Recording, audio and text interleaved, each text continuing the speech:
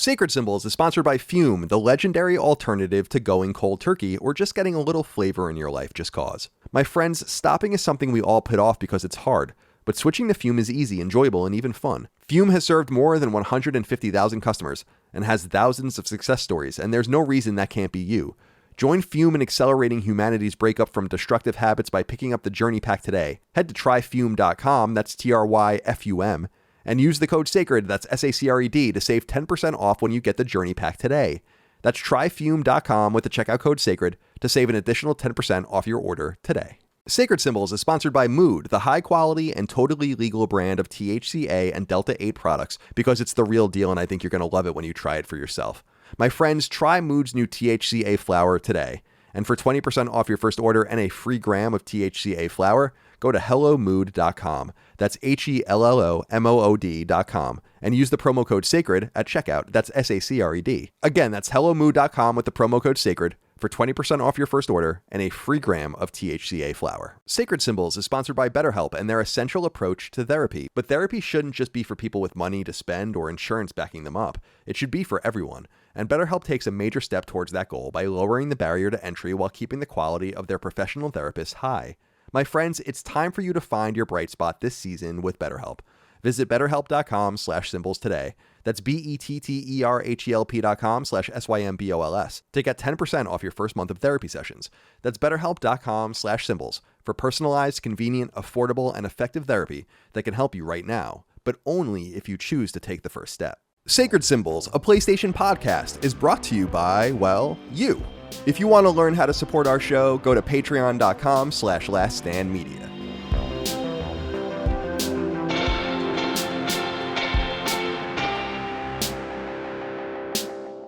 Greetings and salutations. Welcome to Sacred Symbols, a PlayStation podcast. This is episode number 100. What is it?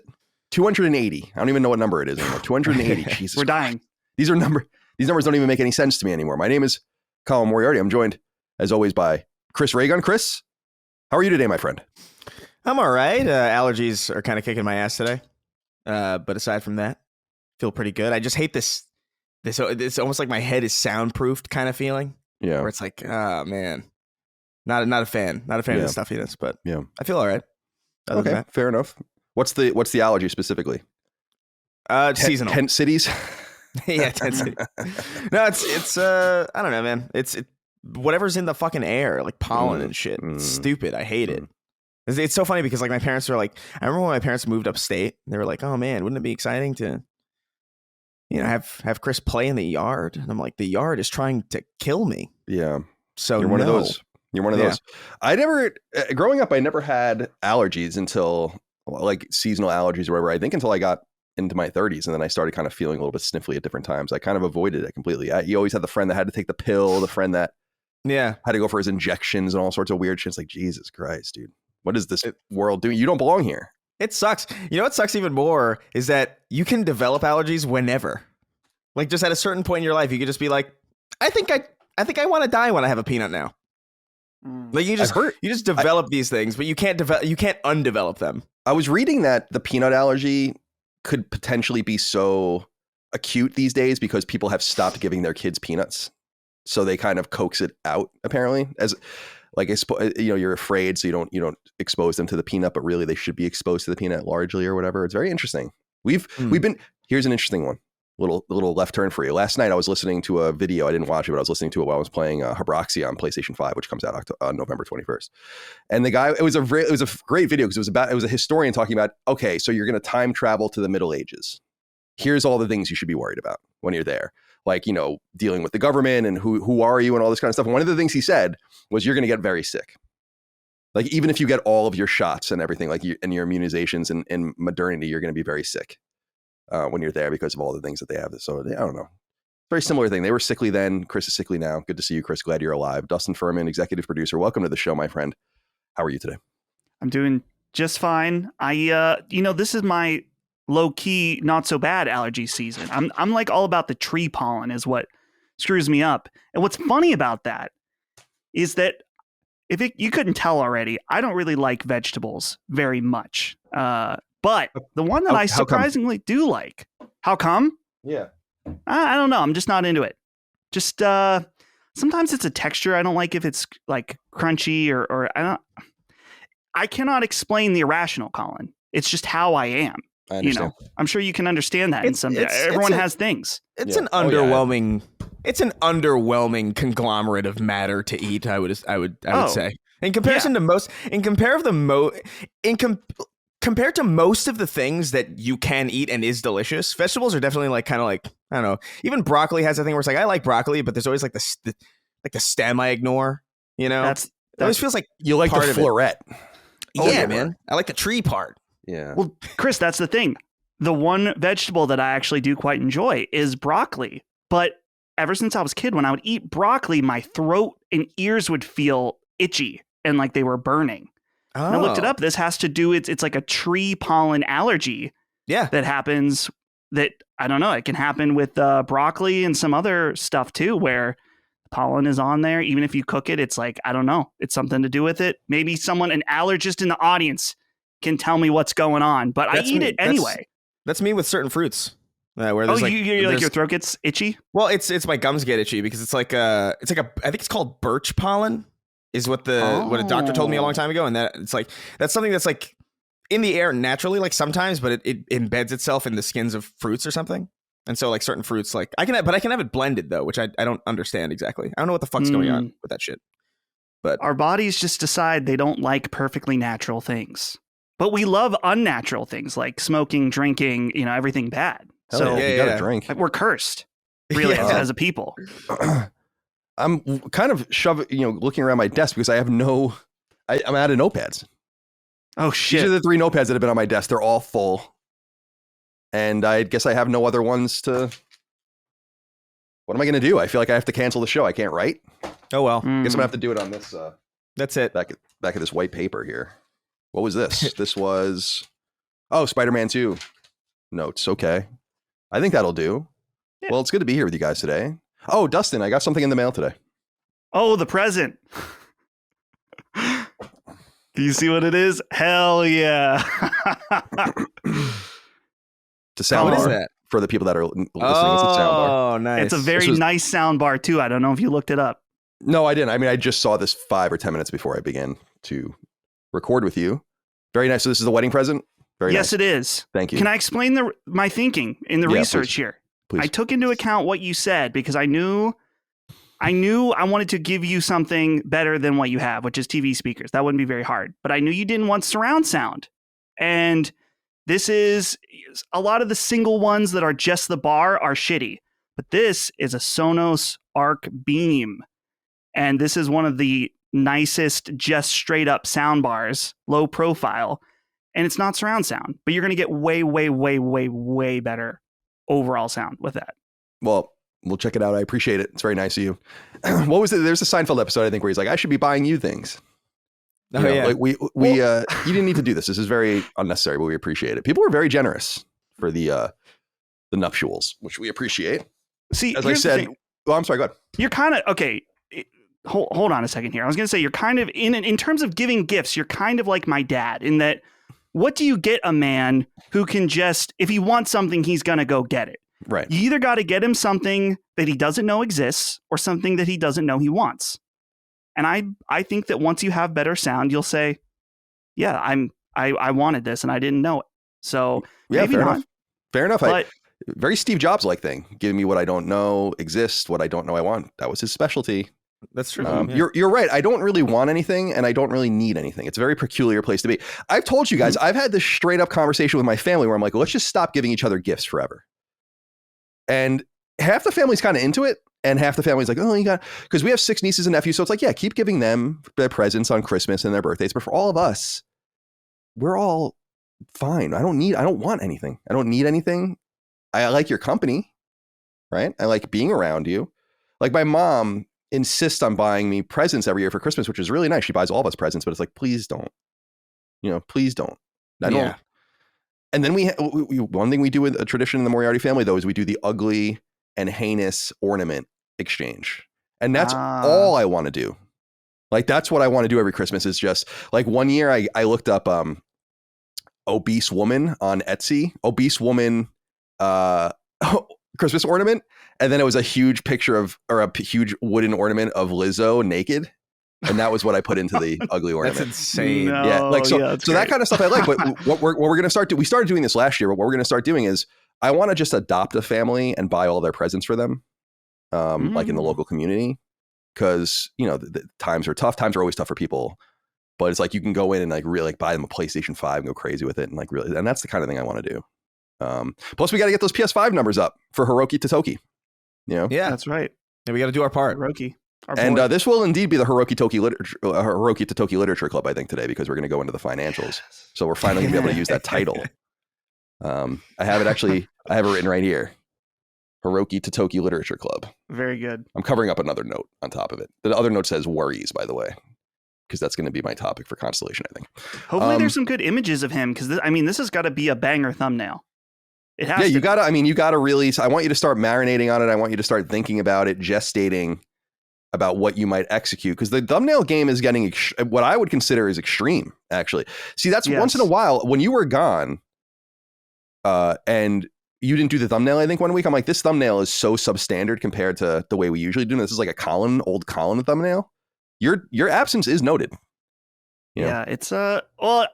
Here's the thing: is I set the bar high, and now I feel like I got to keep achieving. You're like Naughty Dog. Yeah. I got to keep achieving. Eventually, I'm going to be working on a thumbnail. I'm just going to die at my desk. It's just there's nothing left in me, So well, it's got to feel pretty good, right? That people like your thumbnails. It's becoming a part of the je ne sais quoi of the show. What's funny about the whole funny thumbnail thing, Colin, is that I remember the first one was the 007 one. And I sent you a normal thumbnail. And then I said, I also made this funny one just for me. But if you like it, we can use it. And you were all about it. And that's where it began. I like not taking ourselves too seriously. I like being funny and weird. Right. No clickbait titles. No fucking stupid, thumbnail. I want the thumbnails to be maximally dumb. Yeah. And I want the titles to be maximally obscure and even irrelevant. That Hiroki works. Totoki Literature Club. I mean, yeah. I think. I don't know, man. You just gotta acknowledge when somebody else knows how to do that stuff better. Like I was doing the Snark Tank thumbnails for a really, really long time, and they were really basic because I expended all my energy on like editing it and like recording it and doing and planning it and all that stuff. And then once I handed it off to Derek, it was like, oh, I'm never doing this again. Mm-hmm. He has like one of my favorite ones where it's just like a really realistic looking picture of Biden just with a gun in some old lady's mouth, and it's like the funniest thing I've I know ever that seen. one. That's fucking hysterical. I mean, that is. And I was like, I'm not touching this ever again because this is. Dude, I know exactly that image he made. That is. I think I might have even sent that to him, and like, this is one of the funniest things I've ever seen. Yeah, probably. Yeah, because he's like right in her face, but the gun is like. It's crazy. It looks so real. So good. It's a great image. Oh boy. All right. What's going on here? What else? Where's the document? I don't even know where it is. Here it is.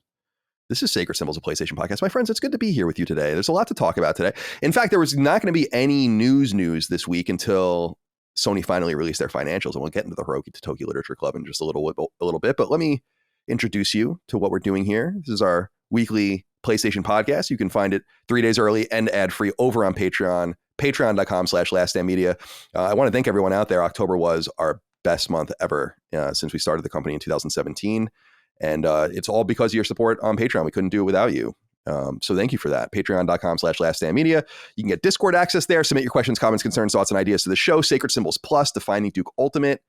On and on and on. And on and on and on. By the way, I don't know if you noticed this, Dustin. In the news, Patreon's been fucking around with all sorts of things in the back end of the CMS. Some shit doesn't work either. And you notice that? Yeah, I have. See, here's the thing. I get a little mad at Patreon sometimes. We have a great relationship with them. In fact, they sent me a beautiful bouquet of flowers when we got married, which I thought was really, really classy. So they've always been really nice. I love them. Laura is our liaison over there. If you're a big Patreon account that you have like they're basically like liaisons that work at Patreon that deal only with the big patrons, and they'll divide them up. So like our girl Laura probably works with like 50 50 different companies or entities or whatever. And they've always been really, really nice to us, but they seem to, and I've communicated this in the back end. It's like, you guys are messing with all the wrong things. Like, I'm glad the app works a lot better now. I mean, that was years in the making, but it's like, why are you messing with your logo? No one gives a shit.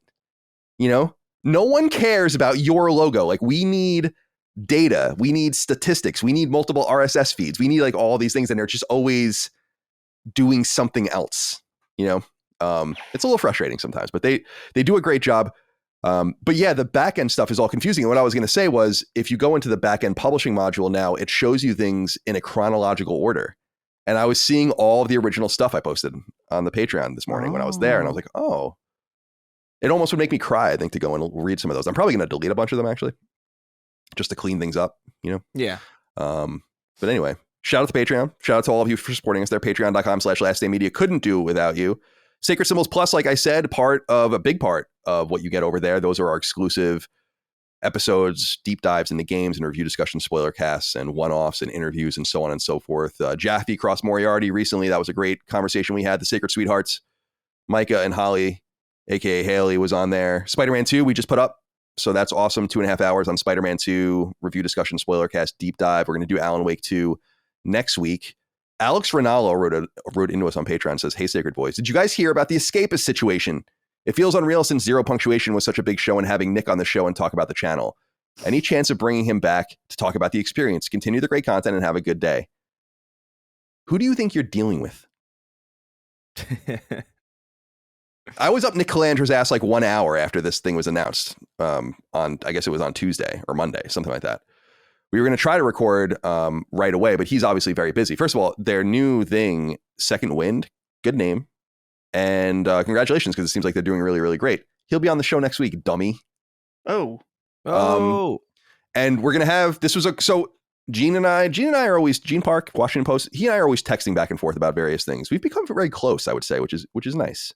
And he was asking me, he's like, "Oh, did you hear about the stuff with the Escapist and Nick Calandra? Do you think you'll get him on Sacred Symbols Plus?" And I was like, "Yeah, already done. He's already scheduled to come on." And he's like, he called me the hardest working guy in games. That's not true at all. I'm not even remotely the hardest working guy in games, but I appreciated that. But then he said, "Can I come on the episode?" I said, "Of course." So Gene Park's going to be on the episode with Nick Calandra. We're going to talk all about the games media and games journalism, and we'll have a lot of interesting stuff to say. So yes, please look forward to it. Also, did you guys see that there was like another random Aftermath? This other thing that launched? Yeah. We'll see about that.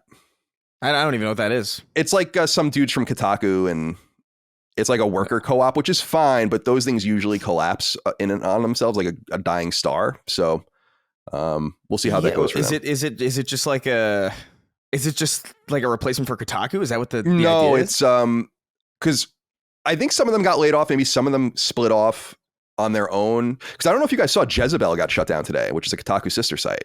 Which I was like, that's awesome. That site fucking sucks. So I was like, but Kotaku's still alive, but I think these guys had spun off to try to do their own thing.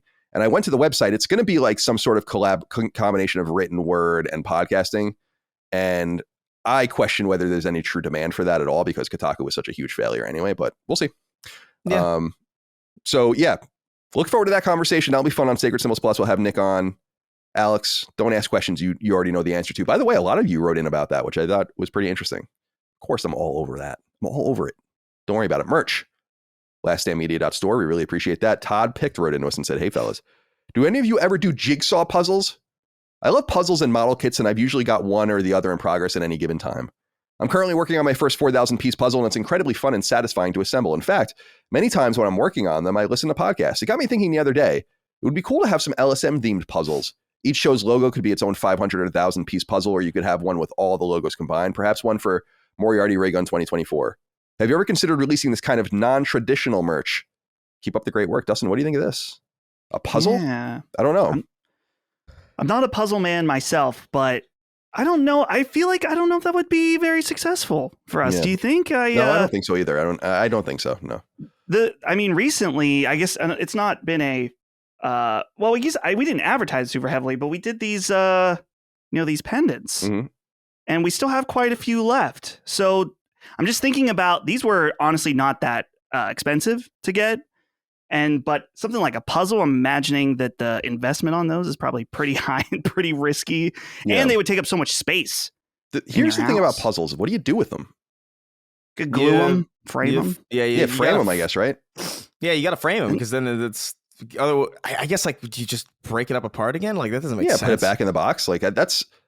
because I'm thinking when I'm reading this question, Chris, it's like if I was going to do something like that, it would be Legos, because at least you could display it when you're done. My buddy Nate was from IGN, was at the wedding, and he was saying that his sons have been building a lot of Star Wars Legos, and he was like, he did a Star Wars TIE bomber, and I'm like, that sounds fucking cool. Even for me, because I love the TIE bomber. That's one of my favorite ships. You could do a back, of course. A Lego photorealistic head of Colin. Yeah, exactly. That'll be the Lego. That's kind of where my mind's at, is like, I think I'd rather just do Legos or something. And what I'd really like to do are the old Lego sets, like the castles and like the non-licensed stuff. I think that would be really fun. Puzzles. Yeah. I don't know. In fact, I don't know if anyone's ever mentioned puzzles to me in my entire life, like traditional puzzles, until Todd wrote in about this. I'm 39. That can't be true.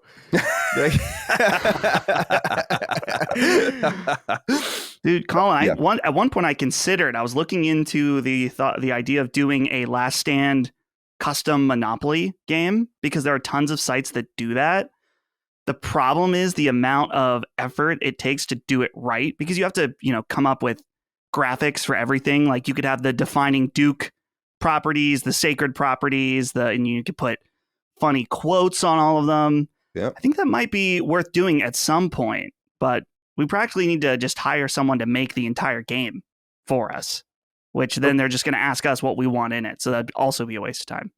Before I became a writer of technical documents in the games industry in high school, my claim to fame was in 4th grade. I made a Monopoly game called Desertopoly for this thing we were doing on deserts, and got into the local newspaper with it. So no big deal, but Desertopoly was a huge hit. And maybe we'll revive it again. I go into the stores. There's Monopoly for everything. They license that shit for everything. Yeah, every sports team, every city, every college. It's crazy. It's crazy. It really is insane. I think there's like one about like the human body or something, where you like, I own the kidneys, and it's like, what the fuck is going on? Parker Brothers got that, like that meme of the black guy holding the huge wad of money up to his face, like he's talking on the phone. Yeah. That's Parker Brothers every day. Yeah, as they license that to everyone. So maybe we can do it too. I don't know. Monopoly is based on a game called the Rent game, I want to say, from the early 20th century, late 19th century. And I'm wondering if you can even trademark it. Like, I wonder if you can just do it, because it's so old now. Yeah. Well, there's so many. Did you look this up? It's called the Rent game or something, right? Or something like that. Oh, I was just looking at okay. it doesn't many sites that, which I don't know how that works, because there's a site here that's not Parker Brothers that's saying customize Monopoly, start creating. So maybe they don't own trademarks to Monopoly. Here it is. It's the landlord's game. Here it is. Yeah. And you can see you can see totally where they got it from, and you can still so you could very easily just do this without, because this is a patent from 1904. Yeah. They should make a millennial monopoly, where every time you try to buy a property, the government of China or Airbnb comes and steals it from you. Right. Love that. That'd be really cool. Love that. I love when Chinese nationals buy farms. Chris, that actually partially exists. Is it really? Yeah, there was some. I thought that I've heard of this. Here, I'll put the link. There is Monopoly for millennials. Oh, here it is. Does it work that way though? Oh my god! I don't know about China being involved, but dude, the box. Dude, the box is funny because the box has avocados on it. Yeah, look at it. It says, you can get parents' basement, friend's couch. That's awesome. Participation trophy. Mr. Monopoly has a participation trophy on. That's so funny. Dude. Wow. Parents' basement. Yeah, I see. Oh yeah, it's like making fun of vegans, and I do have to say, a bit annoying that boomers complain about participation trophies when they're the one who gave them to us. You know what I mean? It's kind of like, all right, relax a little bit. Like, you did this. We don't want them either. Yeah, like they suck. Enough. In fact, I saw your tweet the other day where there was the fat, obese monkey eating a melon or something.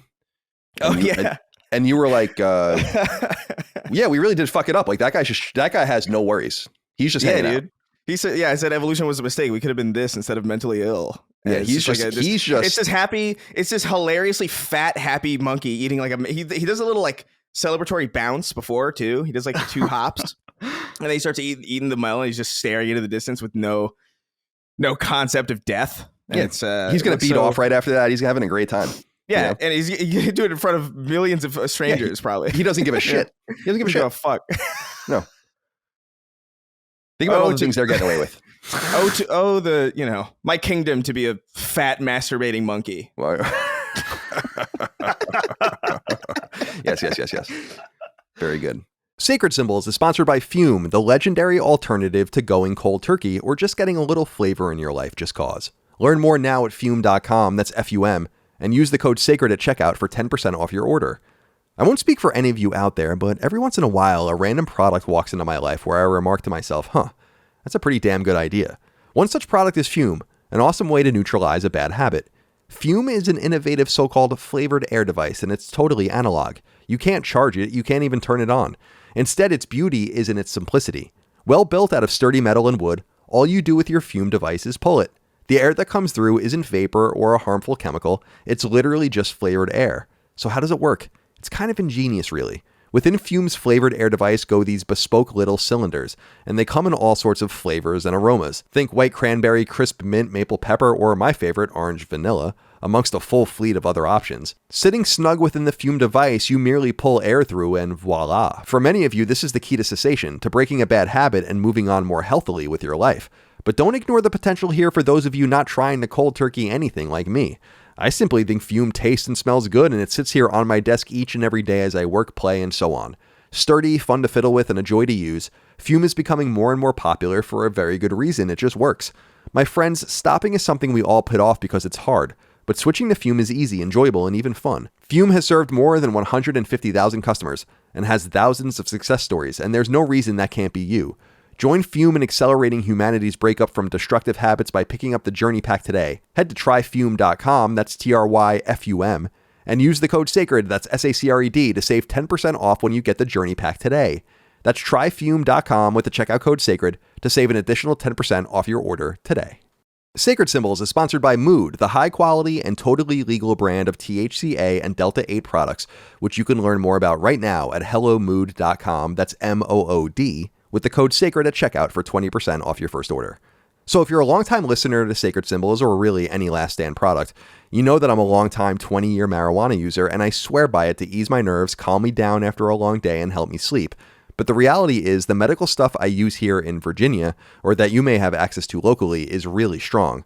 So too is much of the legal dispensary stuff around the country. That's all well and good, but what if you're looking for something not only milder, but still potent enough for most of you listening right now? This is where Mood comes in with their THCA products, totally legal in the US because THC and THCA are two different things. THC is a major component of marijuana's traditional high, but THCA is a precursor to THC that, when burned, turns into the real thing. Whether you smoke flower or a pre-rolled joint, eat an edible, vape, or whatever, the outcome is the same. The classic feel-good high of marijuana, but perhaps without going to space. Now, you know me. I'm going to smoke this stuff and try it before I promote it here on the show, and smoked Mood's THCA I have, primarily in the form of some pre-rolls because I figured, why not treat myself? I like rolling my own joints, but this is a special occasion. The reality is, the taste and feel of Mood's THCA products are virtually indistinguishable from more traditional products, and let's just say that it takes you there in the end. And I have to give a special shout out to Mood's Lemon Octane strain, a creative inspiring smoke that smells and tastes of citrus. But as you can probably imagine, Mood's selection of strains is legendary, and they have Delta-8 products galore too, another great way to explore marijuana without sending yourself to another planet. But I really want to focus you in on THCA this time around, because it's the real deal and I think you're going to love it when you try it for yourself. My friends, try Mood's new THCA flower today. And for 20% off your first order and a free gram of THCA flower, go to hellomood.com. That's HELLOMOOD.com. And use the promo code SACRED at checkout. That's SACRED. Again, that's hellomood.com with the promo code SACRED for 20% off your first order and a free gram of THCA flower. All right. I don't even know what merch. Yeah, lastdaymedia.store, Patreon, Sacred Symbol. All right, all that good stuff. Okay. Let's get into some things to talk about before we get. There's a lot of news this week, like smaller news items, but bigger news items that we need to talk about as well. But we'll stretch our legs a little bit. Josh Games wrote in and said, hey guys, adults drinking milk, yay or nay? Thanks in advance. I don't know. I kind of like milk, but I don't really go out of my way to ever drink it or buy it. Maybe occasionally for cereal, but I even throw out the extra milk when I'm done with the cereal. I don't drink the milk.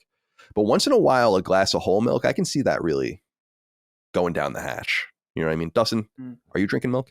No, we don't have milk in the house just because I would be the only one who would occasionally drink it since Holly is lactose intolerant. So we have almond milk, which honestly, when you're wet in cereal, that's fine. Almond milk is fine for me for that purpose. I wouldn't want to. I have drank almond milk because it's supposed to be good for heartburn every once in a while. But it's funny that you bring this up. Holly and I were just talking about this because I was saying, I don't remember the last time I've had chocolate milk. And very specifically, there's a local farm around here that provided all the elementary schools with chocolate milk. It has a very specific taste. And I feel like if I get some of that brand's milk, Marburger Farm milk, get the chocolate milk, it's going to be like Ratatouille, you know, when he like takes the bite. Oh, yeah. I'm going to be transported to the, you know, the school gym where I'm eating lunch and trading Pokemon cards. So I'm going to have to do that soon. Chocolate milk. Micah was telling me just recently about, you know, like the milk cart in school, you know, when they sell you the milk in like elementary school or whatever. In your kindergartens. And she was saying that they used to call it white milk. And I'm like, isn't that just milk? Like, it's just milk. It's not, milk is white. Now, here's the other question. How are they milking the almonds? They've got a little point, you know, that's like the teat. They've got a nutty little areola somewhere. That they're tapping into. Oh, that sounds kind of hot. I got to be honest with you, because I love almonds. I don't know, man. Milk is weird. Like I really like the idea of milk more than I like milk itself. Like, milk always looks delicious. Milk as a concept. Milk as a concept looks delicious. Like, every time somebody drinks it, it's like, man, that looks so refreshing. And then you have it and you're like, it's almost there. It's almost refreshing, but like, it's not. It falls short somehow.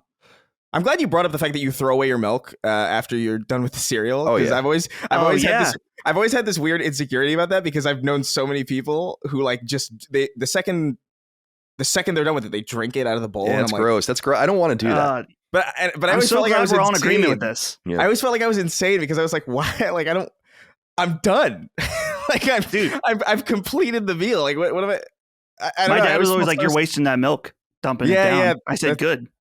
I don't want to drink that. The milk's tainted. It's like saying like it's like using oil and then using it again. You know, it's like we just used the oil. Now it gets thrown out. The milk is tainted. It's over. I don't want to deal with. Here's the thing about milk. I knew a family, my best friend growing up on Long Island, his family drank milk with dinner. And there was one of the houses where you had to drink your glass of milk and you had to finish everything on your plate or you couldn't leave. Like, you couldn't get, it was very hardcore. That's why I was like, he's like, you want to eat over tonight? I'm like, well, I got to really have more information than that, you know, because I'm really getting in above really like no matter what they were having, they would have a glass of milk. Cause I can understand it with certain things, you know what I mean? But like, I don't know, like mac and cheese and a pork chop. It's funny, Chris, because these guys, it was a family down the street from me, good guys, 3 brothers, mom, dad. And they had a very traditional, like, they would have breakfast in the morning where the mom would make a bunch of eggs and bacon and put it on the plate and all that, like, very ornate kind of thing, because she was a stay-at-home mom. And it was the same thing with dinner. Yeah, I always remembered milk was like their thing, because there was a lot of steak and potatoes, and like, I don't think that they were, maybe if they were having like burgers and fries or something, they might have something else, but I don't know if I. Well, that's actually that's actually not a bad, because that's why milkshakes pair with those specifically very well. And I do love milkshakes, specifically a vanilla milkshake, specifically. And you know, Chris, from Five Guys. Oh yeah. I mean, I totally where you can't even pull it through the straw. It's impossible. Oh, you're a vanilla milkshake man. Oh, hard, dude. I actually love, and that as I'm not a sweets guy really. Out of all the sweet random things I like, that's probably the one. I mean, that's 1,000+ calories. You can't really like get crazy with the milkshake, you know. Dude, I was relying on that shit when I was bulking for the fight. Oh, I bet it probably was perfect for you. That was perfect. Yeah, milkshake. Yeah. Oh God, yeah, easily. Dude, here's the thing. It pisses me off when someone has the audacity to try to talk shit about a vanilla milkshake or vanilla ice cream. Like, oh, that's you want plain? No. How dare you? Like, do you have do you have no fucking taste buds? Does vanilla taste plain to you? Because it's white, it's plain, it's just like the blank page. Don't be dumb.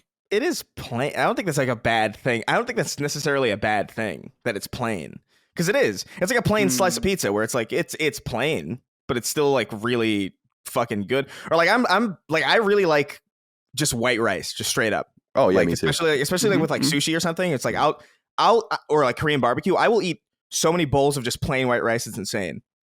I remember at Catholic church, I would get in line for the Eucharist twice, and I would take my glasses off and pretend to be somebody else because I like. Really? Yeah. That's so hardcore, dude. Because they get. Do you ever notice in your church, like in my churches, they get really hardcore upset when people do shit with the Eucharist that they're not supposed to. Like, I remember. Too bad. I remember in Catholic school, like someone, I don't know who it was, someone was getting the Eucharist and then just leaving it in a pew, and they like called the entire school down. That's crazy. And was like, who the fuck did this?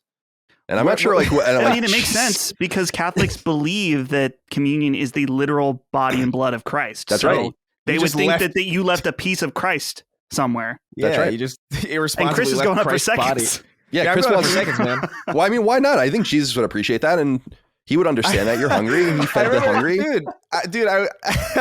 I remember like a couple of years ago, I bought like just out of curiosity because it's been so long. I was like, I wonder how much the Eucharist is, and I like. I bought like a pack of like 200 of them because they were like $2 or something, and I would just like snack on them, which feels like vaguely sacrilegious, but you know, I don't know. They're just bread unless they're blessed. It's right. Oh yeah, well, so I think that's how they kind of get away with it. I think it's called, what is it called? Transubstantiation, right? That's the Catholic term. Sounds right. It's like the Catholic idea that, or the doctrine that it literally becomes Jesus or whatever. That sounds like a word that they definitely used that definitely like went in and out, like in one ear and out the other when I was a kid, because I was like, I just want the bread. Yeah, the wine I never liked. I did the wine once. Nah, I don't like never the wine again. But I did like, I don't know, there was something about the you would bite into them, and they would be like it would be like eating nothing, and there was something like I think I was like more fascinated by it than anything else. But I could have took that whole thing to a priest and just got it blessed, and then would have been 50 times more blessed than every single fucking one of you, because I ate all 200 of those things. Yeah, well, maybe it's a full circle where you get too blessed and you end up back in the beginning again. Oh, yeah. I wonder if you can get those custom. Like, could we get sacred symbols branded, the little Eucharist puck? We're playing with fire if we do that, I think. Not only the fire of hell, but I don't know. I'm not really...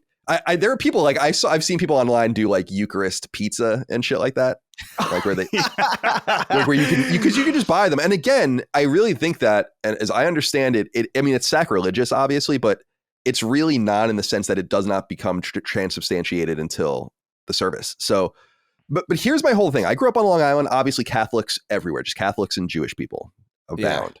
Why? But we're also an Italian people, right, on Long Island. So why didn't we have real bread? Like, imagine, I mean, that's what it was. Jesus breaking the bread and handing it out. It's like, why doesn't the guy have a huge loaf of Italian bread right out of the bakery? And he splits it in half. He does his prayers, and then he takes a little piece of that. Wouldn't you like a little piece of bread in the morning? Or, especially in this time of Israeli conflict, maybe get some bagels.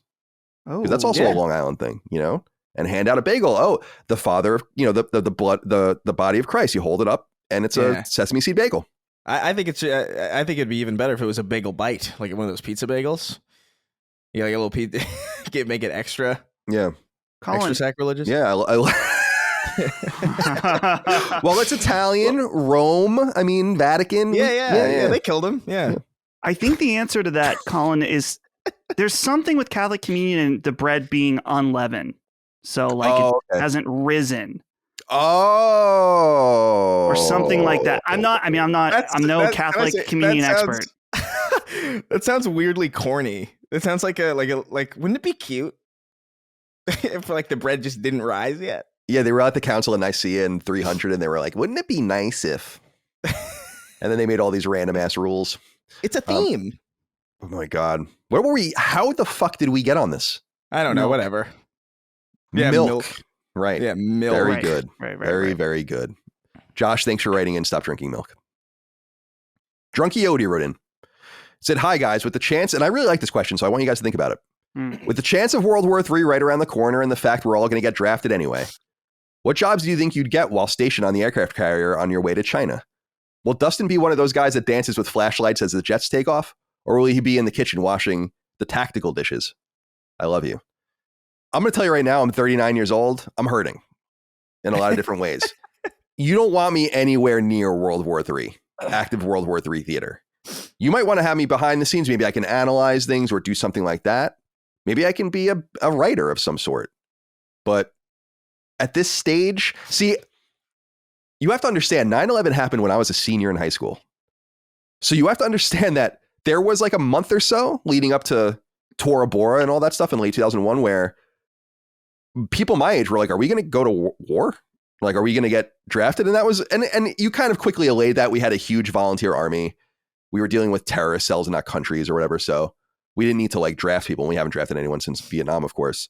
But that was a real kind of thing that entered my mind for like my generation's mind for a while, because a lot of my friends went over to Iraq and Afghanistan. And did they have to fuck some people up? I guess so. But it also fucked them up in a deep way. And I'm kind of grateful that I've aged out of that. Like, even if we went to war now, they wouldn't want me. Yeah. You know, I'm 39. Now, maybe I'd volunteer. I mean, if we were in literally a conflict, like an existential world war conflict, I would hope that most of us would volunteer, but maybe not. I mean, at this stage, I don't know, but I would certainly volunteer for service in some way if that was the case. I mean, why not? So we can live on. Chris, you're talking about Chinese farms. I mean, this is going to turn into one huge Chinese farm if they win. So yeah, I mean, I don't know, man. We'd have to fight aliens for me to volunteer for this kind of thing. Yeah, I mean, I'm just like, no, I'm not, and certainly not based on like what's happening now. I'm definitely not about to go ahead and fight for Israel, a country that has great free healthcare, just to die or like come back shell shocked and get ignored by the VA. Nah, bro. Yeah, I totally agree with. Well, again, I'm talking more about China. You know, what if Chris became? Yeah. What if China invaded? You know, a West Coast invasion, EMP explosion over the West Coast, electronics fried. It's time for guerrilla war, right? Right. Like the old Japanese saying that was with questionable provenance about how there'd be a blade or a gun behind every blade of grass, and that's why the United States can never be invaded, sort of thing. What if Chris became a legendary guerrilla general in the Los Angeles area, and you saw posters of him and all this, but you never really saw him. He was like at the wind, it's like the guy in the villain. Patriot. What'd you say? Like a Far Cry villain on posters. Right, like a Far Cry villain, and he's just fucking wrecking these Chinese soldiers, just wrecking them. And he becomes just a legendary folk hero, Chris Raygun. You know? Yeah, man, that's astoundingly unlikely. Yeah, but yeah, man, you know, whatever, man. If it's more inconvenient for me to leave, then I guess I'll stay and fight. You know what I mean? But I don't got it in me to go ahead and to go fight. Like it would have to be a real like serious. It would have to be a real serious thing. You know what I mean? Where it's like, right. That's what I'm saying. That is a serious thing. I get the China coming in would be the serious thing, but at the same time, I'm like, why did we give them so much in the first place? Like, part of me does feel like on some level where it's like, at a certain point, you just kind of deserve something. You know what I mean? Where it's like, we got to this point. It's at this point where we got AI taking everything and everything's so fucked. Where it's like, if we get to a point where we're invaded, it's like, well, we didn't help. You know, we didn't really do much to forego this. So like, I don't know what the hell's going on. I definitely don't want to speak Chinese though. That's the thing. No. It's like, that's going to be so difficult. I know a little bit, but like not enough, you know? Well, I know how to say that thing that John Cena says in that meme where he's like, where he's peeling the thing off. Oh my God, are you sure about that? I know how to say that in Chinese. Micah, are you there? What's that thing that Shaq says on that Mihao? Oh yeah, Mihao. What does that mean? That's just hi. Oh, hello. Mihao, yeah, because there's a great Shaq clip that we love of during an NBA thing where they're just speaking Chinese because a lot of players go over there and he's like, Mihao, Mihao, Mihao. You got to look that up. Shaq's a very funny guy. Now for you, Dustin. Yeah. You are going to become a turncoat and become a communist sympathizer in this conflict. And here's why. They're going to get to something very special to you. I don't know what it is yet. They're going to hold something very special to you. Maybe it's like your games collection or something. And they're going to be like, listen, you're going to Tokyo Rose this shit up or we're going to fucking burn this thing to the ground. And you're going to do it. And you're going to become a communist and you're going to meet Chris on the battlefield. Which is scary, but I like the idea of meeting Chris on the battlefield because I think that sounds interesting in a battle of the short kings here. You know, we can, I don't know whether it's like a cage fight like in Spider-Man or something like that. We have an agreed upon time, or it's like a, spy v spy. We're kind of like, you said it's guerrilla warfare. So I don't think Chris would agree to a cage match, but I don't know. There's still this hypothetical situation about joining the communists. I mean, I might be more anti-communist than you, Colin. I'm just not as outspoken. I feel like that might be reversed, to be honest. I feel like if anybody's more likely, it'd probably be me, right? Because I'm like, yeah, well, you would, but that's the fun, is that we don't want to play. We want to play with people's expectations a little bit. That's true. Yeah. Sure. You have a little bit of the Caribbean flavor. You got a little bit of the Los Angeles thing going on. So like all of those different things could suggest a left-wing view, right? But let's play with people's expectations a little bit. Maybe China and Japan team up, and that's the angle that I choose to side with. Asia as a whole. Well, they gotta finish One Piece. They gotta finish this. Yeah. I mean, China hates Japan, so I highly doubt that's gonna. Yeah, it's very unlikely. Gonna ever happen. So you don't have to worry about that. All right. After what they did in World War II, et cetera, et cetera, et cetera. The East Asian co-prosperity sphere. Hostile takeover, though. What if that happens? What do you mean? China takes over Japan hostily. Oh, yeah. That would cause World War III. Yeah. That would be the. That'd be it. And I'd have to go and defend. I mean, who's going to defend Capcom? Who's going to defend PlayStation? I like that's how we're thinking about it. Who's going to defend Capcom? There's like wars raging, but we have like these principalities around all of the platinum games and all that, so they can continue to make games with Iron Dome like missile defense systems. I don't even know what we're talking about. Drunk Adi, thank you for writing it. I think we all know that we'd all be dead early in the conflict. Yeah. This is just a quick PSA, because I've seen people talking about this in various places, and I don't think they understand this. So go ahead and share this clip if you're one of the mystified. Shiny Ryuji wrote in, said, "Hey CDC, greetings from Atlanta, Georgia. Why do Xbox versions of games not have Metacritic scores upon release? Recently, Alan Wake 2 and Lords of the Fallen didn't have enough reviews to have a Metacritic score at launch. I have both a PS5 and Series X, so I'd like to buy the better version of a game if I'm buying day one. If I'm Phil Spencer, that's concerning. This comes down to the accessibility of what game and what SKU publishers send out. So typically, and this has always been true, there is a lead SKU. And back in the day, the lead SKU was always PS2 back in the day with some Xbox. And then by the time I went over to PS3 and Xbox 360, everything we reviewed at IGN was on Xbox 360 with very, very rare exceptions. And so you would see back then, and I'm sure if you go back and look at games that came out on both, you'd see a ton of Xbox 360 scores and fewer PS3 scores. And then this changed back with PS4, where the lead SKU became PlayStation 4. And so those are the SKUs that get sent out. Big outlets will often get all of the copies in unison or get copies later on. And so typically, like, I'll use Wolfenstein as an example. When that game came out in 2014, I reviewed it on PS4, but it was also on PS3, Xbox 360, Xbox One, and PC.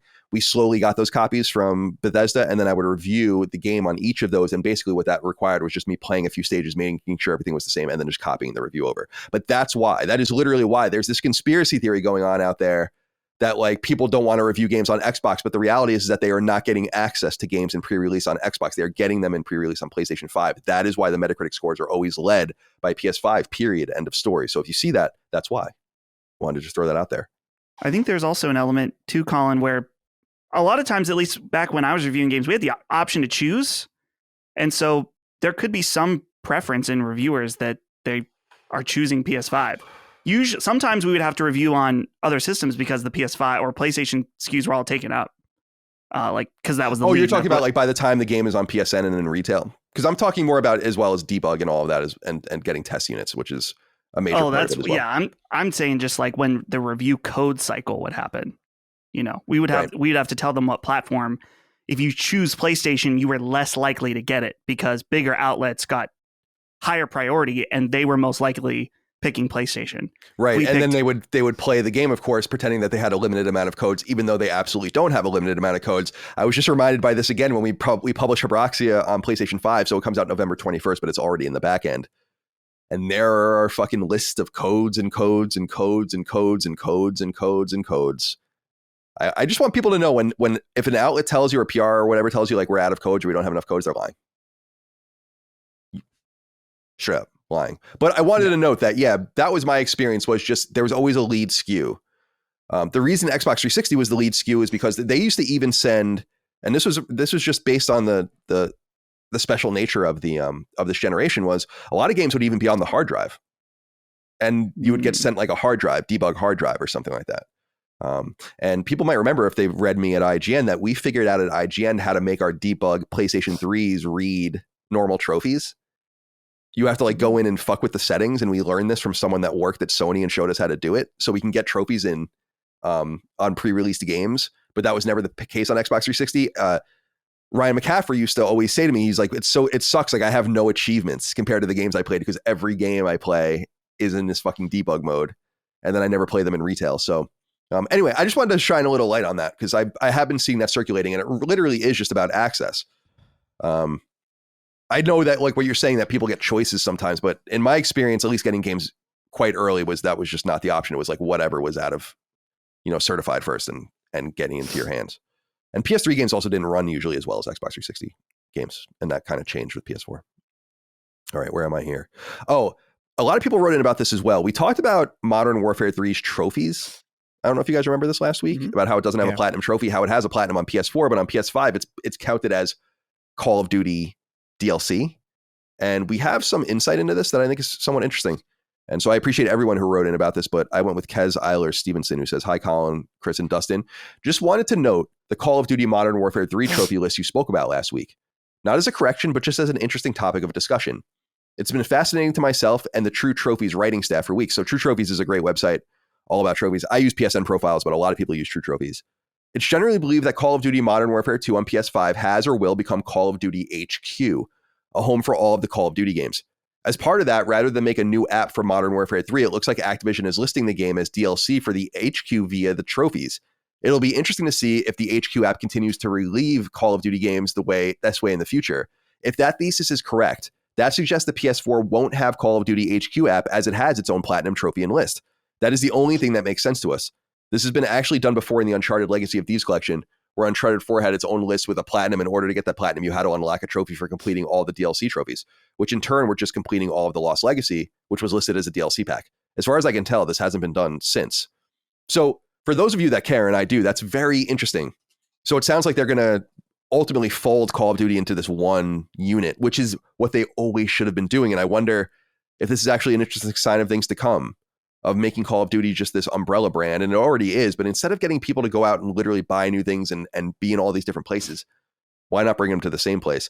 I do say, though, Kez, that I don't really think it's like the Legacy of Thieves collection thing, because there is no platinum trophy to earn in Modern Warfare 3 on PS5, while there is a platinum trophy to earn. The platinum trophy, in other words, you don't need to do anything in Modern Warfare 3 to have gotten the platinum trophy in Modern Warfare 2. So it's not quite the same to me, because I am familiar with that Legacy of Thieves collection, and I actually like that trophy list a lot. I think it's cool. Yeah. All right. So I know you guys don't care about that, but I wanted to throw that out there. Many people wrote in about it, so thank you. Sacred Symbols is sponsored by BetterHelp and their essential approach to therapy, which you can learn more about right now at betterhelp.com/symbols. I know just as much as anyone else that the holiday season comes loaded with a lot of emotional baggage. While many people look forward to and even revel in the Christmas season, many others struggle with seasonal blues that ratchet up the anxiety and sadness. I mean, I get it. I spent many holidays thousands of miles from my family, chasing a dream and sacrificing my own mental well-being. It's the latter that I hope you truly focus on, not only this holiday season, but always. And I'm confident my friends at BetterHelp can assist you in living a better, happier, and more productive life. The secret is therapy, but not just any kind of therapy. Rather, BetterHelp is the most approachable and accessible brand of therapy imaginable. Therapy conducted over video or via audio or even just by text. This means that costs are kept lower because the middleman and the office space are gone, yes. But beyond the awesome question of affordability comes the convenience of conducting your own session in your own space, in your own time, at your own leisure. Therapy is truly useful. It's helped me throughout my life, and I'm currently seeing someone locally, but I also luckily benefit from a situation not everyone does. I have access to a great clinician, one near my house, and I have health insurance and can afford my sessions. But therapy shouldn't just be for people with money to spend or insurance backing them up. It should be for everyone. And BetterHelp takes a major step towards that goal by lowering the barrier to entry while keeping the quality of their professional therapists high. My friends, it's time for you to find your bright spot this season with BetterHelp. Visit betterhelp.com/symbols today. That's BETTERHELP.com/SYMBOLS to get 10% off your first month of therapy sessions. That's betterhelp.com/symbols for personalized, convenient, affordable, and effective therapy that can help you right now, but only if you choose to take the first step. One thing I do know we all want to talk about is this. Rockstar finally breaks their silence. Jeffrey Leonard wrote in on Patreon and says, "Greetings, gentlemen. Now that Rockstar has officially confirmed the trailer drop for GTA 6 in early December, what is the hype level for each member of the crew? What are your predictions for its impact upon the industry? As always, you guys are the absolute best, and congratulations on the continued growth and success." Thank you. So, Dustin, let's go to you first. Rumors have been circulating in previous days that maybe even this week that we're recording, although that's not true now, we know, but that the rumor was that even as soon as this week, they were going to announce Grand Theft Auto 6. And these rumors percolated for perhaps 72 hours. Rockstar then went on Twitter on November 8th, so the day before we're recording this, and tweets a series of tweets. And it says, "Next month marks the 25th anniversary of Rockstar Games." This is weird because a lot of people even work there being like, I'm not really entirely sure how that all works. But a lot of those guys, I think, come from DMA and all the old studios that worked on Grand Theft Auto. Anyway, thanks to the incredible support of our players worldwide, we have had the opportunity to create games we are truly passionate about. Without you, none of this would be possible, and we are so grateful to all of you for sharing this journey with us. In 1998, Rockstar Games was founded on the idea that video games could come to be as essential to culture as any other form of entertainment, and we hope that we have created games you love in our effort to be part of that evolution. We are very excited to let you know that in early December, we will release the very first trailer for the next Grand Theft Auto. We look forward to many more years of sharing these experiences with all of you. Sam Hauser. Dustin, hype level, it's real. This is really Rockstar. It's not a rumor anymore after just years and years and years and years. And by the way, it's been 10 plus years since Grand Theft Auto 5 came out. Yeah, I remember when GTA 5 got announced. I remember learning about it, I think, in the lunchroom at school. So that's how long ago it was. That's but so crazy. Yeah. As far as hype level, I'm trying to figure out. Obviously, any Rockstar game is very exciting. We said that Red Dead Redemption 2 was the greatest game on PlayStation 4. And I think that's probably overall still true. I feel a little more hesitant about GTA, mainly because of its connection with GTA Online. And I'm not talking about its overall success. I think this will probably be the biggest game of all time. It'll be the biggest trailer drop of all time. It's going to break all the records. But for me, for Dustin Furman, I'm a little concerned about how much online is going to be the game itself. But I'd love to be wrong. I'd love them to say, hey, we have a amazing, 50 to 80 hour single player experience. We have a new online suite, and it's very traditional. That would be amazing. I would absolutely love that. I gotta say, one of the most exciting things about this trailer being announced is that all the insane people that were anticipating this trailer can finally shut the fuck up. How many tweets, how many rumors, how many screenshots on Reddit, how many YouTube speculation videos about, oh, this is the week. It's happening. It's like, bro, calm down. I get it. It's the sequel to the biggest game of all time, but I'm just glad we have this confirmation. And I'm assuming early December, there's going to be the Game Awards when we see this. Maybe not, but still, it would be a great get for Jeff and the Game Awards if that's what happens. Yeah, that would be pretty sick. And it would, it's hard to know. I used to be really friendly with some of the marketing PR people at Rockstar, Simon and those guys, and they're very smart. And I think that they know better than anyone that they have options, like lots and lots and lots of options. And I think piggybacking off of the Video Game Awards would be really smart, as opposed to just, they can do it themselves and make their own event and all that. But why? I mean, why? People are already kind of captive to this. You'd almost feel bad for everyone else. I mean, if I were Jeff, you would almost have to balance that. And I would say, like, we would want the GTA 6 announcement, of course, but you have to balance that against just obliterating everything else that's going to be around it, which is going to be a shame for those things, even though a lot of other good stuff is going to be announced as well. So, Chris, let's hear from you. What's your hype level? We finally have confirmation of the new Grand Theft Auto being revealed December. And so, to Dustin's point, we can finally shut the fuck up about wondering when it's coming. Now we know when it's coming. So now we get the hope about what we see. So I'm wondering what your expectations are. Yeah, it'll be a good 30th birthday present for me. I think seeing this trailer. I don't know, man. I'm looking forward to it. I think it's been so long that I'm just morbidly curious now about like what the hell this is going to be, like how they're going to execute it, how next gen is this going to look, considering it's been so long and we've been playing basically a souped up 360 version for the longest period of time ever. Like, I remember I tried to download GTA 5 sometime in the last year, and I couldn't not see the fact that it was just a souped up PS3 game. Like, something about the draw distance, like, I can't, this is clearly an old game, and God bless people who like it, but I can't do it. But GTA has always been a series that I've been, I don't know, like, I didn't care that much for the single player of 5, but I loved 4 a lot. So, like, I don't know exactly how to feel. I definitely have never been into a GTA game as much as I was into Red Dead Redemption 2. I think a lot of that has to do with the theming of that game, and this game GTA is not going to have that theming, so it's going to be like, and there's also the concern that Dustin brought up too, which I thought was kind of bouncing around in my head too, which was how much of this game will be GTA Online, and how much of this trailer will focus on GTA Online, and will there even be, like, I could see a reality where there isn't even a single player. Like, that would be wild, and I can't imagine why you would want to do that. But at the same time, it's like, dude, that multiplayer makes so much money that you have to imagine that a real conversation was had at some point during development where it's like, well, we should just focus on this thing, dude. This is the thing that's really engaging with people and people are spending a ton of money on. Why would we spend effort making a standalone single player game when we could just maybe add some of that into this multiplayer suite and actually soup up the rest of that and make that a more appealing thing? So, and I hope there's a wide single player offering here. I think there will be. I'm just saying it's possible. But obviously we've seen a lot of leaks out of this too, which I'm sure kind of takes a little bit of the wind out of the sails, because we know kind of what the game is going to look like in some way, even if it's like a really rudimentary version of it. But I'm cautiously optimistic about it.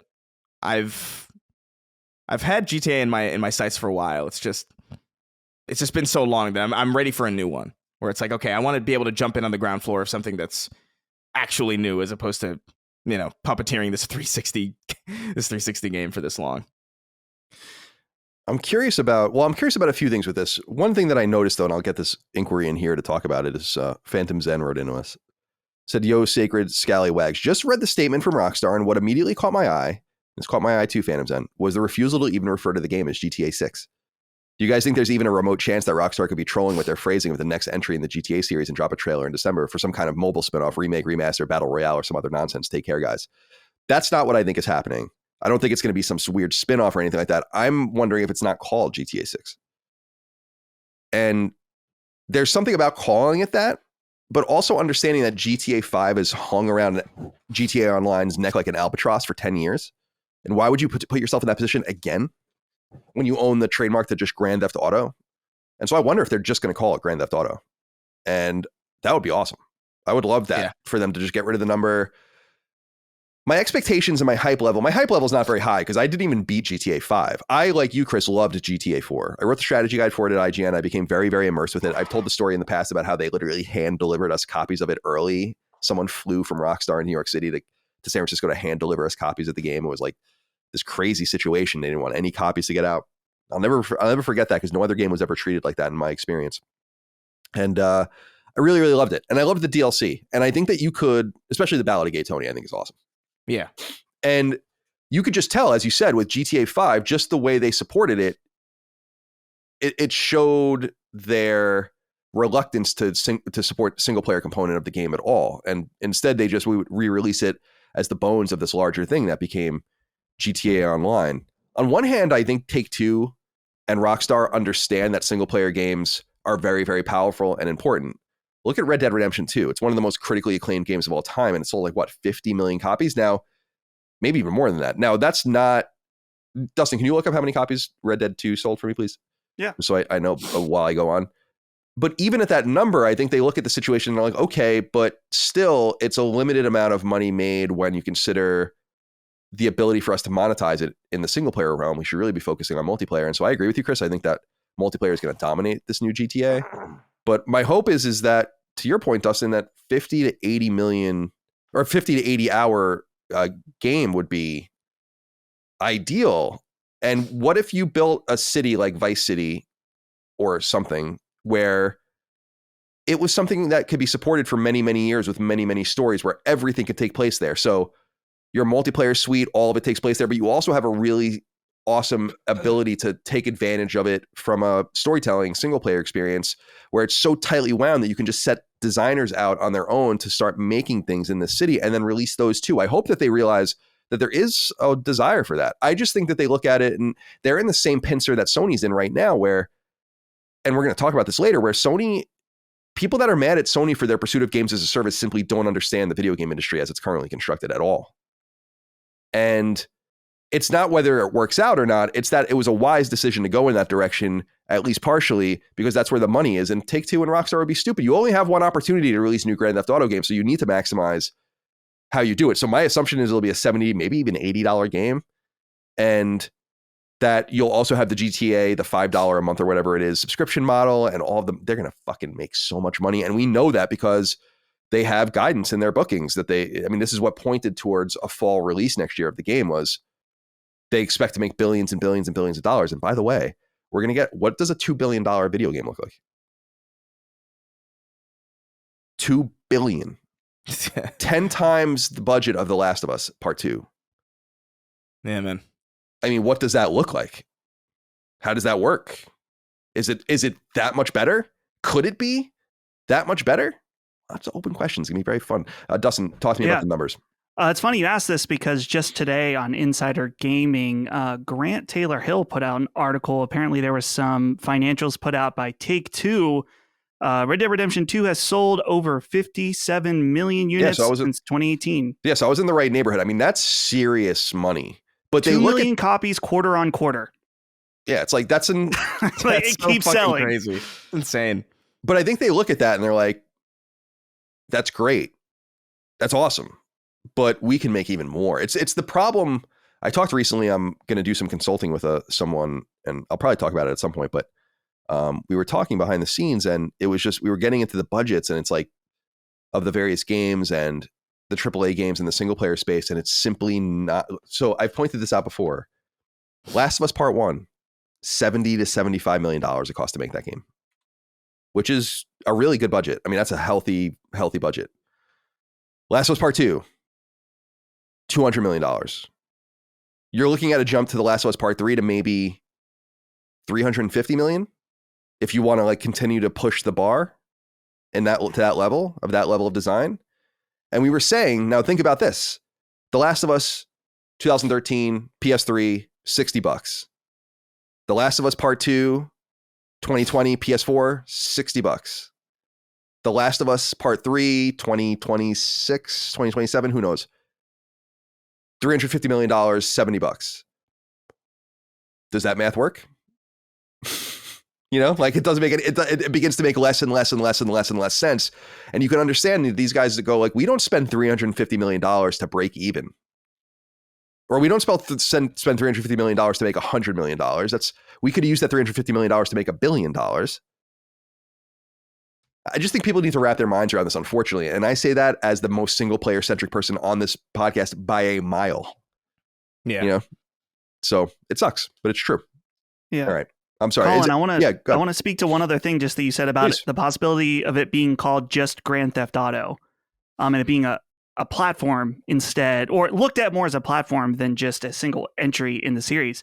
Think about this too. We just talked about Call of Duty potentially switching over to Call of Duty HQ, where all Call of Duty games, or whatever you want to call them, now live under this one hub. We know for sure that Assassin's Creed is doing the same thing with that Infinity thing, where all Assassin's Creed games are going to live in Assassin's Creed Infinity. Sort of similar, but different because it's live service, but Destiny 2 operates the same way, where they have this one platform and they just continue to add shit to it. Yeah, when you play a Destiny 2 expansion, you need Destiny 2 plus the expansion? It's not like a spinoff? It's a very complicated question depending on which era. Oh, okay. Yeah. I believe you oh man, because Destiny 2 has like the free to play thing. Because there's like a free to play version of Destiny 2, vanilla at least. Well, I think you need Destiny 2 to access the expansions. I'm pretty sure I don't think you can just, it's not like it's not like Miles Morales or something. Right. Like, That's a good example. Everything's standalone. Chris, I feel like there was something when either Lightfall or the one before it, Witch Queen, came out, that they were saying we're changing it that you don't need to own all 4 previous expansions. You only need to buy. You need to just have Destiny 2. Right, but I don't think you even need to buy that anymore. I think that you can just play free-to-play Destiny 2 and then buy an expansion. Maybe not. This is the problem. This whole thing makes me want to fucking die. I hate that. Like that there's no simple answer to this question is fucking astounding to me. Yeah, maybe this is the answer then. I mean, maybe. Oh, I just dropped my pen. Maybe this is why they want to go to these platforms. I mean, this is something I've been talking about since long before I even knew you guys. Of like especially with the sports games, and maybe it'll happen with these story-driven games first, which is interesting. Because I love the idea. I mean, what if they made Liberty City so robust? I mean, you're talking, again, $2 billion. You're talking about thousands and thousands and thousands of people working on this game, right? I mean, Vice City. Well, Vice City or Liberty City or whatever. I'm just saying, imagine a place. It could be what is it, Los Santos or whatever. Yeah. Like, imagine a place where every building was made inside and out, where like there was deep architecture and structure to support games for many, many years based in those spaces where things just need to be put in them and you need to do much of the hard work up front. Like, I wonder if that's possible. That would require massive investment, but there's something so exciting about that because you could basically have almost TV-like episodic content in all sorts of different facets. You know, we always bring up Seinfeld, right? Seinfeld takes place in New York City, everything except for like some on the Long Island or whatever, but it's like, that's all there. Right. All those places exist in your mind, and all of those places, the Chinese restaurant and Kramer's apartment and the diner and the Yankee Stadium. And It's like, I don't know, there's something really tantalizing about that to me that I wonder if they can do it. You know, I wonder if that's even possible. You know? If anyone's going to figure it out, it's probably them because they have the thing to me that really blew my mind though about some of the more modern open world games that I feel like is going to be really difficult for them to really implement and learn from is the stuff that Elden Ring and specifically Tears of the Kingdom kind of employ, which is this kind of depth to the map beyond just the breadth of it. So you have like this, like, okay, you have this wide field, but then you have in both Elden Ring and Tears of the Kingdom, you have this above and below, which you can't really do in a realistic setting. I think you could do it a lot more realistically in New York with like the subway systems. That would be so cool. But I don't know, man. I think the next best thing that they can do is go that route where it's like, yeah, there's most of these buildings, maybe not all of them, because it can get a little like, well, what's the purpose of all this necessarily? Although it would be amazing to see a Grand Theft Auto game where it's just as big as previous Grand Theft Autos, if not bigger, and every single building was decked out to the nines with like actual interactability. That'd be crazy. I can't even imagine that being real. And that's kind of what I think it's going to take to really blow me away. And I don't know if that's really possible. But that would be amazing. I think the idea of it being a platform though is very, very smart. I think it works. I think it makes more sense for GTA than it does for any of these other things, to be honest. Outside of sports games, which like FIFA and Madden, which make the most sense for it, I think. Grand Theft Auto is one of those things where it's like, why not have like, wouldn't it be awesome to have like, okay, you have Vice City here and it's really decked out and fleshed out. And then in a couple of years, you can like, maybe not necessarily fly in real time, but like select Liberty City or Los Santos or maybe some version of Seattle, maybe some version of London in the future. Yeah, let's get out of the US for God's sake. That would be really fucking. It's been a long time since Grand Theft Auto left the US. Yeah, if they take Grand Theft Auto and make it into this kind of platform with these really decked out cities, that would be fucking really cool. But yeah, I don't know. I do think that at this point, the sky's kind of the limit. Disappointment, kind of. I think.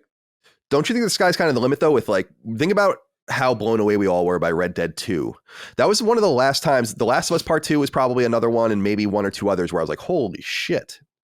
Yeah, like, this is incredible, you know?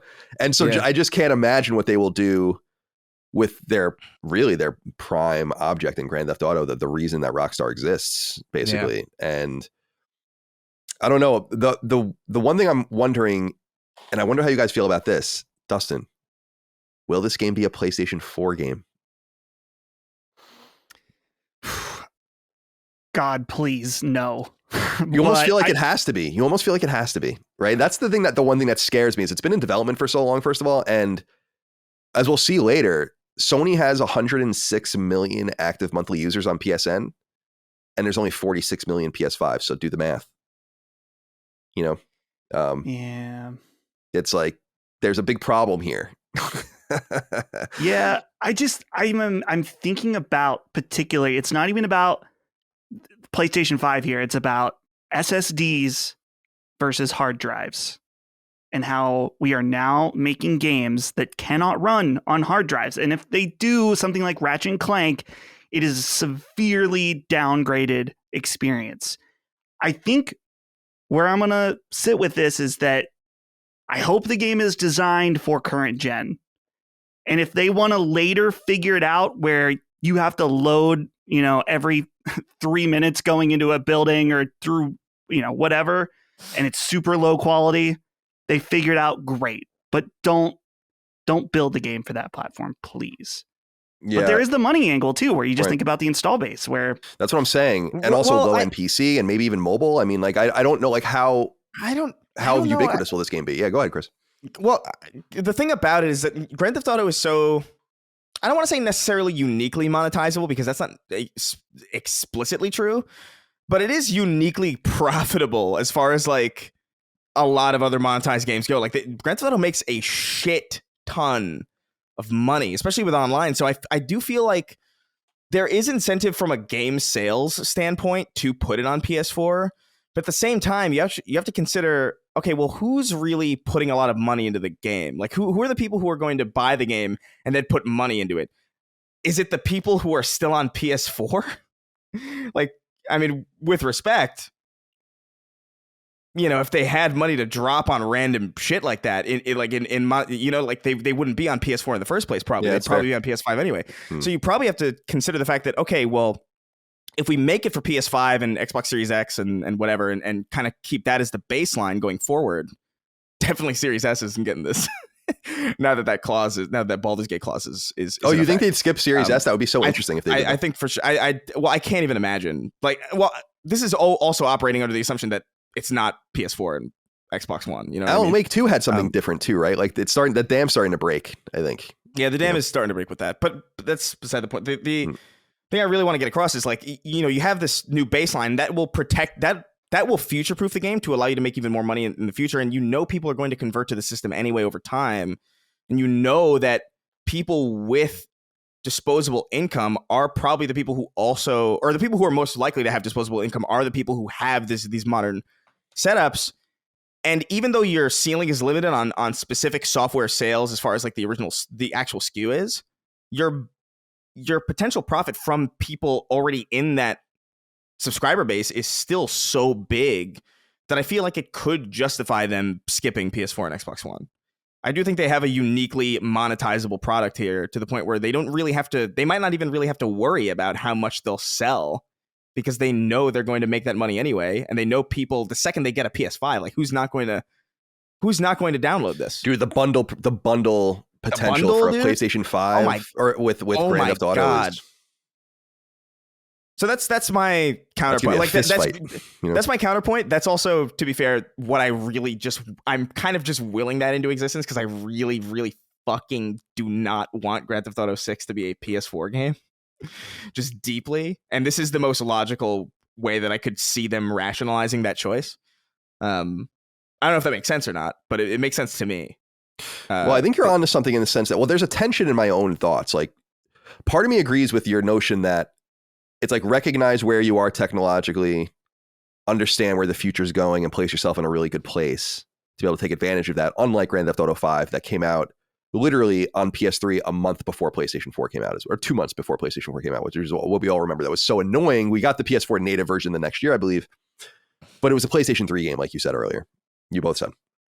But so I have this tension in my mind where I'm like, do you care? Because it goes into like the money, right? Of course, but there's a big difference between what a PS4 and a PS5 can do.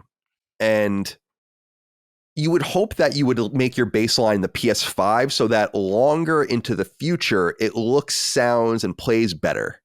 as opposed to being kind of relegated to a base SKU of a PS4 and then trying to bring that forward. I wonder if they would look at that and say, like, this is a problem where it's worth jumping on the grenade early to be in a better position later. And I would agree with that completely. However, I go into my mind goes into mobile. I'm like, are they going to try some fuckery with this too? Because they should. If I were them, I mean, I'd be all over this opportunity. And you see things like Resident Evil 4 now and all these things running. And I'm like, well, there's not that much of a division there as well. And so I wonder if they are going to go towards the lower end to kind of satiate that, because I do think there's I have this distinct feeling that they understand that they've left a lot of money on the table by not unifying all these platforms as much as humanly possible. And so you're going to have to go to the lowest common denominator but that only works if you're willing to iterate again sooner. You can't ride a PS4 game out for 10 years. It's going to look so bad, and feel and play this core version so bad. But again, you can't ignore the monthly active users. We saw Spider-Man 2. We're going to talk about it later. Spider-Man 2 sold 5 million copies, which is a lot of copies to a user base of 45 million or so people. Right. But then don't you think that because this is a very, very expensive game, this is probably going to be, I can't even imagine. I have to imagine that this is going to be the biggest game of this generation. I would definitely assume so. And money's made. I think it's not even going to be close. Right. Yeah. And so you have to, although they did greenlight those really shoddy remasters. So I don't know exactly where. It's so frustrating. Where they're. It's so weird because you'd think that their instincts are really good, and then they do something like that, and it really makes you question things. But like, I don't know. To me, it's just. I understand what you're saying, where it's like, oh yeah, mobile's a big deal, and it would theoretically make a lot of sense to be on that platform. I just I can't imagine that if they're making something that is truly going to be spectacular and truly shows that this is a $2 billion game. Not only that it is, because there are plenty of games that are expensive that don't feel expensive. Callisto Protocol is a great example, right? Of a game that does not feel as expensive as it is. If you're going to put $2 billion, you want that to show. And I feel like that can't show on PS4. Like, I feel like it's not possible. And you have to assume that they understand the greater industry and like what's happened in the industry as a result of trying, specifically with CD Projekt Red, trying to like force that to work with Cyberpunk and various other titles that have just been straight up canceled, or even Baldur's Gate with Series S. Where even like a slower version of modern hardware is starting to impede game design in certain ways. So like I don't know how you can. I don't think you can have it both ways, really. I think that's kind of what I'm saying. I think you really have to plant a stake in the ground and say, like, either we have a $2 billion game that is going to show that is going to blow you the fuck away and will make a fuck ton of money, but not as much. Or we can wait until mobile platforms catch up with that, and then because dude, the fact that Resident Evil 4 runs on a phone at all is kind of insane. So you can imagine, like, in a couple of years, a modern Grand Theft Auto might be able to run on mobile as well, even if it's like a pared down, like maybe Series S-ified kind of version of it. You can do that, or you can get everybody and have a game that is going to sell a fuck ton and it's going to get all the whales, everybody from every single platform, but is not going to splash in the same way. And I don't know what the right choice is for them necessarily. I know what the right choice is for me. Yeah. As a consumer. Well, I think you're right though, Chris, in the sense that you say, like, they understand under this hypothetical, we release it only on PlayStation 5 and above, and they realize that in the short term they make less money. But I would argue if they game this out in the mid and long term, they make way more because they don't have to replicate it. 100%. Yeah. They don't have to go back to the drawing board as soon as they would otherwise. So it is a risk. I don't know. I wonder. That is my biggest curiosity. It will totally calibrate the nature of the game in my mind, what it is and like what it could be. If it runs on PlayStation 4 and Xbox One or whatever, we're talking about technology that was literally nailed down for replication in 2011, 2012. Right. And that's like going to be your baseline. It's just not going to. It would like severely quell my excitement. I would go from, oh man, I'm so interested to see what this is, to I mean, I guess I'm morbidly curious. You know what I mean? But we're gonna find out. Well, maybe We'll we find won't. out They soon. might do something annoying like announce it and not even say anything about platforms. oh God. In fact, I could totally imagine that, because it'll be where you probably think it will be. But what, like in terms of ecosystems, well, what console or what SKU would it be on? Maybe it will be more of a mystery. Maybe they want to get wrapped up in that early on. Just a little question, hypothetical. What do you think? Do you think this is going to be like a teaser, a trailer, or like one of those deep dives where like some narrator goes like, in Grand Theft Auto 6, the world is your oyster. You know what I mean? Yeah, I mean, Like, I would think it would be, and I want to go back to the tweet to make sure they don't use a specific word, but I would assume, here it is. I would assume that it's a teaser, right?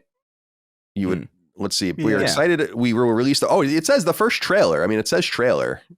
Right. Now, people use these words loosely. I've used these words loosely in the past as interchangeable things. But if he means trailer, then that shows context, right? Like that shows content and actual context of the game, I would assume, which is exciting. Yeah. Very interesting. We'll see what happens. There is a parting question from Kun or Kuhn. I don't know how to say this person's name.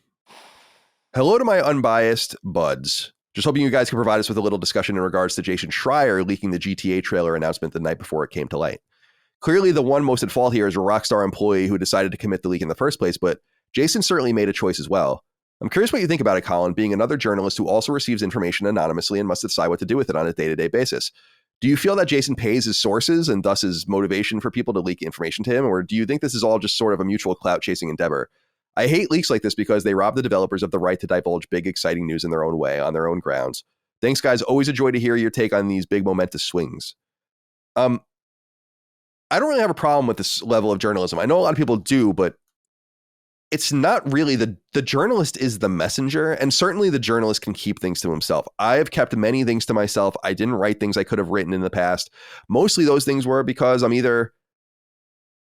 I've used this thing I've used this example, so I'm sorry I'll use it again. But when I was talking to the people at Polyphony about Drive Club, and one of them said something like, "We don't think about Drive Club," and I didn't write that because I know what they meant, but I was afraid Sony PR was going to be like, well, that you're kind of mischaracterizing what he said and all of that kind of stuff. So you just kind of stay away from those sorts of things.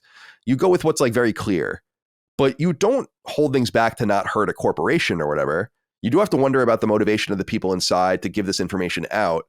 And I damn well know, because I know people that work there, that Rockstar is a very serious place with this shit, like dead ass serious, which is why things truly don't leak. I think a lot of those videos, I think a lot of the stuff we know about Grand Theft Auto comes from one leak, that huge Discord leak. And a lot of the stuff is like pre-COVID, which is interesting too. So it's old.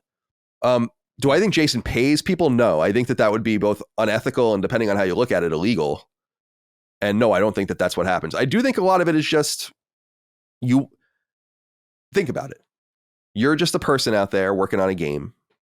And you might not be able to relate, but I think we could all understand nonetheless. Like you're working on a game, you know that if you contact a journalist and say something to them or whisper in their ear, that this big story will take off, and you were kind of responsible for it. And that's kind of a piece of secret power, like that you hold under your hat for a while. I can totally understand why people would do stuff like that. And I've known people that have done stuff like that, so I don't think it's like that out of bounds. It sucks for Rockstar, but they have to keep their shell even tighter if that's what they feel like they need to do. Certainly the person that gave that information up was doing so without permission, or it's like a vendor or someone that learned, but it was something that Jason was comfortable publishing, so it must be close to the source. But no, I wouldn't overthink it. I don't think anyone did anything wrong here. All right, so hopefully we'll have more to say about GTA 6 next month. All right, Chris, I wanted to go back to this, and we'll get you on this too, Dustin, if you want. This was published right after we recorded last week, so we weren't able to incorporate it. We talked extensively last week about Bungie, about Destiny, about what's going on, the layoffs over there. A couple of pieces of new items have come to light, including a post on Bungie's website, which I want to go and read, called Our Path Forward. I also want to note this, and we can take it for what it is, but rumors indicate from sources that have been circulating that Bungie was in such bad shape over this. And this is what I was saying, that this level of missing your revenue goals is catastrophic for a company, that there's some conjecture that Sony is literally the savior of Bungie, that Bungie would have gotten fucking wrecked if not for Sony And so they should probably be grateful that they got acquired, although it looks like Sony got maybe a lemon here. But the Post says, our path forward, and here's what they say in part, quote, "This has been one of the most difficult weeks in our studio's history as we parted ways with people we respect and admire. We spent this week supporting one another, including those who are at the studio, as well as friends and colleagues who no longer are. We want to acknowledge the feedback and concerns you have about Lightfall in recent seasons, as well as your responses to the reveal of the final shape. We know we have lost a lot of your trust. Destiny needs to surprise and delight. We haven't done this enough, and that's going to change. To us, the path forward is clear. We need to make the final shape an unforgettable Destiny experience. We want to build something that will be regarded alongside the best games we've ever made, a fitting culmination that honors the journey we've been up to together for the last 10 years, Forsaken, the Witch Queen, and the Taken King. These are the standard bearers we aim to live up to. We are intensely focused on exceeding your expectations for the final shape. Destiny 2 has more than 650 dedicated teammates, pouring all their energy and expertise into delivering this epic moment and its subsequent episodes. In the weeks ahead, you'll be hearing more from us about what's next on the short-term horizon, beginning with our next season in late November. Afterwards, we'll begin to unpack our team's bigger, bolder, and brighter vision for the final shape, as well as the bridge we plan to build to take us all out of this darkness and into the light. Darkness and light both capitalized. This is signed by the Destiny 2 team. All right, so Chris, we weren't able to kind of get this postscript to the entire conversation. I'm not putting a gun to your head and saying you have to say anything more, but I'm wondering if you have anything to say based on this. Yeah, I mean, it's weird that it's specifically signed the Destiny 2 dev team and that this isn't coming from like actual upper management. Like I understand that I understand that they're in a weird situation right now, and I understand that layoffs happen, and I understand that, you know, it's just, especially just this year in the industry, Bungie is not unique in laying people off this year. It's actually been a catastrophic year as far as that's concerned.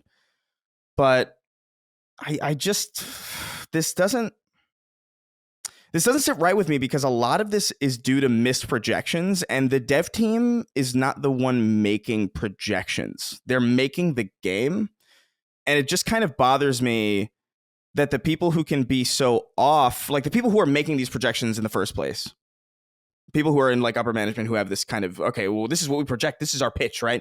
This is what we're going to make. And then they're wrong.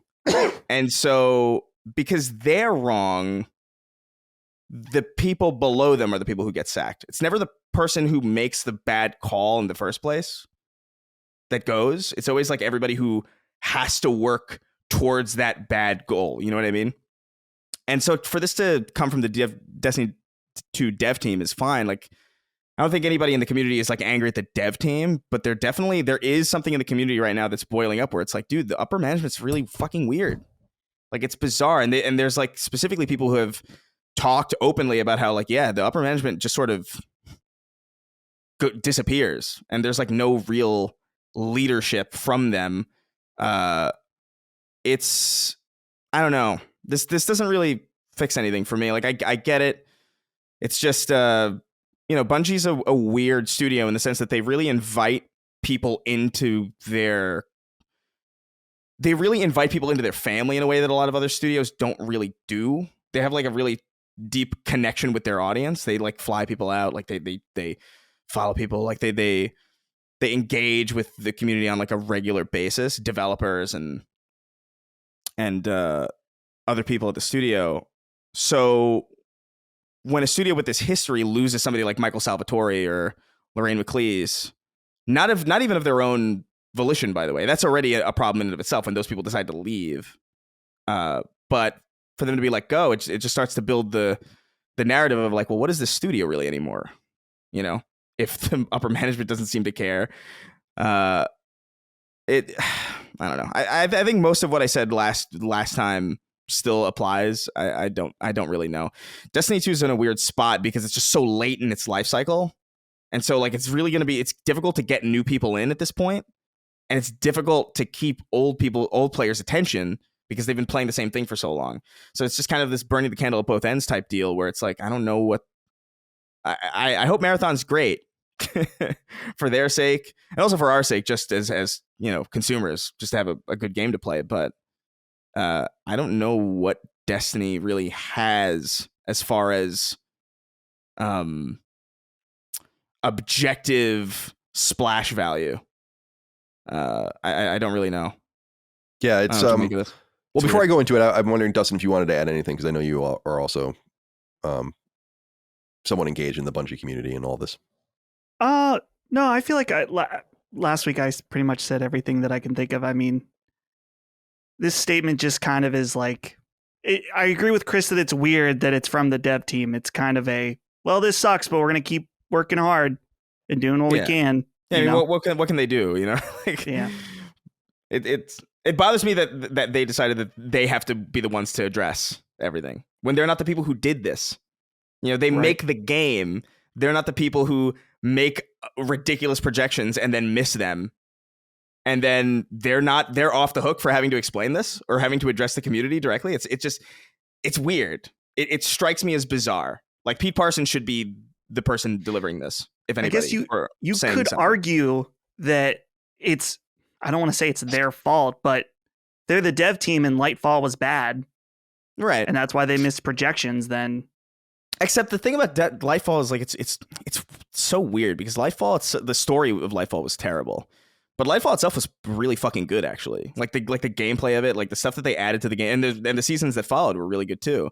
They're executing on a vision, right, that is given to them from higher ups. It's like, okay, make this. And when they voice theirs, like, hey, we should really do this to engage more players, they're non-responsive, according to a lot of people who work there. They're just like the upper management just does not fucking listen, and they're very headstrong about very specific ideas that don't work, but then they have to do it because they have to make it because they're not in the position of making decisions. They're in the position of executing on decisions made for them. And so I don't know, man. It just it's weird, man. That dev team is really fucking solid. Like, I stand by, like, Destiny's great as a video game to play. It's awesome. It might miss from time to time, narratively speaking, and like from content updates and all that stuff. It's, you know, live service is kind of an ebb and flow model anyway, but you know, they didn't project these projections and you know, they missed them, but like, they weren't the people who decided that was going to be the case. And for them to lay the responsibility of addressing the community at the dev team's feet when they're really ultimately not really the ones responsible for what happened, it's just kind of, it irks me a little bit, you know, as a fan of the studio. Yeah, part of me I agree with both of you in the sense that, you know, Dustin, part of me is like, it's too reductive to always blame leadership for everything, right? But because we've all worked jobs. I've worked jobs where people were fucking horrible at their jobs, like didn't know what the fuck they were doing at all, you know, and were fucking everything up and putting bad work out there and stuff like that. That happens everywhere. So, but I get to this kind of sick. Oh, I'm sorry, go ahead. No, I said I'm sure, but like, you know, I was going to say, I don't think Michael Salvatore is one of those people. Well, no, I was going to say, but you also get to the cyclical. No, I agree with that. I mean, I think it's clear people like him were released because they're expensive. But I think, of course, but I think that what I'm saying is that even if I get into that kind of more that cycle of trying to figure it out, it ultimately gets to where the buck stops. Like the person at the top should know his team well enough to know what they're going to execute on and how well it's going to come out. Like someone has to take responsibility. So I agree that it has to kind of ultimately lay at the leadership's feet, because even if you had bad teammates or bad workers or bad, you know, weak links, you got to get rid of them. You have to know to get rid of those. Yeah. Well, I'm just reminded. Yeah. I'm just reminded a lot of like when what is it? Miyamoto took that pay cut around the Wii U. And that was Iwata did that. Or what was it? Who the fuck was it? Iwata. Yeah. And like, I don't know, man. That to me, that is what leadership is. You know, where it's like, fuck, man, like, we got a great team here. They spent billions on retention for a fucking reason. And you know what? Like, yeah, you know what? We made really bad calls. We missed our projections. You know, they're well off anyway. They're really high paid ranking people at Bungie. Like, yeah, take the pay. And I know that there's reports about like how they didn't, you know, they relinquished their bonuses and all that. And that's fine. But like, that's cool. But that's like kind of you're a leader. You know, you're the lead. That's the least of what you can do. And if you're like, well, I don't want to take a pay cut. I'd rather get rid of the fucking composer. I don't know, man. I don't know. That doesn't sound like leadership to me at all. And so I think something has to change over there, especially with like the communication that's between the dev team and the upper floor, because like there is a kind of conversation in the community and this is a community that's really intimately familiar with the studio. probably a little bit too much so, but they know these people inside and out, and like there's a C-suite there that is wild. And that's what Sony wanted too, so they have to be careful, right? Like they can't come in and replace Pete Parsons because that's what they bought. You know, Pete Parsons, I'm not a Bungie expert by any stretch of the imaginations, but he was the ops guy at Bungie for many, many, many, many years before he became CEO. Like he's part of what makes Bungie work. But it also comes to this analogy, and this is what I was going to say, and it's not a perfect analogy. It's one we brought up in the past, but it's kind of like a band turning members over. And at some point, you turn enough members over where you're no longer the band anymore. You're a cover band now, because everyone or most of the people that made it's heartbeat. And sometimes the new iteration is even better. So like, think about the Beatles, right? Pete Best or whatever. He was a horrible drummer, right? And then they got Ringo Starr, who was much better, and they became better, even though that's not the original lineup. Yeah. It's like the best version of them. And so that happens too. I think that's kind of happened with Naughty Dog in some sense. Although we might even be post that era. That era might have been like Evan Wells, Christoph Balestra, Amy Hennig, et cetera, and so on. But I think the same thing can be, that's why the retention bonuses were so important, because otherwise you're just buying this corporation, but not the entities within it that make it operate. And so that's the difficulty I think Sony's having, is that it might not be working, but that's what you bought. You know, like you bought the apparatus and you misread it. And I think there's something to that.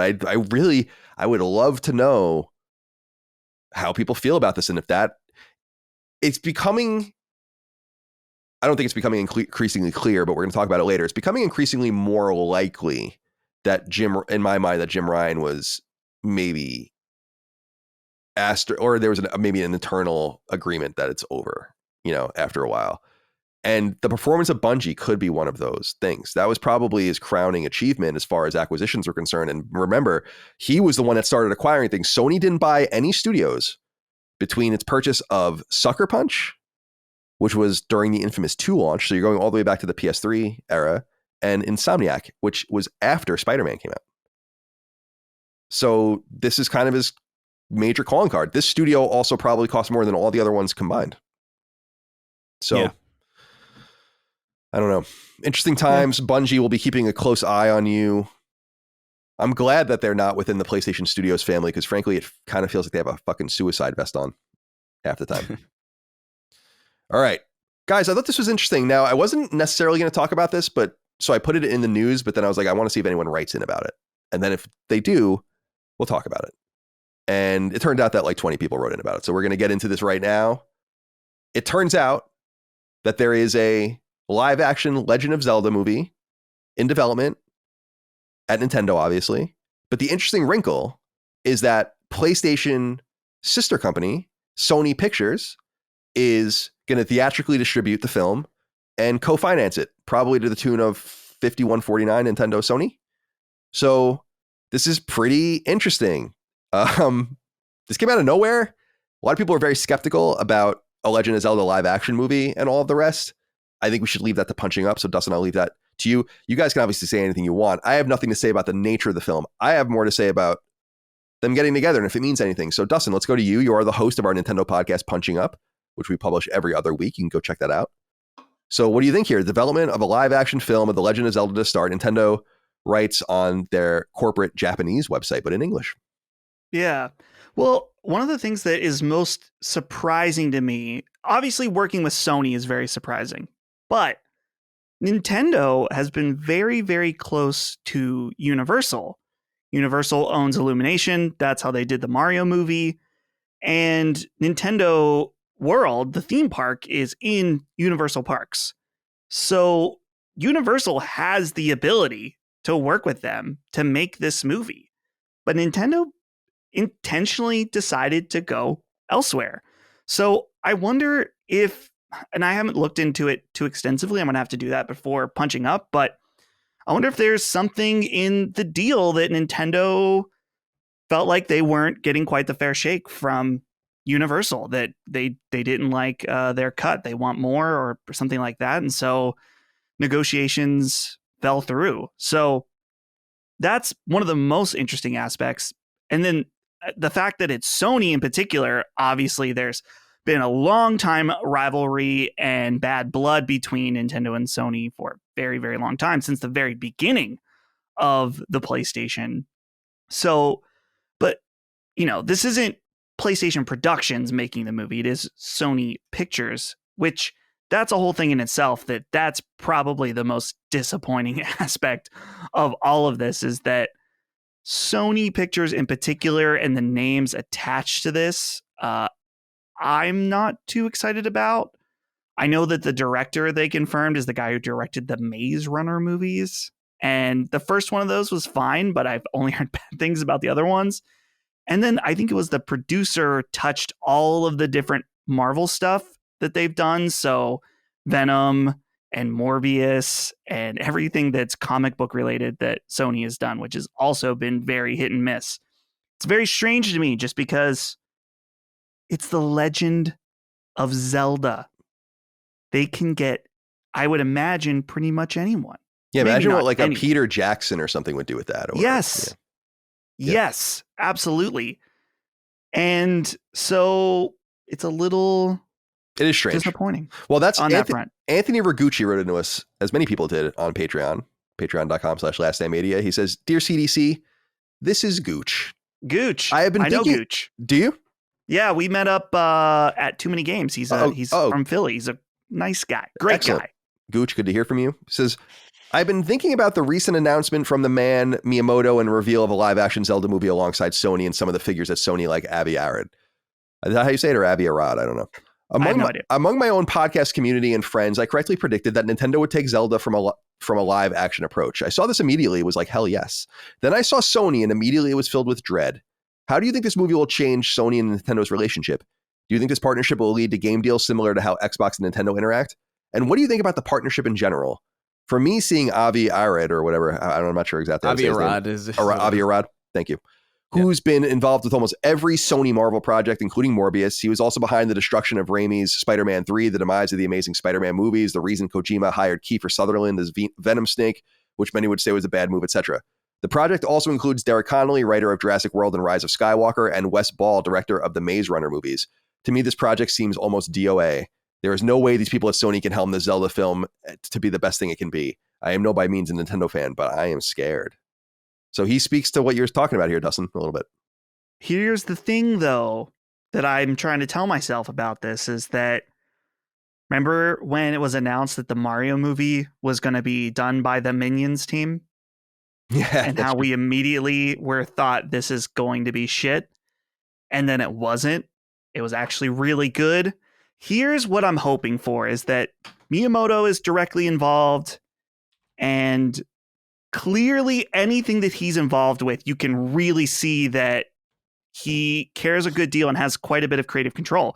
You can even see that at the Nintendo theme park in how it's built more around an experience of being there. It's unlike anything else in Universal. You can tell Miyamoto clearly had a vision for it. So with that said, I hope that if at some point in this process, Miyamoto knows this ain't it, that they can step away. Because I think Nintendo is still very protective. They remember the live action Mario Brothers movie still. Yeah, they bring it up, I think, sometimes still. Like in their guidance, when they give their calls alongside financial statements and all of that, like it comes up as a reason for cautionary approaches, even these 30 years later or so. And we talked about this a few weeks ago, Colin, that Nintendo is not a cover band developer. No. Many of the same people are still there. Still. Indeed. So, that's what makes it work. Yep. There's a story. I remember we used to laugh about it at IGN. I remember my old friend Andrew Goldfarb would like hysterically laugh about how there was rumors that at Nintendo, Miyamoto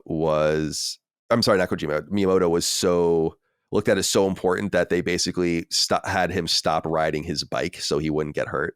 And you would just think about, because he's like riding his bike and like having fun, and you could just imagine like Miyamoto being so sad as he's like kept in the fucking padding because he's so vital. Like we will find out, unfortunately, when he retires and then ultimately passes away in the future, the industry is going to find out how vital he was or wasn't to like the special sauce that went on there. It's kind of amazing how one man can be so brilliant in such a very specific way, to the point where I feel like he has that name's kind of not, maybe with the entertainment fans, it's kind of like a crossover name from gaming. Like people know who that is, and it's kind of neat. Yeah.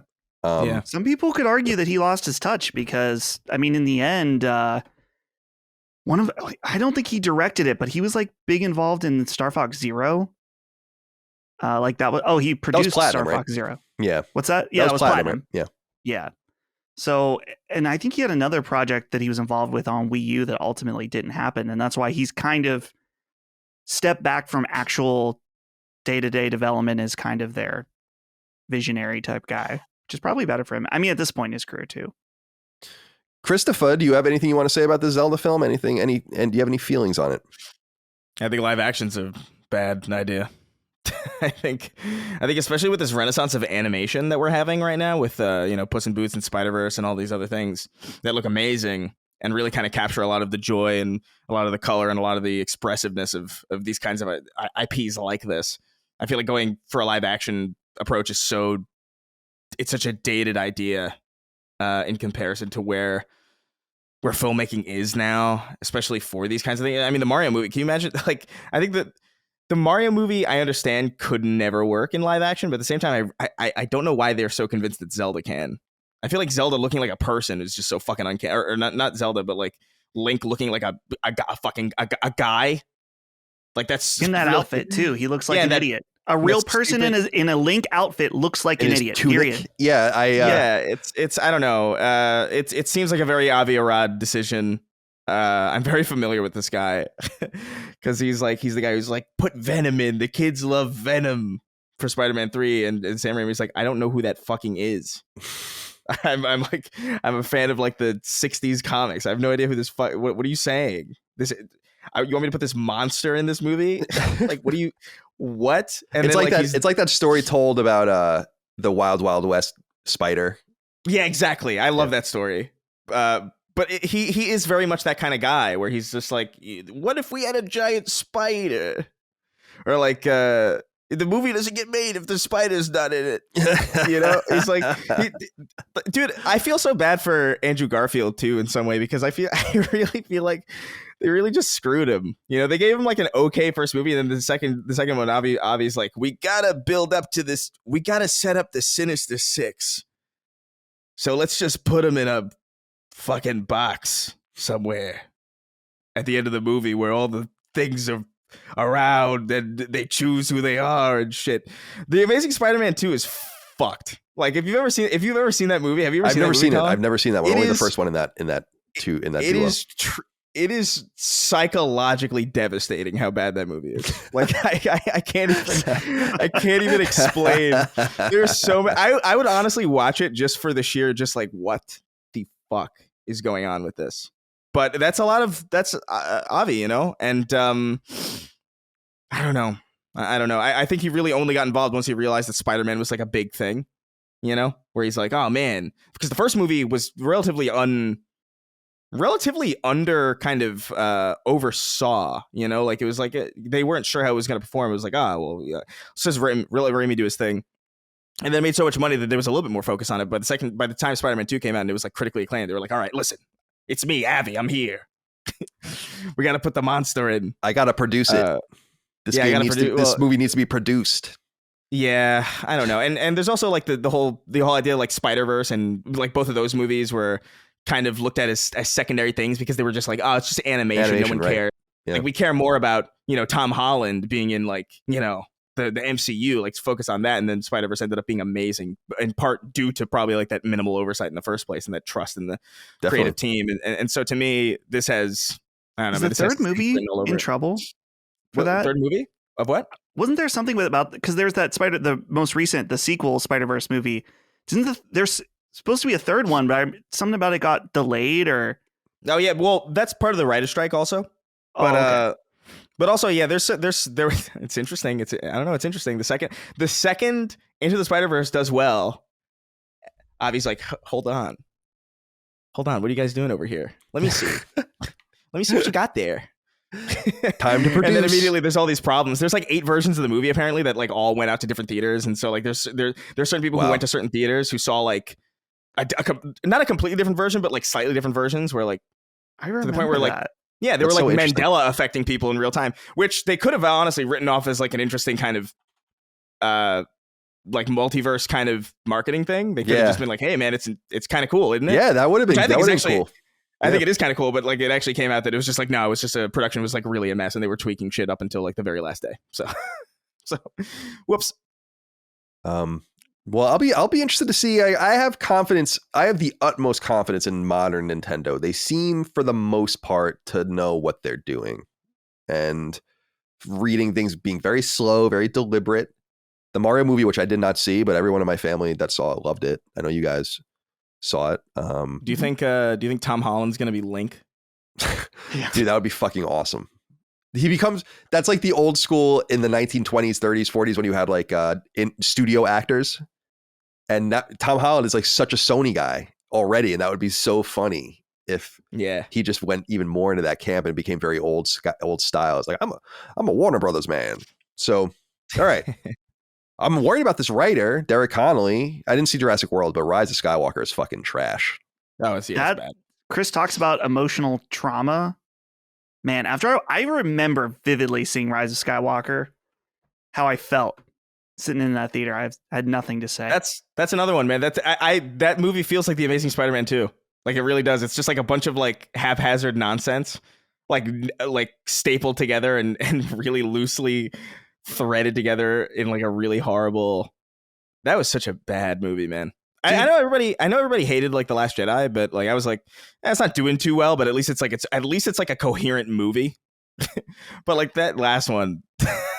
Oh, dude, it was the ultimate. It was like, imagine someone beating the shit out of you with Last Jedi, and then just, beating the shit out of you again, and then killing you, and then just insult to injury. Yeah, I was broken by the time I even saw Rise of Skywalker, to where I didn't even see it until it was on VOD, and we did it on Knockback, because it was, what is that show, The Boys, where there's that meme of the guy looking at the movie screen, like really seriously. Yeah. That was me watching The Last Jedi.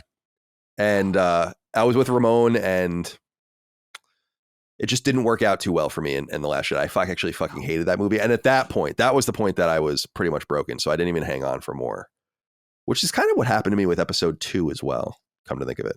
By the time episode 3 came out, I was like, ugh, I don't even give a shit about this. But they got me back, and maybe they'll get me back again one day. Okay. So we'll keep an eye on that. Probably not. Well, you'll talk more about that on Punching Up, I'm sure. Yeah, Punching Up. Give it a listen. The Nintendo podcast. Please do. Unintentional crossover, by the way, but good promotion for that show nonetheless. Guys, there's some good news here.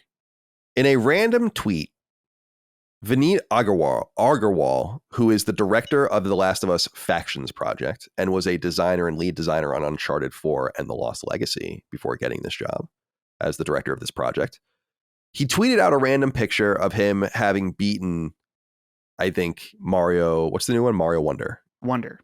Which Mike has been playing. And he said, and it's just so he said, I did it. Wow, that was really hard. Easily 300 plus Mario's dead in the process. And then he says, and so this tweet can live on in peace. Yes, I'm still working on that game. So confirmation that The Last of Us Factions is still operative. Exciting. Yes, very exciting, because I think we need to see it. And I want to see it really bad. Dustin, do you think this means anything? Yeah, I feel bad for developers where they just want to, you see some developers on Twitter that maybe are a bit too much, just like anyone else, right? Too outspoken or whatever. Some developers maybe just want to be able to exist online, and they can't. Right. Because they have people constantly harassing them. Last of Us Factions canceled. What's going on with this? You're trying to tweet about Mario, or just that you enjoyed something. Maybe it's your anniversary or something. And I'm sure, dude, they get so many messages. Probably some not so nice. Oh, either. sure. Dude, look at fucking Cliffy B's ats sometimes. Like, whoa, dude, like what the hell is wrong with people? Yeah. So it's nice to see the confirmation. I think it's sad that he has to do it in that way, but it's just the nature of things, unfortunately, online right now. Chris, The Last of Us Factions, the director says it's still a go. What do you think of that? I mean, it's good news, at least. It makes it a little confusing because they did say that we were going to see it this year. So if the game is still coming, it seems kind of weird that we didn't at least see something. Well, this all goes back though to something went obviously wrong. Yeah, but how wrong? You know what I mean? Like, how wrong could it have possibly gotten to the point? It was like, I understand that there was like, there was a stickiness issue that Bungie noted, but we talked about this before. Like, I can't imagine that it would have been rough to show off. How about the Game Awards? I was going to say that. Yeah, we still have the Game Awards. That's true. That's where The Last of Us was shown in 2000. What was that? 2011? Yeah, 2012. No, 2011. Yeah. I mean, that's still very, very possible.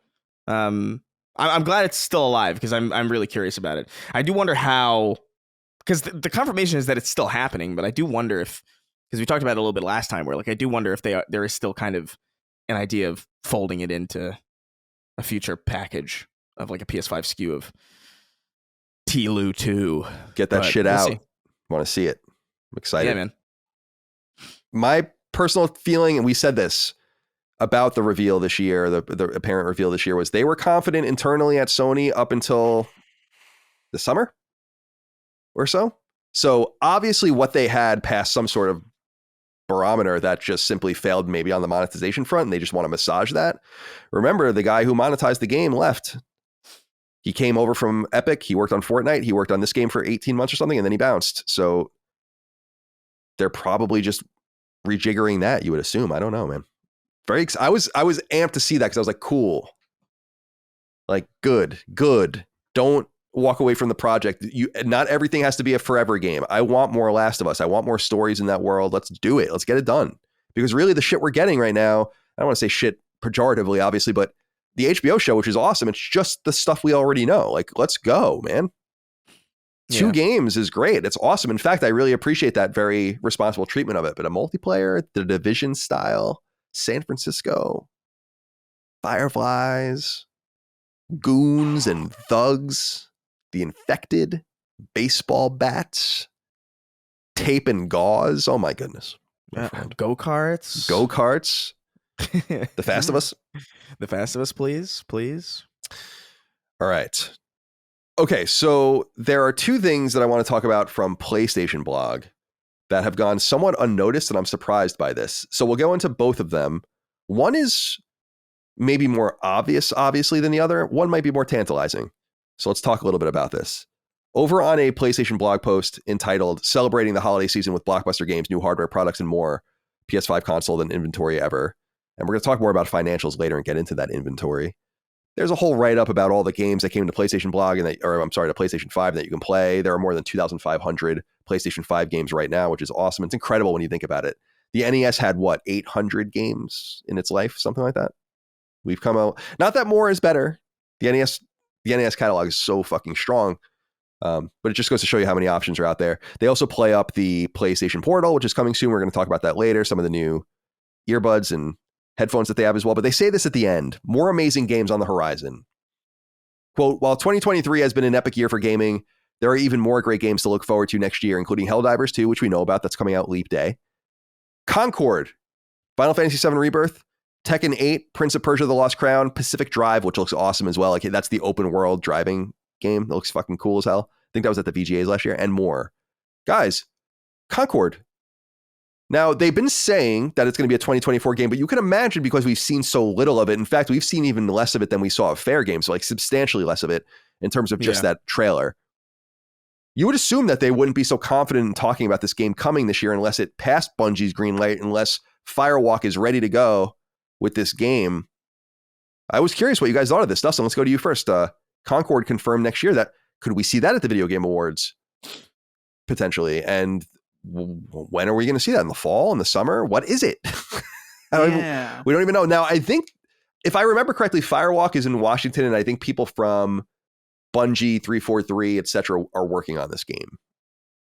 So is there something to that? I don't know. What do you think? Yeah, I could see a situation where right now Sony's announcement cycle is spring and fall.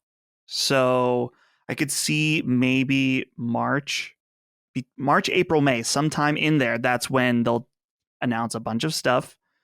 And that could be part of it. And maybe that's one of their later in the year games. But it's hard to speculate because we got that one trailer with the jiggly hamburger that I guess was a tone setting trailer, but we don't know anything about the game as far as how it plays, what you do in it, other than you are in space. Yeah, it's an FPS. So- we know that. Oh, And okay, so yeah, and it's but you don't know that from the trailer. No, you don't. I think Probably it's from just their from a materials, blog. and then we know it's Yeah. PvP. PvP, FPS. Okay.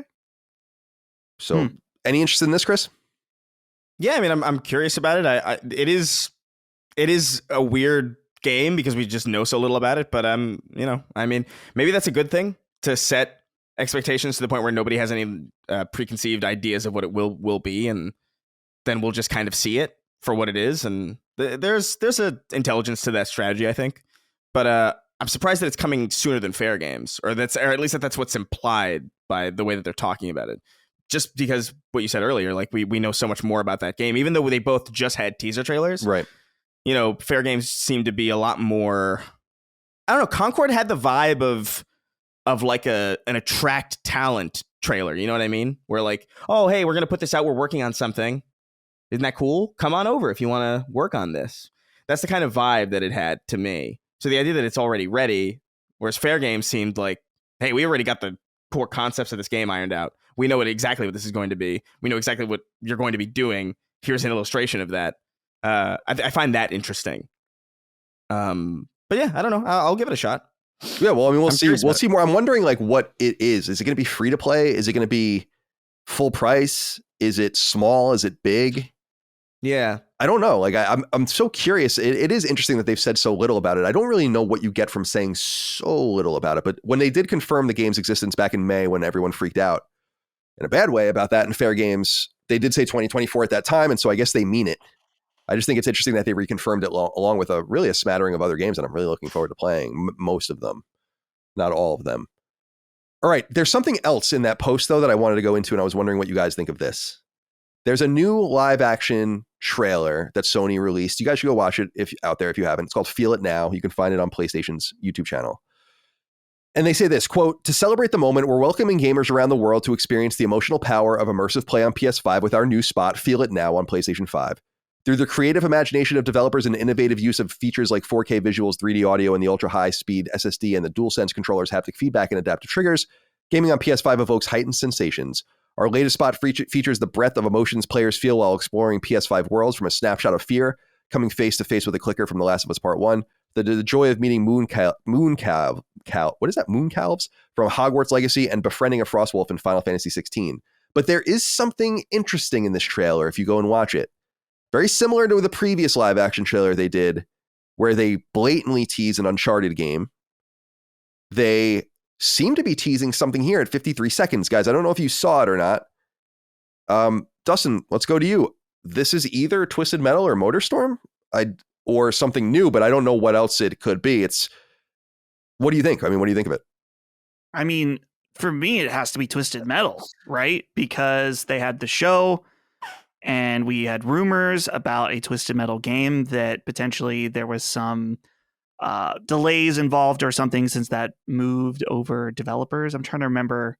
It was from exactly Lucid to, well, the rumor is that Lucid, the guys that did Destruction All-Stars, were making it. They got taken off of it. They're now sold off to someone else anyway. They were working in a second party capacity, and then it went to Fire Sprite, apparently. Right. And that might be one of the reasons why they were purchased. Yeah. So that's all conjecture, though, by the way, out there. Right. That's what makes the most sense to me. I don't know. I think that the Motorstorm brand does not hold that much nostalgic power anymore. So I could see them maybe trying to bring it back, but Twisted Metal would be my first priority. Well, when I saw it, I was like, that's Twisted Metal. But then when I was going and reading about, like, just going into the comments on YouTube to see if anyone noticed, a lot of people were saying it looked more to them like Motorstorm. And I was like, that's interesting. I don't know that series as well. What's interesting is that Evolution's gone. Motorstorm was a popular series on PS3 and on PSP to a degree. The last game was the game on Vita from 2012. Ironically, the last game from Twisted Metal is also from 2012. So they're just about the same distance away from their last inclination, but they just they just don't have the original teams there to work on them. And I agree. I don't think MotorStorm really means very much anymore. Chris, what do you think of this? Do you think that they're teasing something here? Am I looking too much into these like random shots? No, because if they're doing that, if these shots don't mean anything, if the fucking girl in the cave with the torch, what are you doing if that's not what it is? And so it's the same thing with this. It's like, well, what is that? You know? These are meticulously crafted for a reason. I mean, you're not going to shoot something like you're not going to shoot something for no reason for a live action ad, you know? So I do think this is teasing.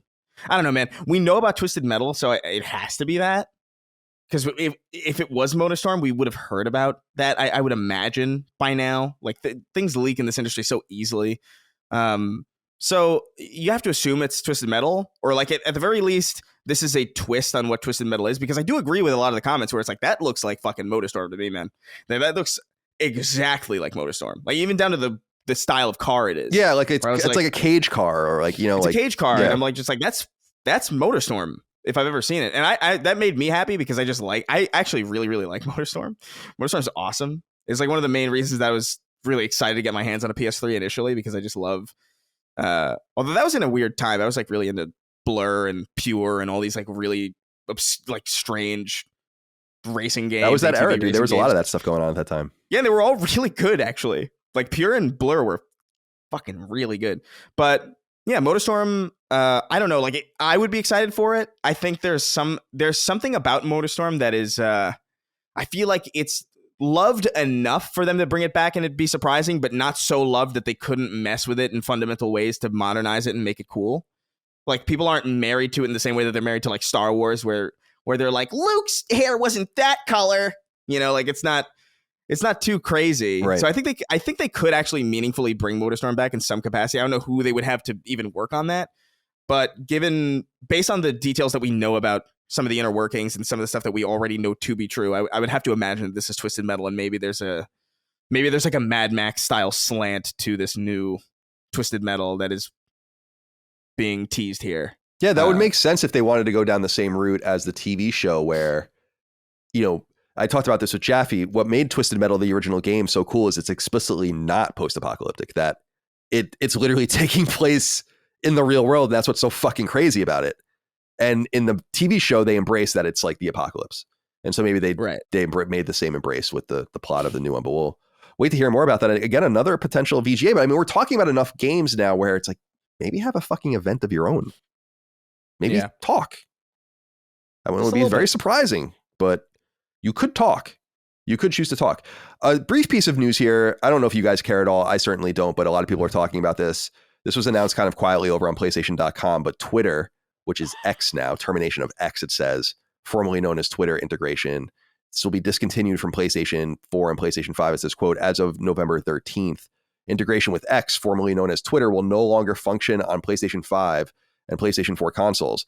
This includes the ability to view any content published on X on PS5/PS4 and the ability to post and view content, trophies, and other gameplay-related activities on X directly from PS4 and PS5, or link an X account to do so. For details on how to share your game captures, blah, blah, blah, you can read on that. But this doesn't... some people are upset about this, but the PlayStation app does this so easily and so fluidly that there's really no reason for them to even support this anymore. And as I understand it, a big part of it seems to be that, you know, you don't get access to the API and stuff you have to pay. And Sony looks at this and says, like, well, we just don't want to pay this fee. Like, what's the point? And so I don't really blame them for that, but I know some people are upset about that. By the way, it says termination of X. Wasn't Terminator X, isn't he like the DJ in Public Enemy or something like that? Terminator X? Do you guys know that? They would always say his name on the songs. I think that's Public Enemy. That's just what came to mind for me. You guys are too young, maybe. All right. What else here? Okay. Wonder what you guys think of this. EA has teased a new Mass Effect game, or the new Mass Effect game. It was N7 Day recently. That's November 7th. And Mike Gamble, who's the franchise director over at EA and executive producer of Mass Effect, wrote in part, quote, "Hey, everyone, every November 7th, we've all come together to celebrate the games, stories, and community that make Mass Effect so special. It's a testament to the long-lasting appeal of this universe and the characters who call it home.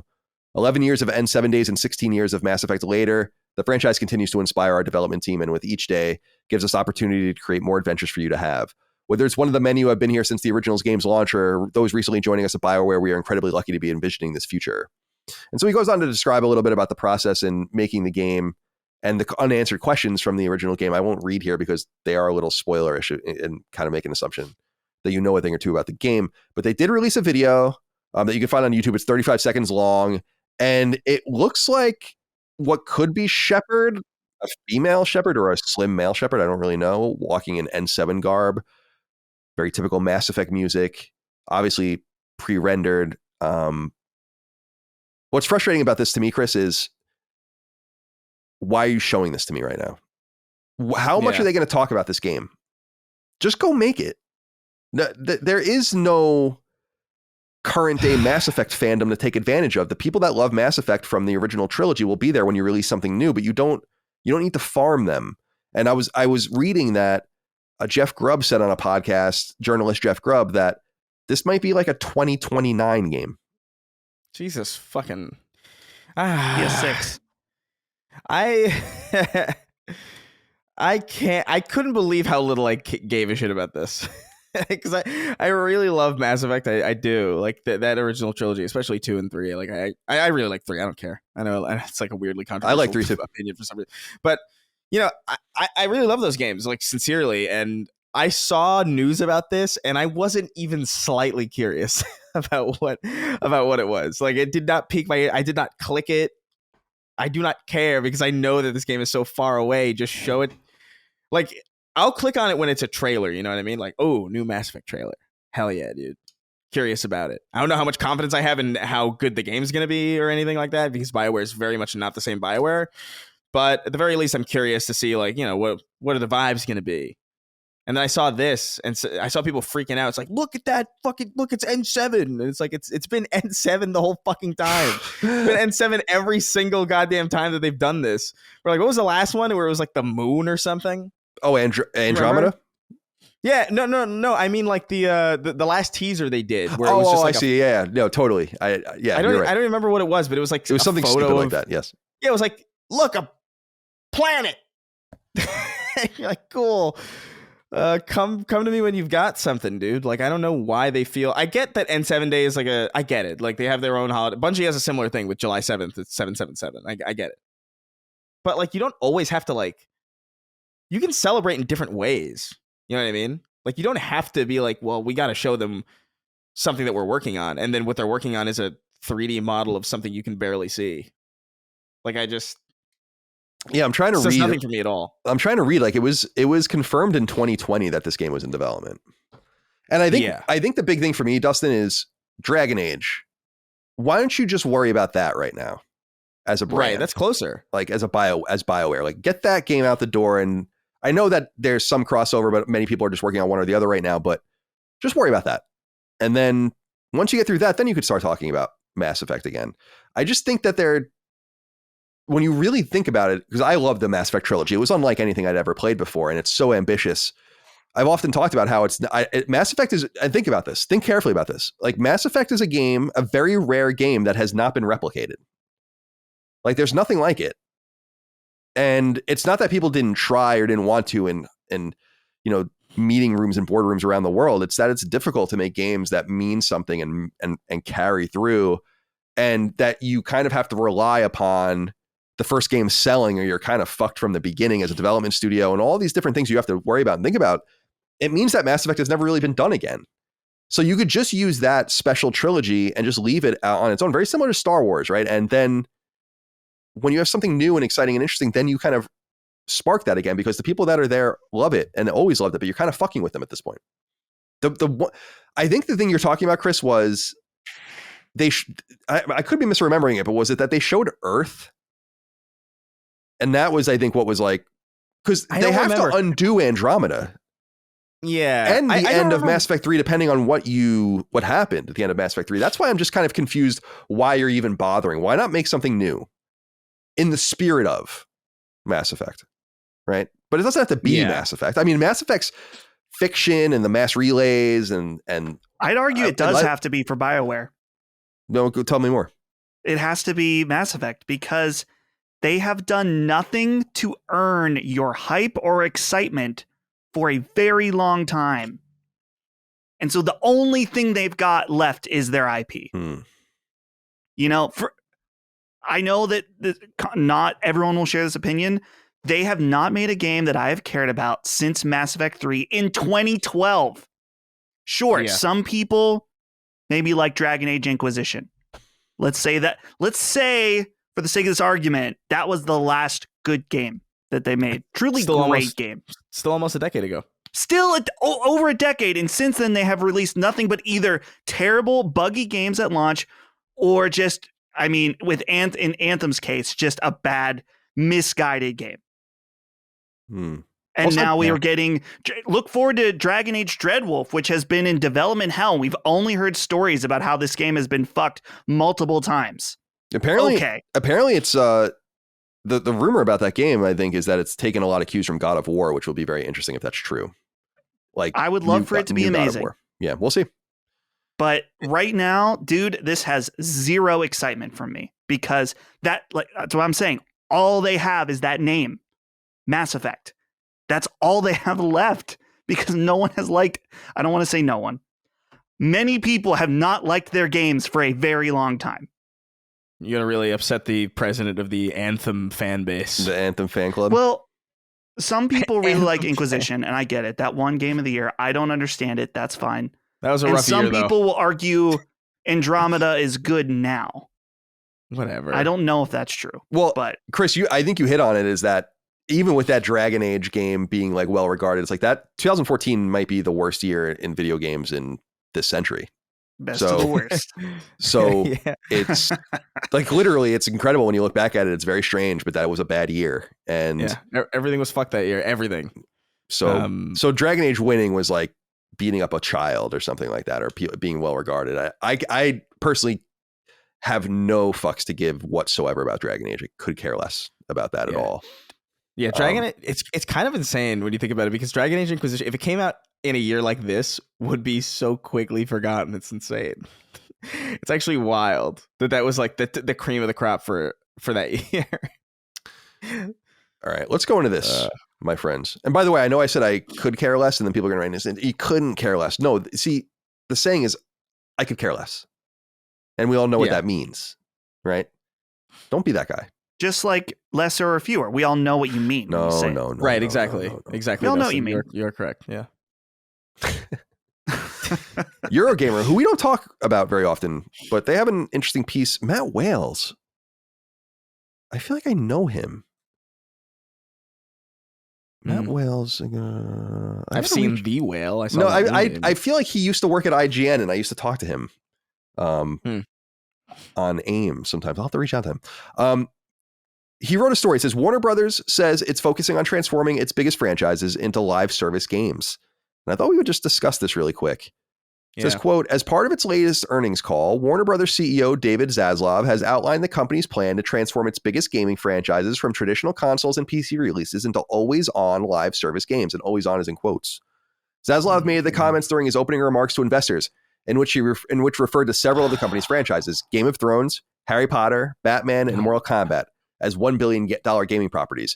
Developer NetherRealm's Mortal Kombat 1, he noted, has sold nearly 3 million copies since launching in mid-September this year.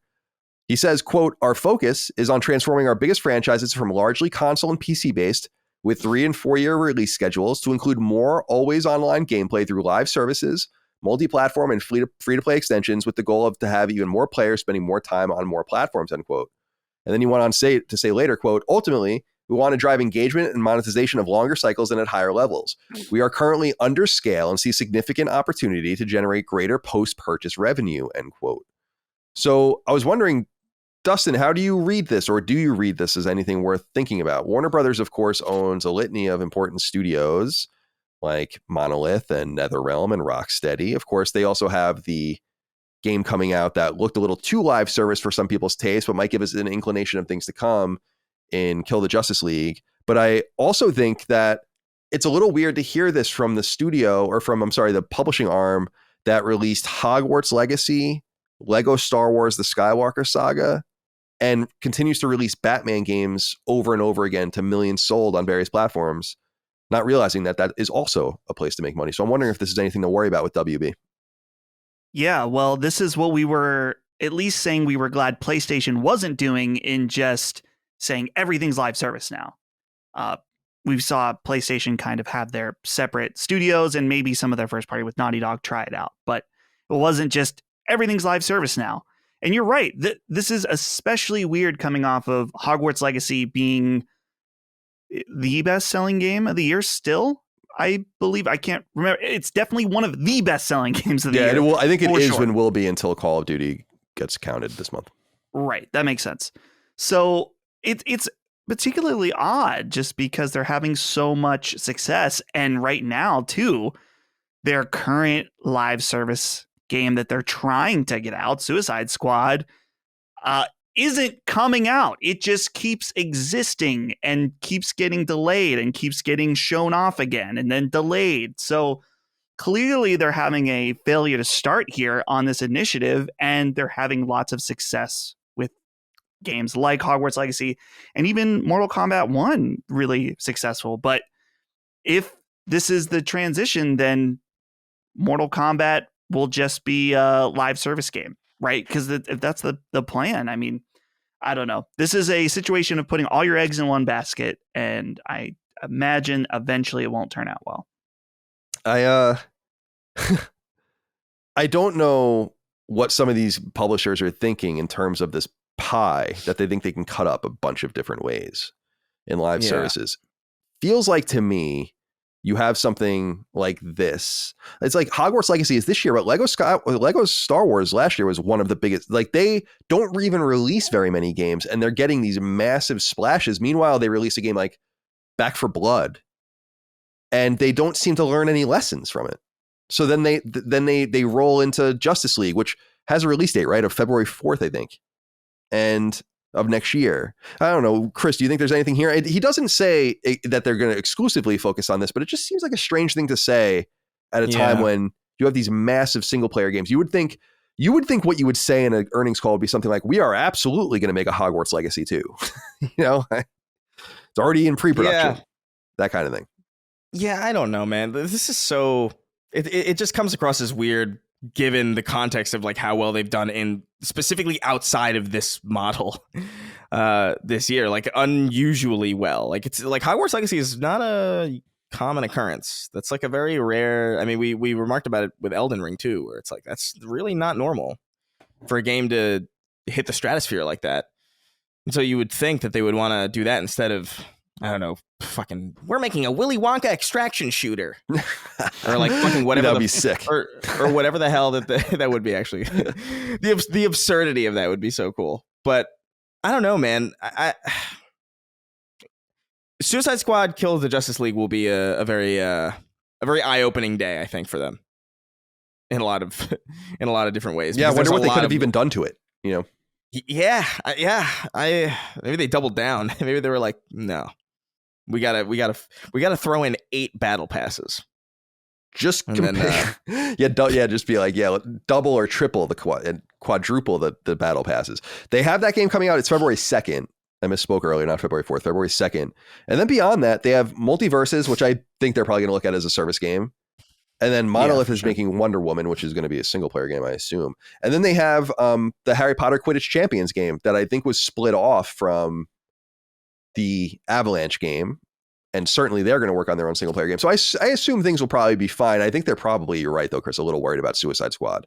Based on how long Rocksteady, by the time they released that game, would have spent about 9 years on it. That's fucking insane. Not so bad. Let's give them a little credit and say 8 years. Yeah.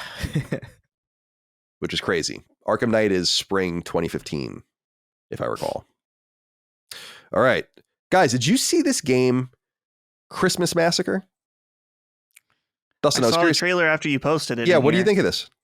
Talk to me about this. I do kind of like the analog horror angle of it, but this just looks like, I don't know. There's all these Five Nights at Freddy's, Poppy's Playtime, stuff like that that's geared towards kids. That, well, it's Santa and he's killing people, It's not really appealing to me. I do kind of like that. If you guys see the trailer for this game, there's a talking Christmas tree.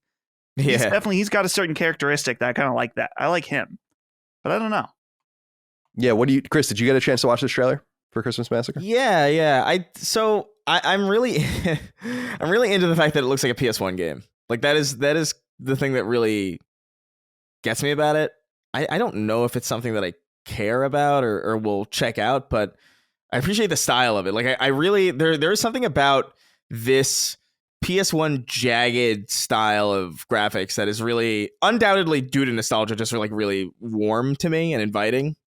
But I can't imagine. I don't know, man. It depends. Is this going to be on console? Yeah, it's coming to PlayStation. Yeah, that's why I'm talking about it here, because this is the PlayStation podcast. Well, yeah, obviously, but like it's, but I mean, it's because I think there was something about it only coming to PlayStation. Yeah, it is. Right? So that was the big thing is it apparently got, according to the developer, and apparently this developer is somewhat well known because the game's already on PC, and apparently this game, they make kind of like edgy games or edgy products, but they say that both Microsoft and Nintendo turned them down, like they failed to get the game on without having to make edits, but PlayStation made it on. What I thought was interesting about that, is remarked by many people, was that's unusual because PlayStation seems to be the most fraught with these issues with random games, whether it's mentions of Taiwan or just violence and explicit sexuality and all that. They're the ones that have an issue. We can't show you a butt in DMC, but if you want to go around and be, school shooter Santa, no problem. Right on. Yeah, no problem. Yeah, can't see a butt. Can't see a butt, but you can bludgeon a woman to death in The Last of Us 2 while she gargles her own fucking spinal fluid. It's like totally fine. Well, it comes to PS4 and PS5 November 17th. People can go check out the trailer online. Christmas Massacre. I think you'll be interested to check it out, especially if you come from, like Chris was saying, that PS1 era. I'm not familiar with Five Nights at Freddy's, but now based on all the things that are copying it, I'm starting to understand what it is more. Like the level of horror. What do they call it again? Liminal horror, right? That's or analog. Yeah. I do think, for what it's worth, like I do think the first Five Nights at Freddy's game is actually pretty solid. Like it's like a horror, like indie horror game. It's really good. After that, I don't know. I never bothered to play any of them. And now there's like a fucking lore to it. I'm not even gonna. No, you can keep that. Are you gonna watch the movie, Chris? No, I have friends who worked on the movie. Actually, I have friends who worked on specifically the puppetry, the animatronics. Oh. And for that aspect, I've heard it's pretty good, but I don't know. I feel like such an idiot going into a movie like that because I just don't know anything about it. There's like apparently like references and like I saw one clip of fucking Matt Pat cameoing in it. Where he goes, I saw that. Where he's like, it's just a theory. And I'm like, oh my God, I'm going to hate this if I sit down and see it. So like, no. There's like all that controversy around the guy too, right? Like, but kind of fake controversy. Like he's a conservative. Oh, because he's a Republican or something. Oh, no one gives it. No one actually cares. Yeah, well, he never had to, like, he stopped working on the game or something, right? Like there was some consequence, because I saw he was a producer, I think, or even a co-director of this, which I was like, oh, cool. So you still are involved, which is good. But I don't know anything about it. But otherwise, and that's really great because I run a fucking video game podcast. All right, a couple more things to talk about here. I just wanted to go through this quickly and see if this was interesting to you. And I was hoping if maybe you guys can talk to me a little bit about this. So Chris, let's go to you. Fortnite announced, and so Epic announced, that Fortnite OG attracted 44.7 million players in a single day. To put that into context, that's as many people as own a PS5, basically. So that's insanity. I was wondering what you thought of that number, and if you checked out Fortnite OG, because as I understand, you liked Fortnite before it got too crazy, right?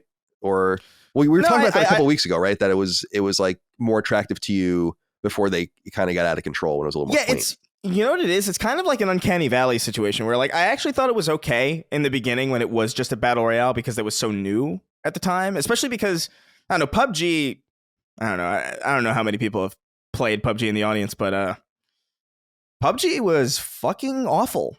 It was really not good at all, and I couldn't fathom why anybody liked it. But I did like the idea of battle royale. What was it that you didn't like about it? Dude, it feels like a mod of something. First off, it feels slow too. It feels janky. It's slow. Like there's no real, like it doesn't, like, hit registration feels off. I don't know. There's something about it where it almost feels like. Do you know what Arma 2 is? Yeah, that's like that mega hardcore. Dude, that's Flashpoint. Yeah, it used to be called Operation Flashpoint. I love that game. So it feels like that, where it's like it's a really janky thing that's trying to simulate realism a little bit too much to the point where it just forgets to be a fun video game. Like I get a lot of people who are really into it. They had a higher tolerance for that stuff than I did. Maybe it's better now, but I was well off. I was well beyond it by that point. But Fortnite had like an arcadey style to it, where it's like it felt very Halo in some way, where it's like there's a lot of emphasis, there's a lot of jumping mid gunfights, there's like a lot of health bar, there's like a lot of health that you have to whittle away from the person, and so there was something about it that I found kind of cool. But then people were like building fucking, they would build entire fucking tenement houses in the middle of a fight, and I'm just like, all right, well, I'm not really, this is kind of. And then it got crazy, where it just got really uncanny, where it's like fucking, here's Dora the Explorer and Mitch McConnell, and it's just like, I don't understand what I'm seeing. But now and that's the point where it got uncanny, but now it's so ridiculous that I actually do kind of appreciate it, where it's like, the fact that you can as Thanos shoot Chun-Li in the face with a shotgun, pick her up and throw her in a dumpster and blow the dumpster up is hilarious to me. I think that's awesome. And there's like web shooters in the game too, because of a Spider-Man promotion that function actually like surprisingly well. So like, I don't know. I've grown to appreciate Fortnite over time. There was just like a weird hump in time where it was just like, this is fucked and I don't like it. But I know that a lot of people tuned into this because it was like the original map, which is, it feels so weird to say that Fortnite is nostalgic for some people because it feels so new relatively, but it is. We do kind of forget how old it is. Because I remember seeing a trailer for it in like, 2012, 2013? Yeah, I remember. It was like this very mysterious project that no one really cared about. Yeah, I famously I was looking, you know how on Facebook sometimes, if you ever gone on Facebook, it says like, it'll show you something you posted on this day, like 10 years ago or something. Yeah. I checked it out. I was on Facebook one day and I was like, said, what is this? I was like live tweeting some Game Awards thing or like whenever that thing got announced or whatever. And I was like, this Fortnite thing looks dumb. No one's going to want to play this. I was wrong, but also right. I was wrong, but also right, because no one gave a shit about that Save the World thing at all. So yeah, they changed. I mean, they changed and figured it out. It's really a revolutionary story in its own way. I was looking up, Dustin, you were talking about Arma, and I know, I was like, I know that game, and it comes from Bohemia Interactive. They did DayZ, which I actually think was built on Arma, and they're doing other stuff now. Yeah, it's a mod. But what I know Arma from in the political realm is that Arma is often the source of footage from Arma is often used to trick people into things that happened overseas, like during the Ukraine, Chris, right? Like during the beginning of the Ukraine war, there'd be like 100,000 retweets of like, this is a fighter pilot taking down this thing, and then someone's like, that's from fucking Arma. Yeah, I saw. I saw that the other day, like 2 days ago. It's like, here's I don't remember. It was like something about it. Israel. It's like a flat cannon firing in the air. It's like, that's Arma. I don't even play Arma, and I know that. Dude, that's crazy. I don't know. It's wild. Those games.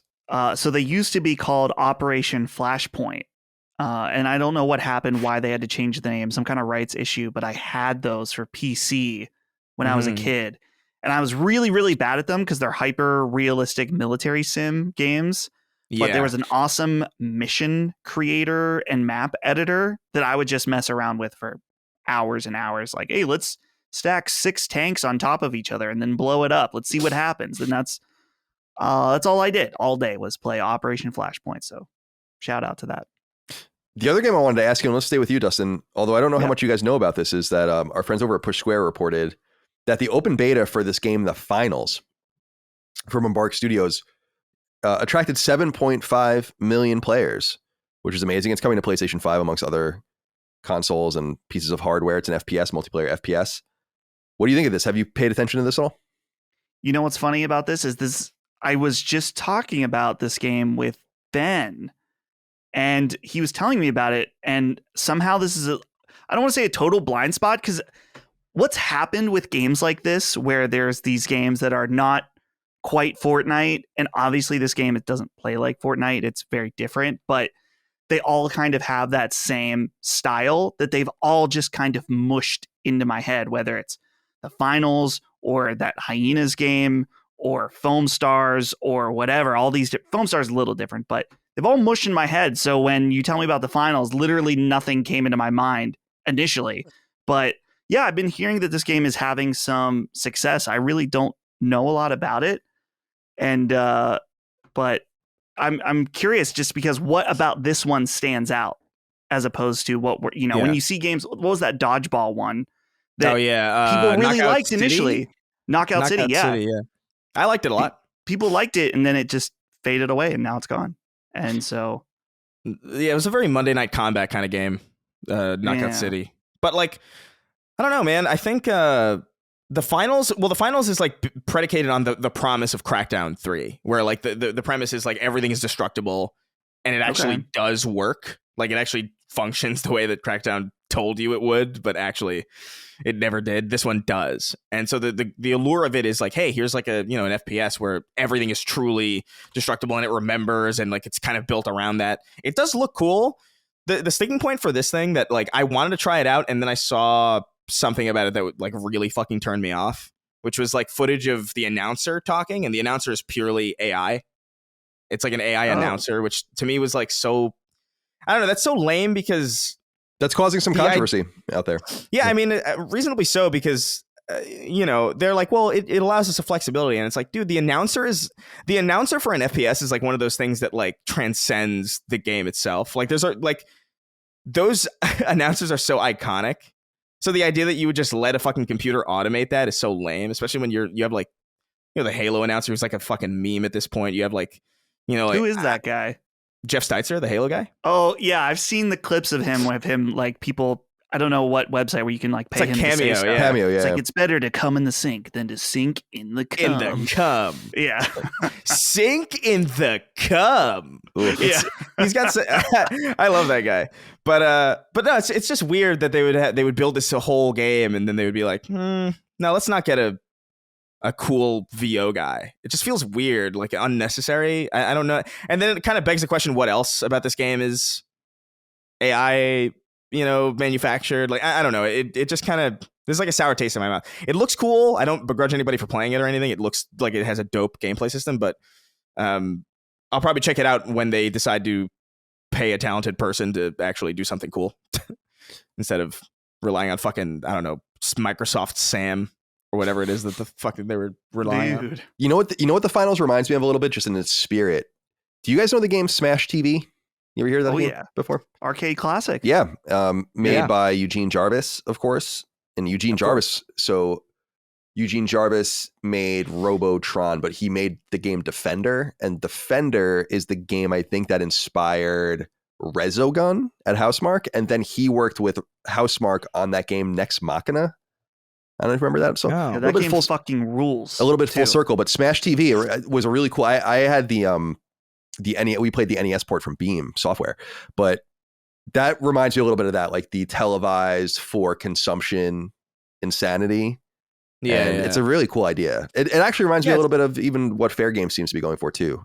It looks dope. It does. Like I said, I like the logo, by the way, too. The finals logo is really cool.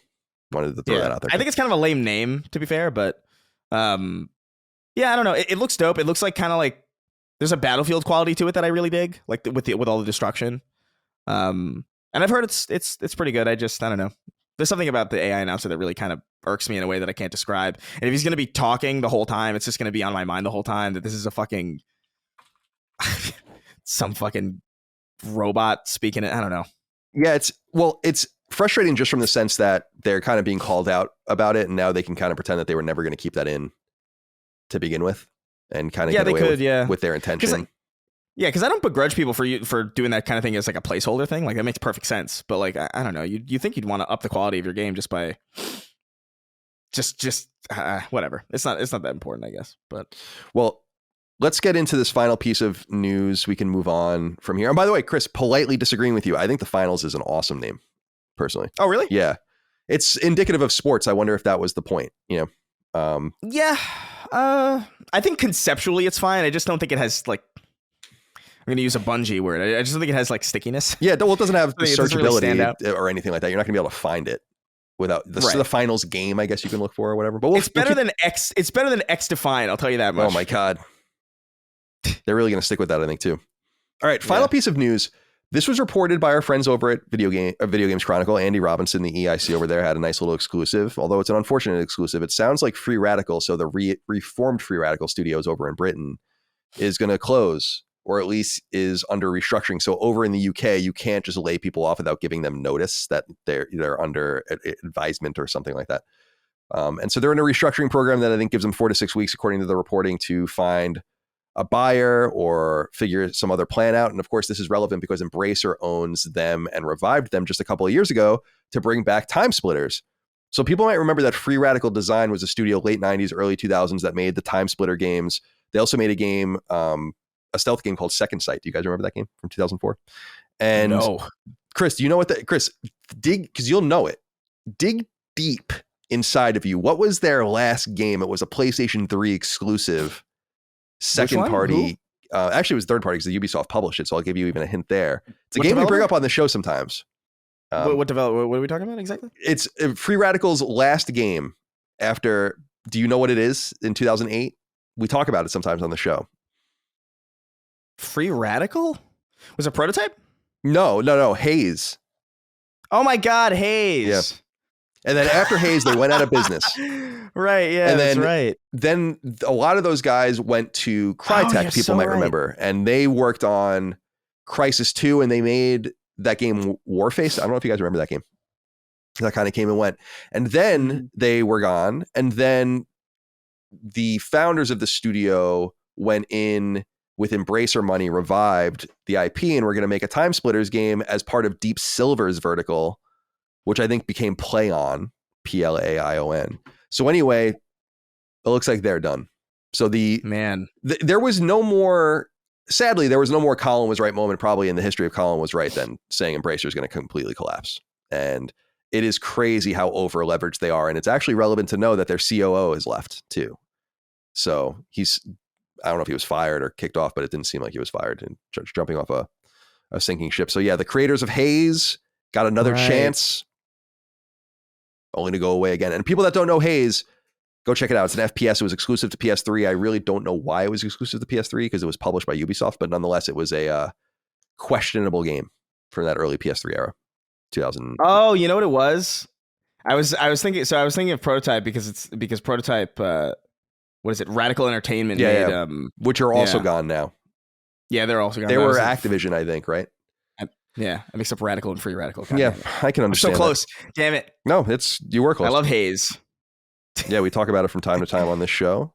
Let me write this down. And okay, so that's it. That's all we have for these lead up news items. We'll have more to say in a little while because Sony's financials are out. But let's get into the games we're playing first. Okay, let's get into the games that we're playing here. Quite a bit to say. Let me look at here. We have an interesting array of games to talk about. I wonder where we'll begin. You know what, Chris? Let's begin with you, because you're only playing Alan Wake 2. So let's hear from you about this. We will convene maybe next week for a spoiler cast and review discussion. I think Hogue is going to be on that and Dagan. So we'll have 5 of us, which will be. So check that out. So yeah, talk to us a little bit about Alan Wake 2.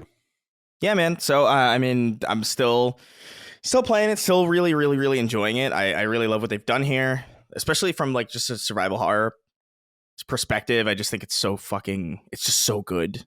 In a lot of its presentation, it feels really good to play, and I don't know, man. I have such a weird. I'm approaching this game from such a weird place because as I'm playing it, I can feel myself dreading it being over in a way that I haven't felt in a long time. So I'm really trying to take my time with it to the point where it's like, all right, I won't play today. I'll play every other day, and I'll do one chapter a day because I really want to savor this and stretch it out over a long period of time because it is so good, and just the idea of it being over is just so sad to me because I really like this world that they've built. I really like these characters a lot. There's something about Alan Wake's voice too that's just like, this is a really good voice. Totally. Love like it. There's something you can listen to him commentate the pages you find, and I actually just do listen to those. Yeah. It's very Yeah, it's such a good voice for a protagonist, like to the point where it's like I wouldn't be surprised if that was like half the reason why people like this game so much, like because he just does have such a unique cadence and a unique way of speaking and a unique kind of timbre to his voice that I think like really elevates a lot of the things that would otherwise just be kind of good. But I mean, even just beyond that, I'm really enamored with the gameplay systems that it's playing with. Specifically, I mean, we mentioned it before, but like the pause system and just how that works. Oh, Chris, we should really cool. clarify that, because there was I couldn't believe there's quite a few comments that said, I don't get it. You just pause the game and that's where I can load or exit. It's like, you know what we're fucking talking about. No, yeah, come on. Come on. But I have to say though, I haven't played much in the last week. I only played like maybe one or two more chapters because again, I am trying to savor it. Also, I've just been busy, but I'm still so enamored with it, and I really love it. And I don't know if I have much more to say about it other than that, but yeah, still working through it. Yeah, so for me, I'm only about an hour and a half into it. I played it one night. I was saying on the last episode of Sacred as people were listening to that I was really worried about playing it before we got Spider-Man 2 done for the spoiler cast, but because I really don't want to operate like that. I'm a prodigious note taker, as people know, and I have a hard time compartmentalizing those kinds of projects. So once we did the Spider-Man 2 spoiler cast and review discussion, got that published, I started playing it, which was awesome. But I got distracted, and I'll talk about it in a little bit, by Hybraxia, which is a game from my studio that we're releasing on PS5. It's an older game from 2019. And so we got codes for that, and then I got kind of sucked into that as well. But I'll talk about my games in a moment. Andy General wrote in, said, hello, Colin, Chris, and Dustin. I've recently grown an interest in playing Alan Wake 2, but I've never played the original. I downloaded Alan Wake 1 and played about an hour or so before deciding to forego playing it and just watched a 15-minute video on YouTube explaining everything I needed to know for Alan Wake 2 instead. Is this acceptable behavior? I do feel a little guilty, but should I? Hope all is well with the gang, and congrats on the wedding, Colin. In reality, it's your life. You can do whatever you want. I mean, we kind of bust balls about this, but in context of Alan Wake 2, I could not even imagine not having played the first game. Like, yeah. You are immediately, the very setting of the game is relevant from the first game. Everything about the first game is relevant in the second game. I can tell that just from the beginning. So I can only imagine how important they are. Please don't play Alan Wake 2 without playing Alan Wake 1. Play Alan Wake 1. It's fucking great. Play Alan Wake 1. Dustin, what do you think of Alan Wake 2? It's here on your list as well. Yeah, well, I just want to agree with that it I guess Remedy, someone said in an interview you don't need to play Alan Wake 1. I guess that is maybe true, but you're going to... It's physically true in the sense that there's no laws binding you to that. But I would... They're not going to arrest you, but... Yeah, I would recommend playing Alan Wake 1. I'm, to be fair, I am a little bit guilty of this, because I mean, I played Alan Wake 1 back in the day, but I did forego replaying it. I did just kind of go through a refresher course, and as I was kind of listening to it, things would come back to me. But the Control DLC, which I think is also really important, was something that I just couldn't get to in time, and I was just like, I lost my save for Control, so the idea, I'm not gonna go through all of Control just to play the DLC, just to get context for this game that I'm really excited about. So I did just kind of look up like a brief kind of synopsis or some explanation of, what that DLC was. So I don't think there's necessarily that big of a problem, but I do think you should at least play the first Alan Wake. Yeah. I never played. I'm sorry, Dustin. I was just going to say, I never played the DLC. I should be clear. I never played the Control DLC either. I'm waiting for Control 2 to come out, and I'll replay everything and go through the DLC at that time. I can't be doing that right now. But yeah, go ahead, please. Yeah, I replayed Alan Wake either last year or whenever the remaster came out in 2021. Okay, 2021, I played it right when it came out, and I feel like it was a bit long ago because I was trying to remember certain things. And so I also watched a refresher thing, but just play the game on easy. If you want to blitz through it, play it on easy and get the story and get the atmosphere, and that would be totally fine. But if you must, I guess you'll have a severely lesser experience because of that. Anyway, Alan Wake 2, I'm still very, very much enjoying it. I'm enjoying the dynamics between the two characters is really interesting. Oh, drink delivery. Thank you. Who is that? Who? One of these times she's gonna come stab me in the back, Yeah. right on live on camera. That'd be something. Man. So yeah, I'm enjoying the dynamics and the way that they switch between the two characters is really good. There's been a few times in the combat of this game is that there's not a lot of it, and I'm cool with that. I don't need games to constantly have combat for me to like them. I like the atmosphere and the story enough of this game that is what mainly is carrying it for me. There's been a few times where I've been frustrated with the combat, just kind of had annoying situations happen where there's certain enemies that move really quick, and they're cool enemies. They look visually very cool, but they've very much annoyed me. Last night, though, some of you who follow me on Twitter may have seen, I hit a game-breaking bug where I could not progress any further in the story. I tried all the tricks online. I tried saving, tried restarting my PlayStation 5, reloading a save, stuff like that. Nothing would work. So that was very disappointing at the time. I stopped playing and went and played Mario for a bit and then went to work on Defining Duke. And some people had responded to me and said, Remedy just put out a patch. You should try it. And I, sure enough, went downstairs and they did put out a patch and it fixed it. So luckily the game breaking bug did not last very long. But it is true that that happened. I was very, very annoyed because I was. Did you do something weird that made it break, or was it something common that made it break? No, nothing weird that I can think of. I was trying. I don't know. People are really sensitive about what you explain in a game. There was an object that is supposed to move out of the way when you press a button. You press the button, and the thing around it turns, but that object doesn't. So you can't get through at all because it's supposed to move this thing out of the way, and it just doesn't. Interesting. I saw people where there's this clip that people keep sending me, and I tried it, where you're supposed to like push this wheelbarrow up to it and then walk on top of the wheelbarrow to like trick the game into letting you over it. That did not work for me. But anyway, it was fixed, so I was happy about that. But yeah. Colin, I really did want to speak on. I know there's a question about it, so I don't want to. Which one is it? But the one about the performance stuff. Oh, so Cody Rayburn, this one? Yeah, let's go. He says, Cody Rayburn says, "Hey CDC, Alan Wake 2 is the first game on the PS5 that I actually prefer the quality mode over performance.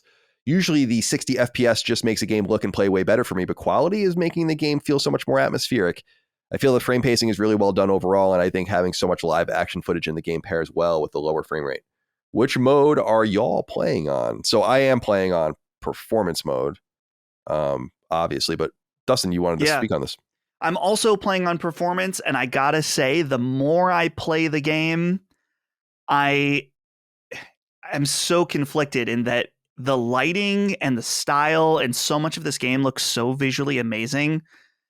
In order to get that performance mode, there are a lot of compromises, though. I'm noticing a lot of shimmery edges, and overall it's just pretty low resolution, and the upscale method they use isn't that great sometimes. It's the first, maybe not the first, but of recent memory, especially coming off of Spider-Man 2, where using performance mode, there is a trade-off, but I don't really think about it because it's minimal. I don't know about quality mode, but because I haven't really used it, I just really don't want to play at 30 FPS. But playing this on console with the performance mode, and I've seen how it looks on PC, it's definitely hurting the experience a little bit for me. Almost where I kind of wish that I would have played it on PC, though you need like insane. You can play on lower spec PCs and not use some of the ray tracing features, but I don't know. It's a give and take, because if I was playing on a PC, I'd spend too much time fucking around with it. And also I want to play it on my couch. But I don't know. Do you feel the performance mode is edgy? You know, are you feeling like it's a little stinky? Yeah, I've noticed that as well. That's why I was hoping maybe the patch would fix some of this stuff, although I haven't looked at the notes for it. But I noticed specifically, I was trying to figure it out. I figured that, or in my experience, when the light is soft, even if it's supposed to be like a artificial light, it's a softer like yellow light, it doesn't shimmer. But if it's a very bright white light, like an artificial style lamp light or something in the game, it shimmers like crazy when it hits things. It's annoying as fuck. And I do notice it. So yeah, it was in a specific place. It was really noticeable because there are all of those different light sources. So you could just go and kind of walk around this area and see how the I know light what you're talking interacts with the game. And it does become a distraction for sure. However, one thing I wanted to say, and I noticed this, and this comes from Benjamin, the warped nuclear test subject. He says, "Hey, CDC. I know this isn't a spoiler cast for Alan Wake 2. Well, that will come in good time, but I had to write in about how great the game is at building atmosphere. Every nook and cranny of this game has something to see, and there's no wasted effort. Multiple times so far, I found myself saying, this is so fucking cool, and I'm only in the 3rd chapter. I truly believe when we look back at this game year for gaming that Alan Wake 2 will be the game that stands out the most. Bravo to Remedy for this great achievement. I'm not nearly deep enough to really speak on any of that yet. I will say that in the area that I've explored thoroughly and just kind of walked around and taken my time, it feels so rich. The original Alan Wake, and this is only fresh in my mind because I just platinumed it recently in the last couple of months, is it is the bones of a game that was not what was delivered. It's the bones of an open world game. And they're stitched together in such ways where you have this great boundary or this seeming boundary of places to explore, but there's really not a lot there. There's the occasional hidden item that you can find or manuscript page or whatever. But in this game, it feels so much more tailored, and going around and exploring just the opening area, which is just this, you're in the woods. I don't think that's a spoiler. Yeah. It's fun. You're finding just little micro stories in all these different nooks and crannies if you're willing to look. And one of the things I especially like, and I don't think this is a spoiler either, is that there's a Control reference really early in the game.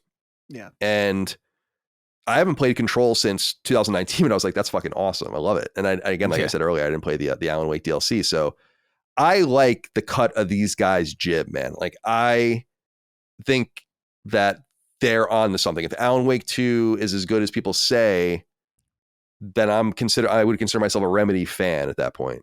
Then I'm really looking back at Max Payne, then I'm really trying to look at other things and trying to really fill in those gaps in my own experience.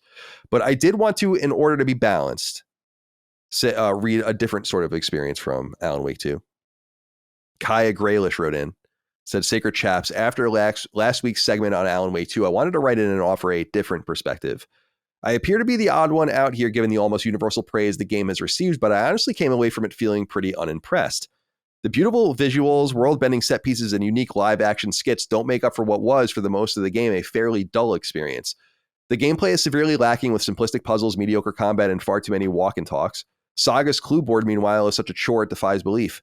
At the end of the day, gameplay is king, and no amount of multimedia experimentation, however well done, can make up for lackluster gameplay, in my humble opinion. It's so interesting because I've not seen and scratched the surface of this game at all. And I already feel like the Resident Evil influence on this game is so obvious that I'm intrigued to see how it parlays into actual regular combat and how it integrates itself better. Because again, being on the bones of the old open world Alan Wake before they went episodic and tightly structured, you're really experiencing parts of that game where it's just combat, sometimes for 30, 45 minutes at a time, where you're just going through areas. There's nothing in them. And I want to see if they can do a more Resident Evil style tailored combat experience.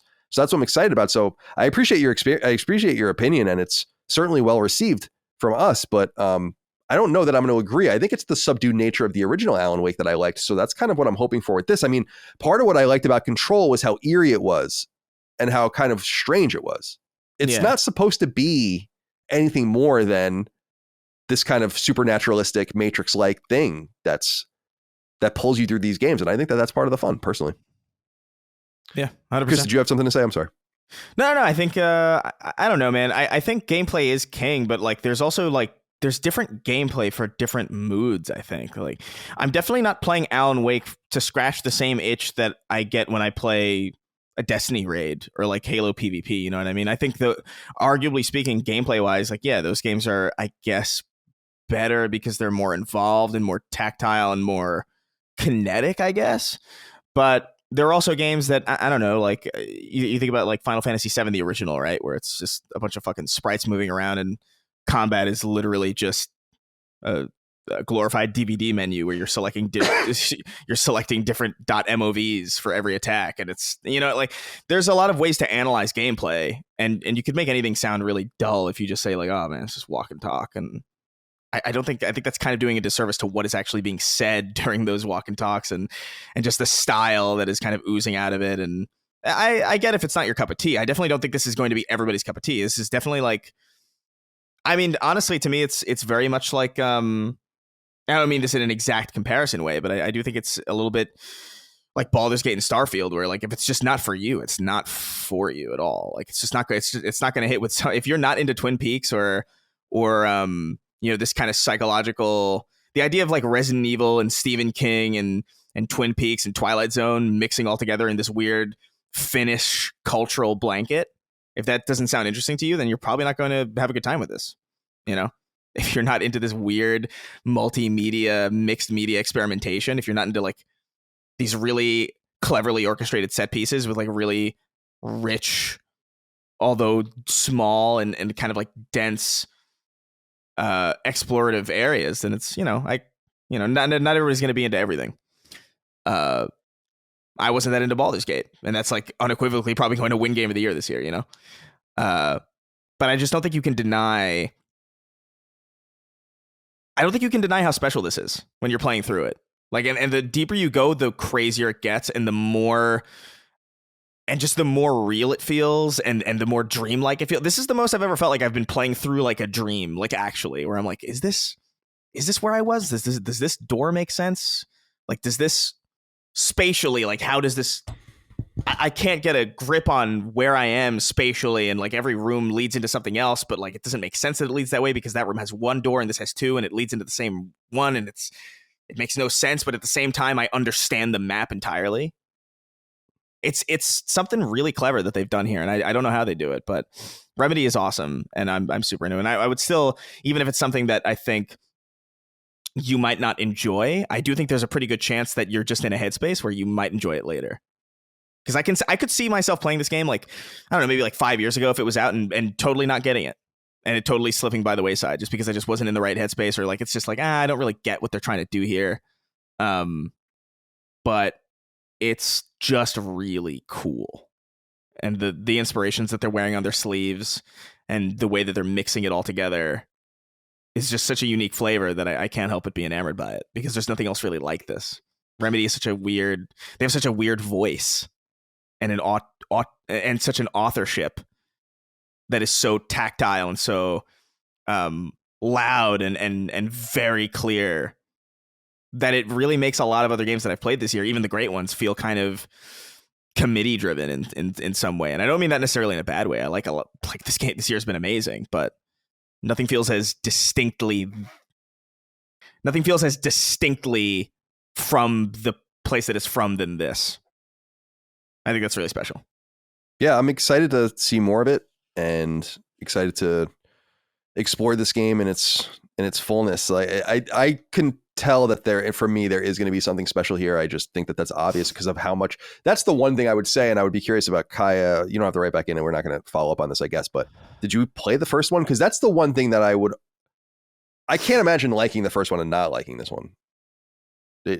Early on, it's unless you were really into Alan Wake for some strange reason that had nothing to do with the story and the atmosphere. And you know what I feel like there's a heavy influence on in the beginning, in my experience anyway, is True Detective. I wonder if they were inspired by that as well. Felt like that. It felt like a Northwestern True Detective, Pacific Northwest True Detective. Can I ask you something about it? Please. Because I know you're not a puzzle guy, and I was curious if you've really I've not encountered anything yet that has frustrated me, but I've heard that there is more. But again, only being an hour in, I've not really done very much. Right. Okay. Yeah. Fair enough. So no comment on that yet. Okay. But yeah, fair. We'll see.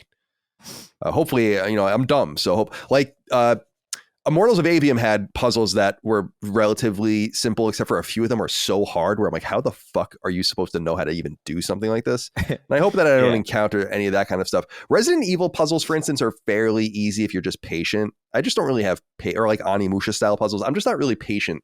So that's my problem too. Yeah. Because I feel like a lot of that stuff, I really just feel from a gameplay perspective that a lot of it feels like it's there to slow you down. And I just can't get around that. I don't like that. Yeah. What I will say about the puzzles in this game is like, I do kind of feel that a little bit, but I love the way that I don't know, man, because Resident Evil puzzles, it's always like find this fucking amulet and like find the other half and then put it in a door to unlock the door. And that's fine, I guess. But like all the puzzles in this game that I've played so far, that I've played through, have like every bit of a puzzle that you find informs you. Like it tells more, it tells you more about the world in an interesting way, to the point where it feels less like I'm finding arbitrary puzzle pieces, and it feels more like, yeah, I'm finding this puzzle piece that I need to progress, but I'm also learning a lot about this place. And they feel like very purposeful and intentional. And I love that. That is something that I have to praise them for. Well, again, we'll gather on Sacred Symbols Plus with with Hogue and Dagan and discuss the game at length next week, I think. So look out for that. Looking forward to doing that. Spider-Man 2, obviously, we just did on Sacred Symbols Plus, so you can check that out on patreon.com/laststandmedia right now if you'd like. But Matthew Ramsaw wrote in with what I think is an interesting thing that Micah actually brought up to me. He says, hey, SS, can't say that. I'm not sure if this has been asked already because I can't consistently listen to everything. I was wondering if anyone else noticed the striking similarity between Miss Micah Moriarty and the character Saga from Alan Wake 2.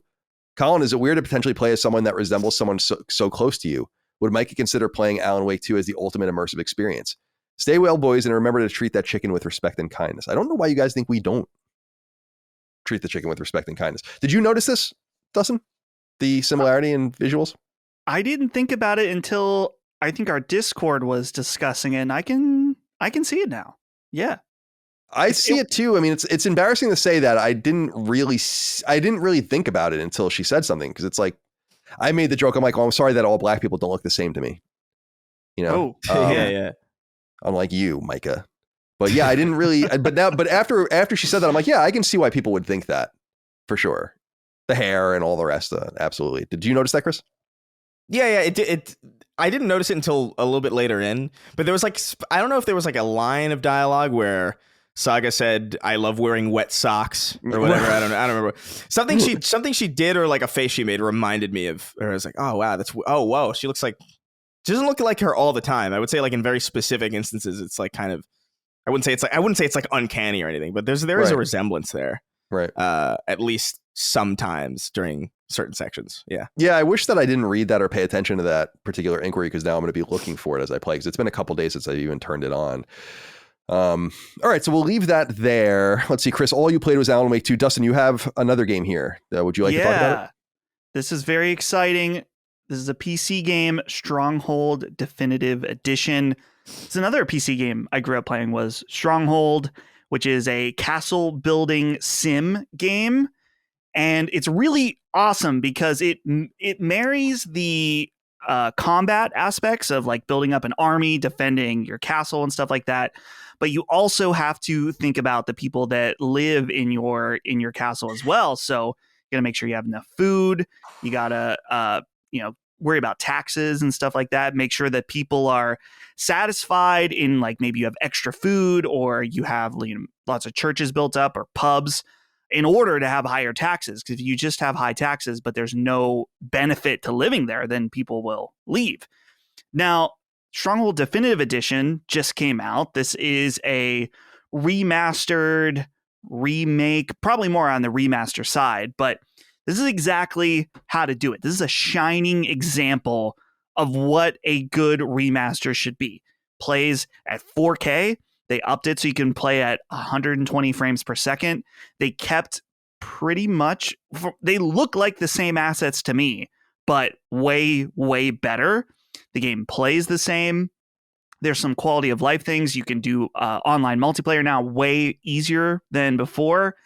And it only costs, I think it was on sale when I bought it at launch, like $12.50. It was around $10 or $15. And that's it. And for as far as I could tell from what I was playing yesterday and the day before, no problems at launch. I wasn't having any problems. I'm not saying there wasn't any, but I was just so thoroughly pleased that one of my favorite games from childhood, they did a remaster. It is super respectful and well done, and for a super affordable price, and it's out there on Steam. So if you like RTS games or sim games, I highly, highly, highly recommend Stronghold Definitive Edition on PC.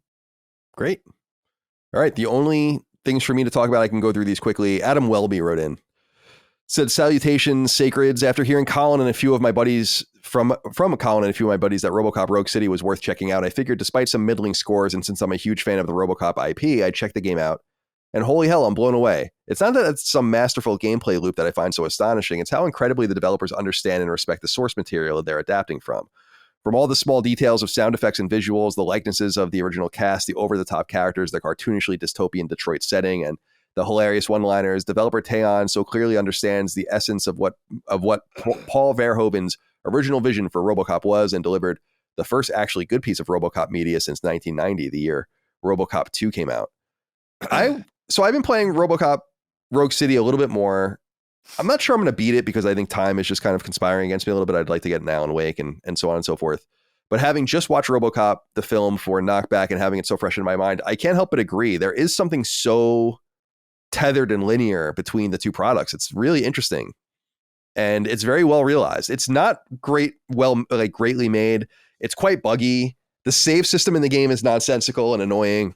I wouldn't recommend it to you unless you liked RoboCop. But if you do like RoboCop, like you really do like RoboCop, especially the first film, there might be something for you here. Maybe not at this price. Maybe you want to wait to go down. There's no doubt that it's fun to play. It's very bloody and gory, which is what RoboCop is. And it's sarcastic and biting, which is what RoboCop is. But RoboCop, I've seen some people complaining RoboCop takes so much damage and all this. And I'm like, that's RoboCop, dude. Like, you go out into the open and you're just fucking clipping all these dudes and blowing their heads off. It's fun. It's what I think a lot of people think they want from games, which is this lower cost entry point to AAA gaming. And so I think it reads that way. And there's a lot of pacing issues in this game and a lot of padding that doesn't belong. Like, you are literally giving tickets out to people in this game. You are literally walking around a police station giving a get well card to people to sign and doing and you're retrieving a person's towel when they're in the shower. Like, it's weird. But maybe it's supposed to be weird because the movie is weird too, and it's a commentary, obviously. So there's that. And then like I said earlier, I got really distracted from Alan Wake 2 by Habroxia. Habroxia comes from Lilimo, the studio I co-own, but it actually comes from the era before I was involved with the studio. They made two different games, Perils of Baking and Habroxia 1. And then I joined and we made Twin Breaker. Then we made Habroxia 2 and Super Perils of Baking. So we've gone back, and this game is available on PS4 and PS4 and Vita right now, as well as on Xbox One and PC and Switch, I want to say, as well.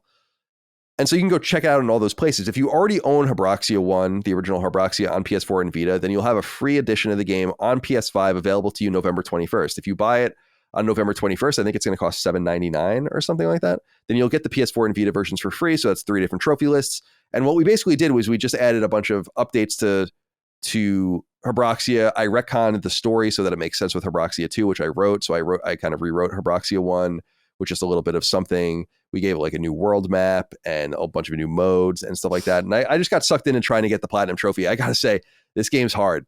I'm going to be really interested to see what people think of it. It's one of those games, as was Habroxia 2, where if you manage it and you farm enough currency, you could just make your ship really strong and beat anything. But the hard mode especially is really difficult. And so I'll be interested to see what people think of it. So Habroxia 1 comes to PS5 on November 21st, and I'll be hitting the drum over the next couple of weeks to remind people that it's coming. But yeah, that was distracting me. But hopefully this weekend, football Sunday, obviously, but I'd like to try to get back into Alan Wake 2 on Friday and Saturday if possible, in preparation for our spoiler cast, which I'm looking forward to recording. All right, my friends, that's it for that. Let's get into the news. This actually didn't even exist until this morning. There was going to be no big news this week, but finally Sony Corp has released their financials. So let's get into it and talk about some of the things we've learned today. Number one, our patience has been rewarded. Sony Corporation has revealed its company-wide financial data for the previous quarter. Specifically, this data is for Q2 2023's fiscal year, which ran from July 1st through September 30th. And the news, not surprisingly, is very good, with some caveats, of course. Year over year, Sony-wide revenue is up a staggering 200%, but profit, while substantial, is down more than 100% year over year.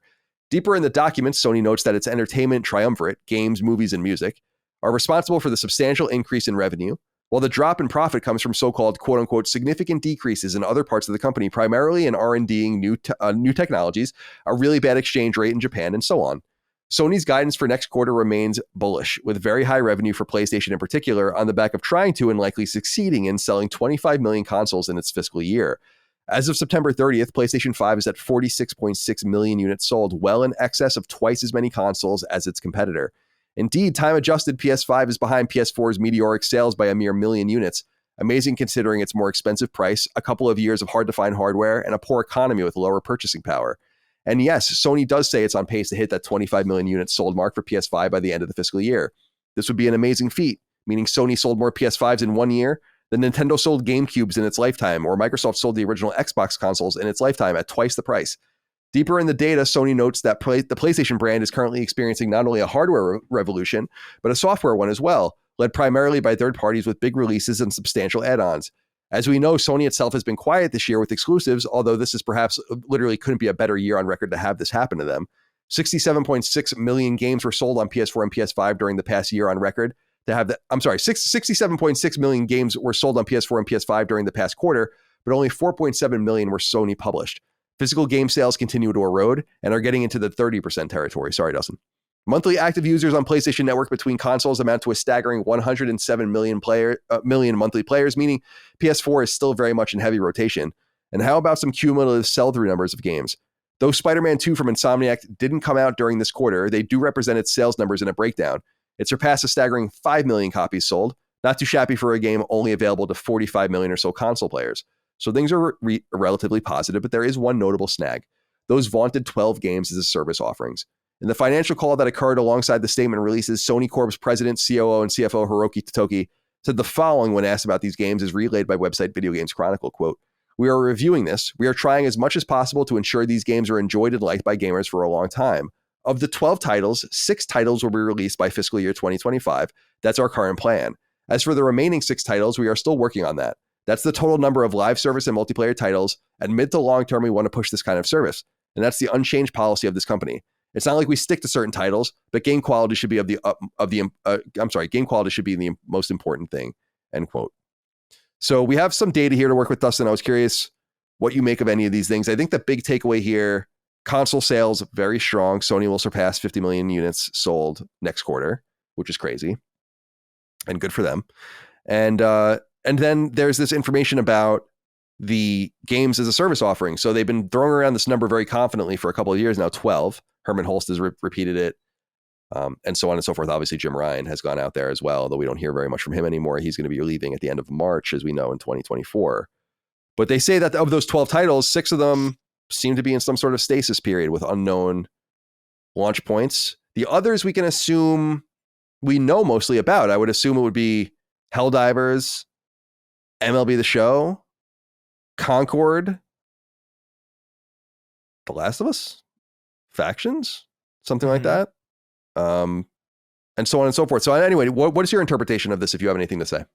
The first thing I would say about the console sales is that these numbers, and I think as you noted, do not include what I'm assuming is going to be a big boost, first of all, from Spider-Man, but potentially more importantly is that bundle that we talked about last week, the new PS5 Slim with Call of Duty included going right into the holiday season is going to be huge for sure. Like that's millions. I would imagine are going to go strictly through that bundle just because, if you're going to buy if you want Call of Duty, then you instantly there's a $70 savings right on the top if you get that bundle. So I would imagine that that's really going to help things along. And then as far as the live service games, this is in line when we're hearing stuff about these games getting reviewed. Specifically, we heard about Last of Us Factions or whatever it's called get reviewed and then reevaluated. And so I would imagine that kind of process happened with all 12 of these titles. And so only half of them are on target, right, for what he said, fiscal year 2025. But the other 6 still need some time. And I would imagine that some of those 6 are probably on some thin ice right now, depending on how things shake up in this period with review. And I think this is probably a good thing. I think PlayStation understands that when they have PlayStation Studios on the beginning of a game, there's a prestige that goes along with that. And when Hiroki Totoki says that the quality of the game is the most important thing, based on how Sony has been releasing games beginning in the PS4 era, I believe him. And so while even, let's say, only 6 of the 12 do come out and maybe only 2 of them really hit, I would imagine that they're at least not going to be complete failures. Maybe they will be, but it's clear that they're really taking the time and potentially, not potentially, very clearly the money to make sure that these at least turn out to some degree of quality, because just delaying a game out of for potentially many more years past 2025, that's millions of dollars that 6 different teams they're getting extended and they're paying for. So definitely, if we're gonna get this live service route, at least we know it seems like they're taking it really seriously. Yeah. Well, what do you have to add to this, Chris? So do you take anything from the financials of interest? The 6 games as a service seemingly kind of delayed in a mysterious way. There was some word that Hiroki Totoki said in a financial statement. I don't think I put it in here. I have to go read about it, that he might have said something that he was going to stick around as interim CEO for up to 1 year. So that would bring it 2025 calendar year, which would be interesting, and does indicate that they didn't have a plan in place, which does indicate that perhaps Jim Ryan is leaving under some duress. But I don't know. What is your interpretation of these numbers and all the rest? Yeah, I don't know. I think Dustin really nailed a lot of it, but I think my main takeaway is that I'm glad that they're not just shoveling these games out, because that is the primary fear with stuff like this, is that, like, well, the idea is, like, if it hits, it hits, and it doesn't necessarily matter how good it is as long as it hits, as long as it hits the zeitgeist, as long as it makes a lot of money. And so I'm glad that they're expending that time and those resources to making sure that they are at the very least at a quality bar that Sony has set up for themselves. I think they could probably end up biting them in the ass, because I think a lot of these games just won't end up looking like, I don't know. I've talked a lot on this show and elsewhere about just how I feel like the general, like, the layman's idea of quality is very, very skewed in favor of things that look cinematic. And I wonder, I don't know, man. I do wonder if maybe that expectation from Sony games being this kind of movie-like kind of experience, and it's like, you can see the peach fuzz on Aloy's face in the right light, and, like, you're not going to get that with these games, really. You're going to get something probably really fun and pretty cool looking, but it's not going to be to the level that I think a lot of people are maybe expecting out of Sony first party. So I do wonder if that high bar, that standard bearer that they have, might end up kind of biting them in the ass by making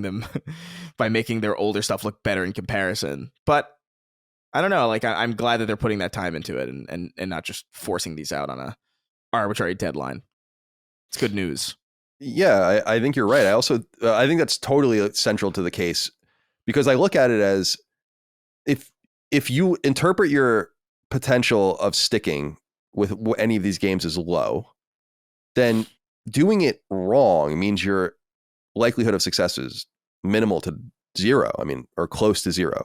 So why not at least do it right and know that you hit wrong timing, you hit wrong with the game, you hit wrong with the developer, the idea, whatever, but that you didn't half-ass it and you didn't deliver it to the PlayStation level of quality. I think you both touched on this, and I think it's an important component of it, is that, and I've said this before, and it sounds fanboyish, but it's what makes us, I think, PlayStation fans, is that there is a level of quality. That there is when the level of quality isn't hit, it's notable. When a game like Knack comes along or something like that, people are like, what is this? It's not something you hype up or go back to, although they did go back to Knack 2, and there probably would have been a Knack 3 if Japan Studio stuck around too. But I just look at it in the sense that you have to do it right. Keep the probability as high as possible. Make the dice roll as fortuitous as possible for yourself. So when you go forward, you have something very high quality, something Sony, something PlayStation, and then you see if people are interested in it. And if they're not, you put your best foot forward, even if it costs you a little bit more time and money. Because otherwise, I think they're driving off. It's like Thelma and Louise just driving off a fucking cliff. You might as well not even bother. The quality has to be there. You have to have a differentiator. The PlayStation differentiator is the quality. I think I agree. The other thing is that there's some ambition with this 25 million units sold, that they are confident that they're going to hit it. Some people are thinking that this is going to come by way of this new console being sold with basically free games in tow. And I'll be interested to see how that works, because it's not just Modern Warfare 3. Spider-Man is in those bundles. Spider-Man 2 is going to be in a bundle as well, or is already in a bundle, and so on and so forth. They're going to sell many millions of these units, man. It's going to be interesting. If they hit their numbers, they're going to be close to 60 million by the time they report for the fiscal year, which is halfway to PS4. So not so bad with supply constraint, more expensive unit, horrible economy, inflation. Pretty impressive stuff. That's why I'm a little confused. I still go, well, let me get to this inquiry here and we'll get into it. Abdi wrote in and said, hey, gents, Sony financials are out today, something I'm sure you'll cover in the news section. You're right. One thing that caught me I can't read today. One thing that caught my and most others' eye is the delay of half of their planned live service games and some of their first party games, what are your thoughts on this? And does this change your analysis of the departure of Jim Ryan and Connie Booth? Thanks and have a good day. Yeah, in some way, I think the more we learn, the more you look at the situation a little more skeptically. Because when you kind of, you don't have to do anything, but I kind of look at situations based on just the evidence in play. So when I see Jim Ryan able to announce his own retirement, there seems to be a plan in place. There's some shady and weird things like you don't have a replacement in mind. All right, you take that into account. But you look at it and you say, like, this seems relatively normal. He has kind of set up in his interviews how much he hates to travel. I think that was an important component of me being like, no, this seems to be a somewhat authentic retiring. He's talked for years about how much he fucking hates traveling and how he has to be in all these different places every month. But then you see kind of some of the results. I mean, some of them are very positive. PlayStation is churning record revenue, but the revenue is not profit or operating income. And I think that that's going to become the biggest and more increasingly dire problem for them. As we said earlier, The Last of Us is a great example, a benchmark of 70 million to 200 million to 350 million, but selling the game for basically the same price. You can't extract value out of that. So it's hard for me to blame Jim Ryan because I don't think we have enough information. And I also don't think that the play was a bad play. And I think people are making assumptions. I really believe that people that think that games as a service for PlayStation is a bad play are really ostriching their fucking heads in the sand 100%. Why don't you see it for what it is? A necessity that can help the games we love survive, that you're going to need the money from these products if we want to keep hitting that incredible benchmark of quality. I don't know. It frustrates me that people want to throw Jim Ryan out with the bathwater when it's like, I don't know that we have all the information yet. We just don't know. The Bungie purchase, like I said earlier, I think is probably the biggest wound because it looks like a lemon, but who knows? And if The Last of Us turns out great and Helldivers is well liked and Concord is fun and all those things, I wonder what people will think then. I just don't know that we have the requisite information, but I'd be lying if I didn't say that I was more skeptical about the nature of his exiting now than I was last month. Connie Booth, it's hard for me to believe that she would have any responsibility for anything. I mean, as far as I can tell, Connie Booth was kind of working with first and limited second parties on the West Coast. So it is possible that something like Deviation and their failure happened under her and all of that. But it's also true that all these other games and products have come out of there as well. So there's more to be said there. I think Jaffe would have more insight on that than I do. But is there anything left unsaid about this topic before we move on to the end of the show? No? Good. I can't Dustin, think of anything. Do you have a thread on your shirt? A thread? Yep, down. I do. How'd you see that through Zencaster? Yeah, I've been staring at it, and I think I realized that I thought it was like, oh, it must be a design on the shirt that's not coming through. There it is. I'm gonna give this away. You should. Sacred Symbols thread lore now. Hell yeah, dude. It's like the thread of Jesus's cloak. Oh, he was walking with the cross, or like one of JFK's skull fragments. All right. We end every episode of Sacred Symbols with 6 questions, comments, concerns, thoughts, and ideas from the audience over on Patreon, patreon.com/lastdaymedia. We couldn't do it without you, and we appreciate your support. Most of you support us at $5 or up a month, and that's really appreciated. $5 is the perfect place to be. Early ad-free access to exclusive access to Sacred Symbols, plus early ad-free access to this show and all of our other shows. The low price of $5 a month. It really helps us do this, so thank you for that. Art Vandalay, who wants to be my latex salesman, wrote in and said, hello, fellas. In the last episode, Dustin said that people don't drift away from console gaming as they age. I strongly disagree, as most mainstream gamers do abandon the hobby as they take other responsibilities in life, such as jobs, wife, and children. This point is critical to understand what's happening in the games industry right now. As the COVID bubble bursts and the population ages, growth is stagnating. Could we already be past hardcore gaming's peak? Keep it up and thanks for all that you do. Dustin, you were called out here, and so I'll let you go first. I'm curious what you think of this. Are we past hardcore gaming's peak? Post-hardcore? I honestly don't even remember saying this last week or what I said or what the context was, but I think that COVID definitely screwed up the perception of how many, I guess, hardcore, we'll say console game players specifically, because I think a lot of people did get consoles that maybe phased out of it once they went back to work and stuff like that. This is all going to be purely conjecture from me, but I feel like more so now, gaming is an acceptable hobby for adults than 10, 15, 20, whatever in the past, than ever before.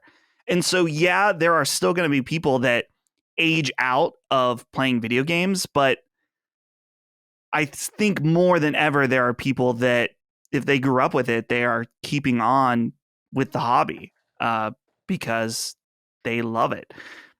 There's always going to be people that change as they grow up, but I don't know. I wouldn't necessarily say that people growing out of console gaming is the exact same as comparing the peak of the COVID bubble. I think that we're comparing something that's a very specific world event situation that forced everyone to be at home, and some of them with no job and nothing to do. So I don't know. Do you think I'm on point here, or do people still phase out of gaming just as much as they did before? No, I don't see any evidence that people wash out of gaming any more or less than they would wash out of any other form of entertainment. You know, it seems like I agree with you that gaming is more relevant in the age of adults today, that it's not peculiar to be in that space. You're totally right about all of these kinds of things. I think, well, let me get you involved first, Chris, before I say what I have to say. Do you think we're past hardcore gaming's peak? Because the way I interpret it is, and Dustin was touching on this, was gaming is so ubiquitous throughout life and throughout age now that I think we've come to discover that the term gaming is all encompassing and doesn't really talk about what we're talking about for most people. And that there almost needs to be a better series of words to describe where we are and where other people are, and that they're not all the same, and that our space might actually be eroding, even though more people are gaming than ever. It might not even matter to us. Yeah, I don't know what to make of it, because I feel like I have some friends who are maybe like, I think about 10 years, maybe 6-7 years younger than me, and they specifically they have parents that play games, and that is inconceivable to me. Like, that is like just completely beyond my experience at all. Like, I just don't have that. That is not something that I could even remotely relate to, but that is going to continue to be more common. I think the fact that, I mean, I'm only like about to be 30, you know what I mean? So I have to imagine that as time goes on, it's going to be more and more common. So no, I don't think we're at the peak yet. I think we might be at a threshold for what is available now, and for the experiences that are available now, and the people who have the time to do these kinds of things. But if you don't think retirement homes are going to be full of people doing like LAN parties and you know what I mean? Like, I think that's very much a real thing that's going to happen. There's going to be old people calling each other things that they should not call each other in nursing homes over like games of, I don't know, Quake or whatever the fuck you want to call it, whatever they're playing. You know what I mean?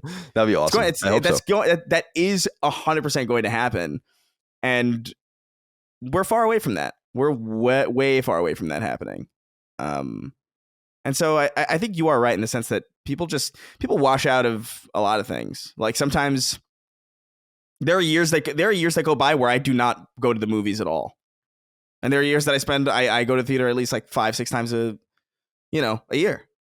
And I think that's kind of normal to kind of ebb and flow in and out of these kinds of things. Even I've taken breaks from games for like a year or something, just to do other things. I don't think it speaks to anything really.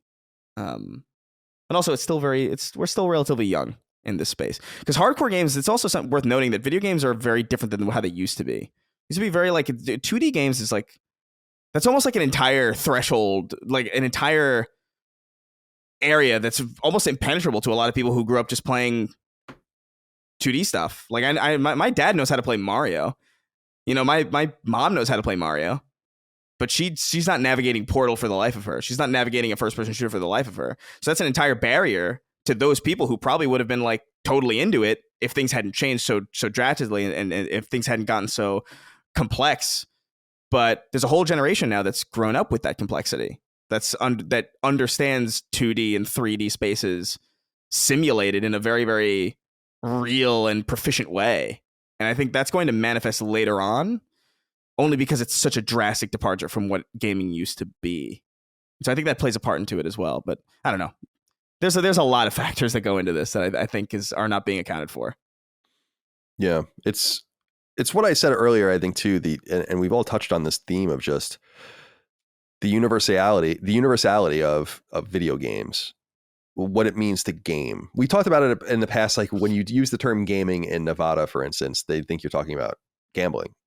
And yeah, that's just one example of what is it to play games that we care about? What is the definition of the hardcore gamer? I think Sean Layden goes into this a lot, or did go into this a lot, about how the idea, and we brought this up in the past, of this kind of never bending number of 250 million people that come and go in such a way that that's always the size of the hardcore gaming apparatus since maybe the PS2 era. And it just hasn't grown, but it also hasn't really shrunk.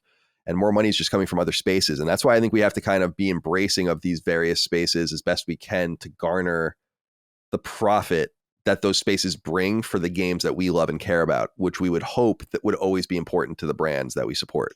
And I think that that's relatively true. So it's, are we past hardcore gaming's peak? I think we're just within it and remain within it.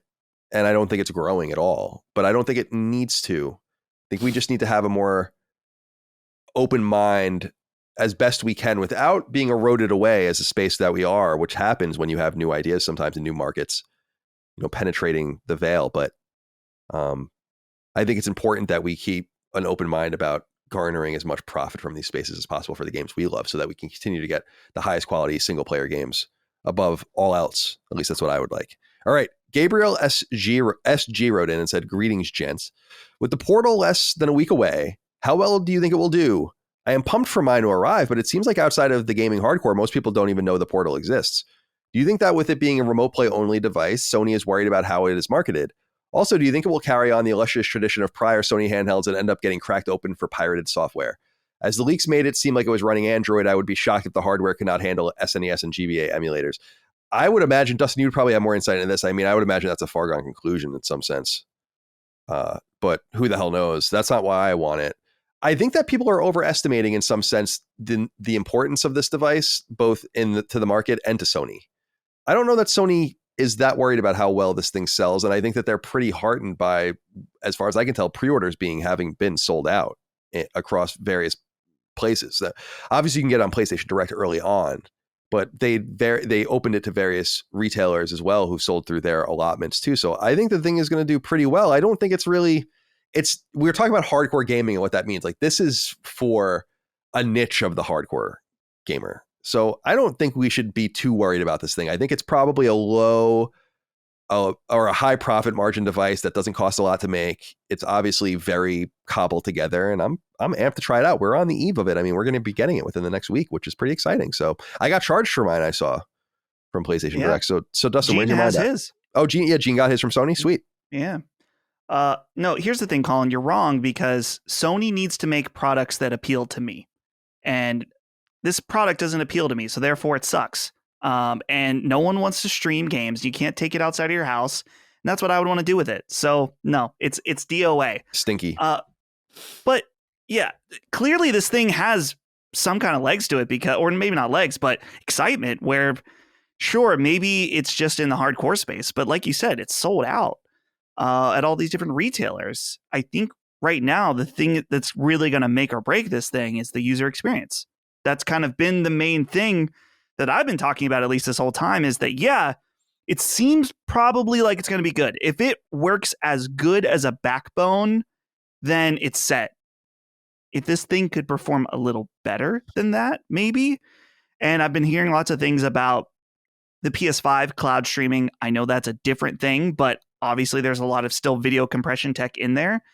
This thing has some kind of secret sauce to it that is really impressive, then I think this thing will be really popular, and it will always not, it's not going to be appealing to everyone. Like you said, Colin, it's a niche among the niche of hardcore gamers really that want this thing. So I think, like I said, it's really going to just depend on the user experience. And we're going to know very soon. I mean, as I said, people like Gene Park and other people in the industry have it now. So there's going to be reviews very soon. So yeah, I should we have text that to look forward to. I'm going to do that actually in a moment.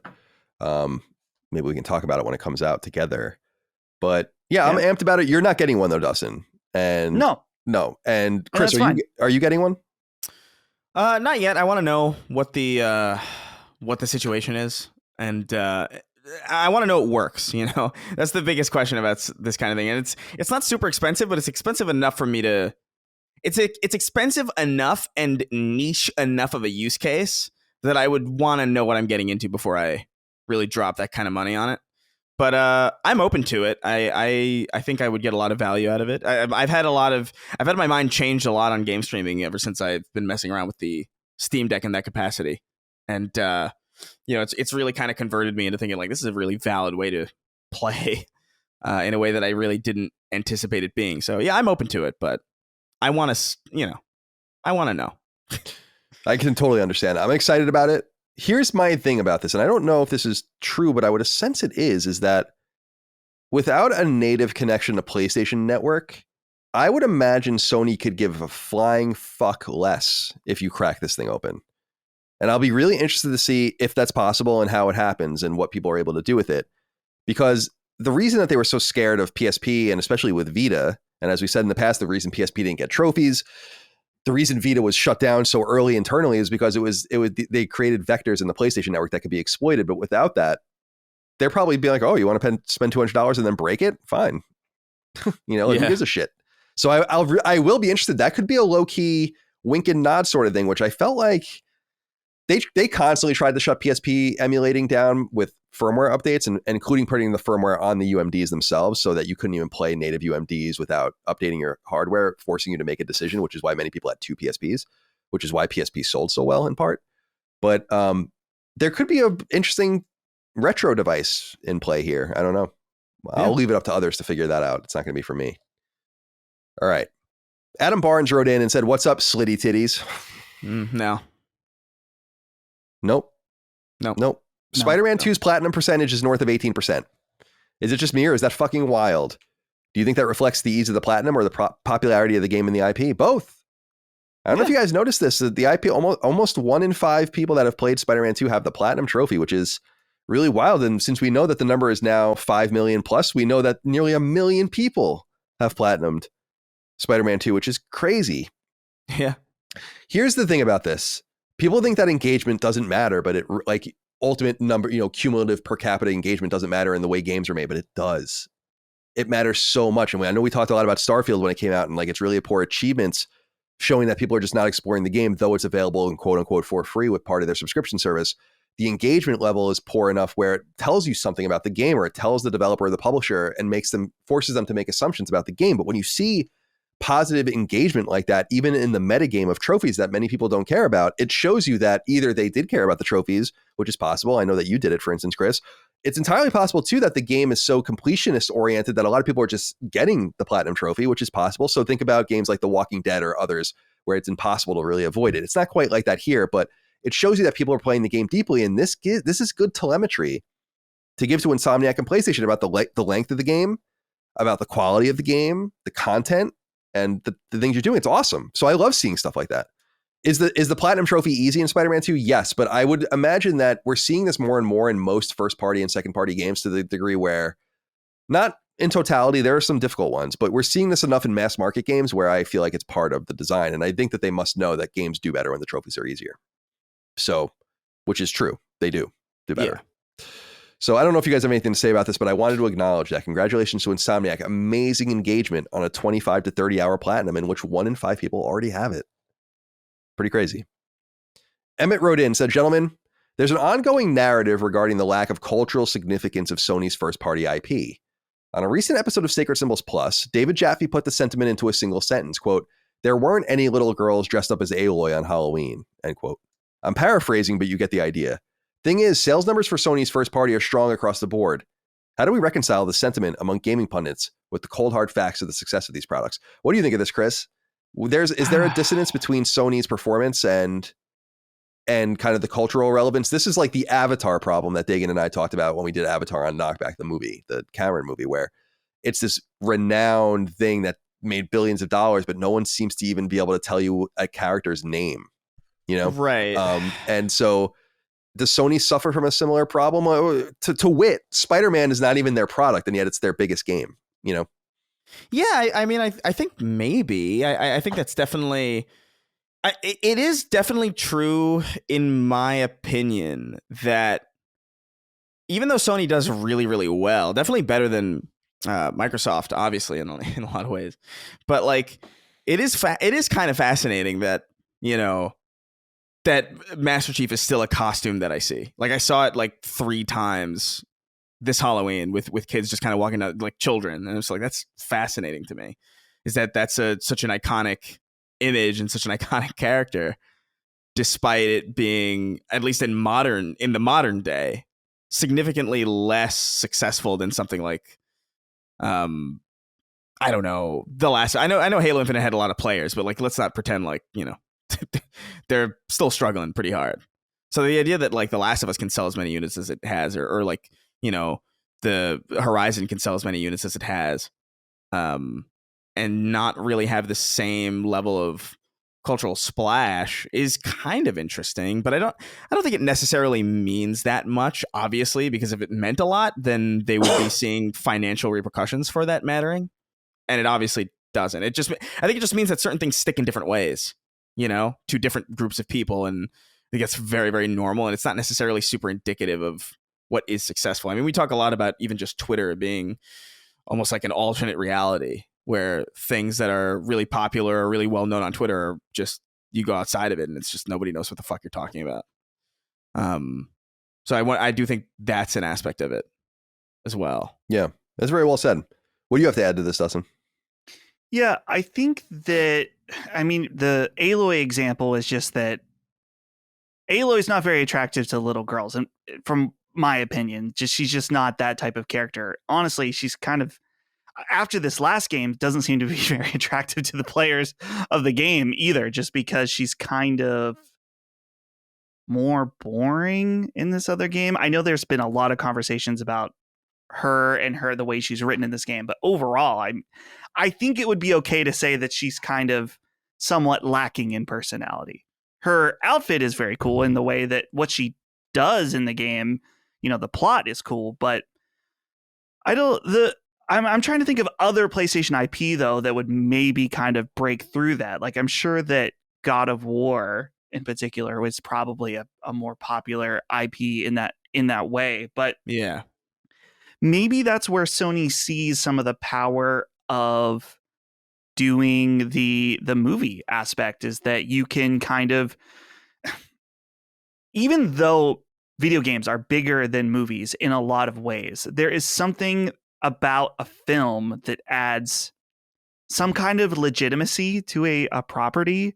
Like, I remember growing up, the idea of like, whoa, they're going to make a movie. That was kind of the top tier thing, that if a movie gets made of it, then that means it's reached the peak, basically. And I think there's still some of that mindset out there. And so when we see some of these more, I mean, I guess we've had Uncharted, which is kind of the biggest tier, and that really didn't move the needle as far as Uncharted as a property, but it was also not married to specific games coming out. So when we see Horizon on Netflix and God of War on Amazon and other stuff like that, is that gonna move the needle?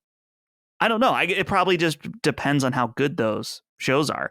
Maybe then, depending how well that Netflix show does, we could see little girls dress up as Aloy or something like that. But I think it's really dependent on their quality. But yeah, Sony does seem to have this problem in particular. I guess Xbox does too, outside of Master Chief. I'm trying to think. But is it a problem though? You know what I mean? Like, is it a problem if they're still making a shit ton of money and they're still like the leader in a lot of these? Obviously, Nintendo's on a different wavelength than everybody else. Sure. But yeah, I guess kids aren't dressing as like Nathan Drake at the same volume that kids are dressing as Master Chief. But does that really matter? I mean, you could say the same thing about the way, The Last of Us had an HBO show.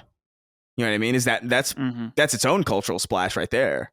Like it's in a different demographic, I guess, because children aren't watching HBO, but I think that still matters. And so I just think it's different. Also, I don't know, man. Aloy's a complicated costume. Yeah, that is. I thought about that too. Yeah. Yeah, I think there's a problem with Jaffe's contention about Aloy and little girls dressing up as her or whatever, where I'm like, I'm not really, I mean, games are for anyone and little kids play them, little girls play them, and women play games. But I'm going to imagine most of Horizon's fan base is adult men. And so that are not going to dress up as Aloy. But also, it's funny, you brought up Drake. My nephew Dash loves PlayStation and wonder why. And he has Nathan Drake's ring. He wears it around his neck. And that's about like his little thing. And I'm like, that is so nerdy. Your friends probably have no fucking idea what you're even talking about.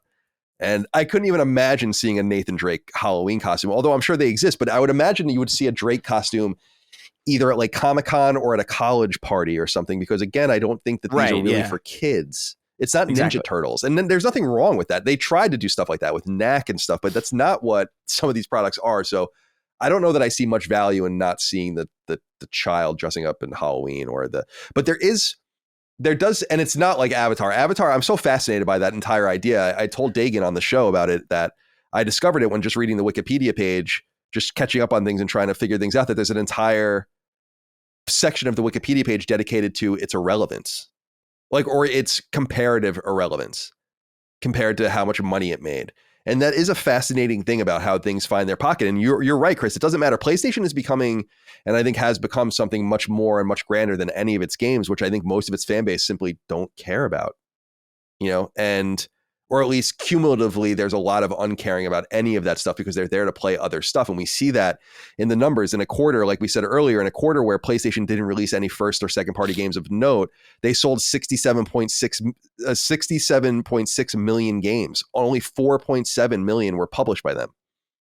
Yeah. So, I mean, it is what it is. And it's sad. And I don't know what will change that, but I don't know that the Halloween costume is a good barometer. The HBO show is a great point. Like, that is the ultimate barrier of adult content, mature content. All right. Charlie wrote in and said, all right, fellas, first time, long time. Congrats on the wedding, Colin. Been an avid listener for many years and wishing you and Micah many happy returns. Thank you. So I went down a bit of a rabbit hole on YouTube on PSVR 2 videos. It seems there is a lot of cool stuff going on in that space, and it's sad to see it's not getting the coverage it deserves. Have you guys been dabbling anymore? I know Dustin was getting into GT7 a few months back, but not sure if Chris or Colin have dived in lately. It doesn't seem like it's getting much love on the big gaming websites or even the world's biggest PlayStation podcast these days. With this in mind, what chance does it have? Perhaps we should try to give it some love like you did with the Vita back in the day.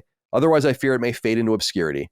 Chris, have you checked out some VR shooters? We love your passion and highly respect your opinion on shooter mechanics, especially, and would love to hear your thoughts on some PSVR 2 shooters. What do you guys think? Can we give it some more love? What do you think of this, Dustin? Let's go to you first, because you're kind of the most PSVR 2 connected. Here's the thing about this. I don't really drive my content based on what does well. I know that's very strange, but we have an audience that kind of is down for whatever. They like the content.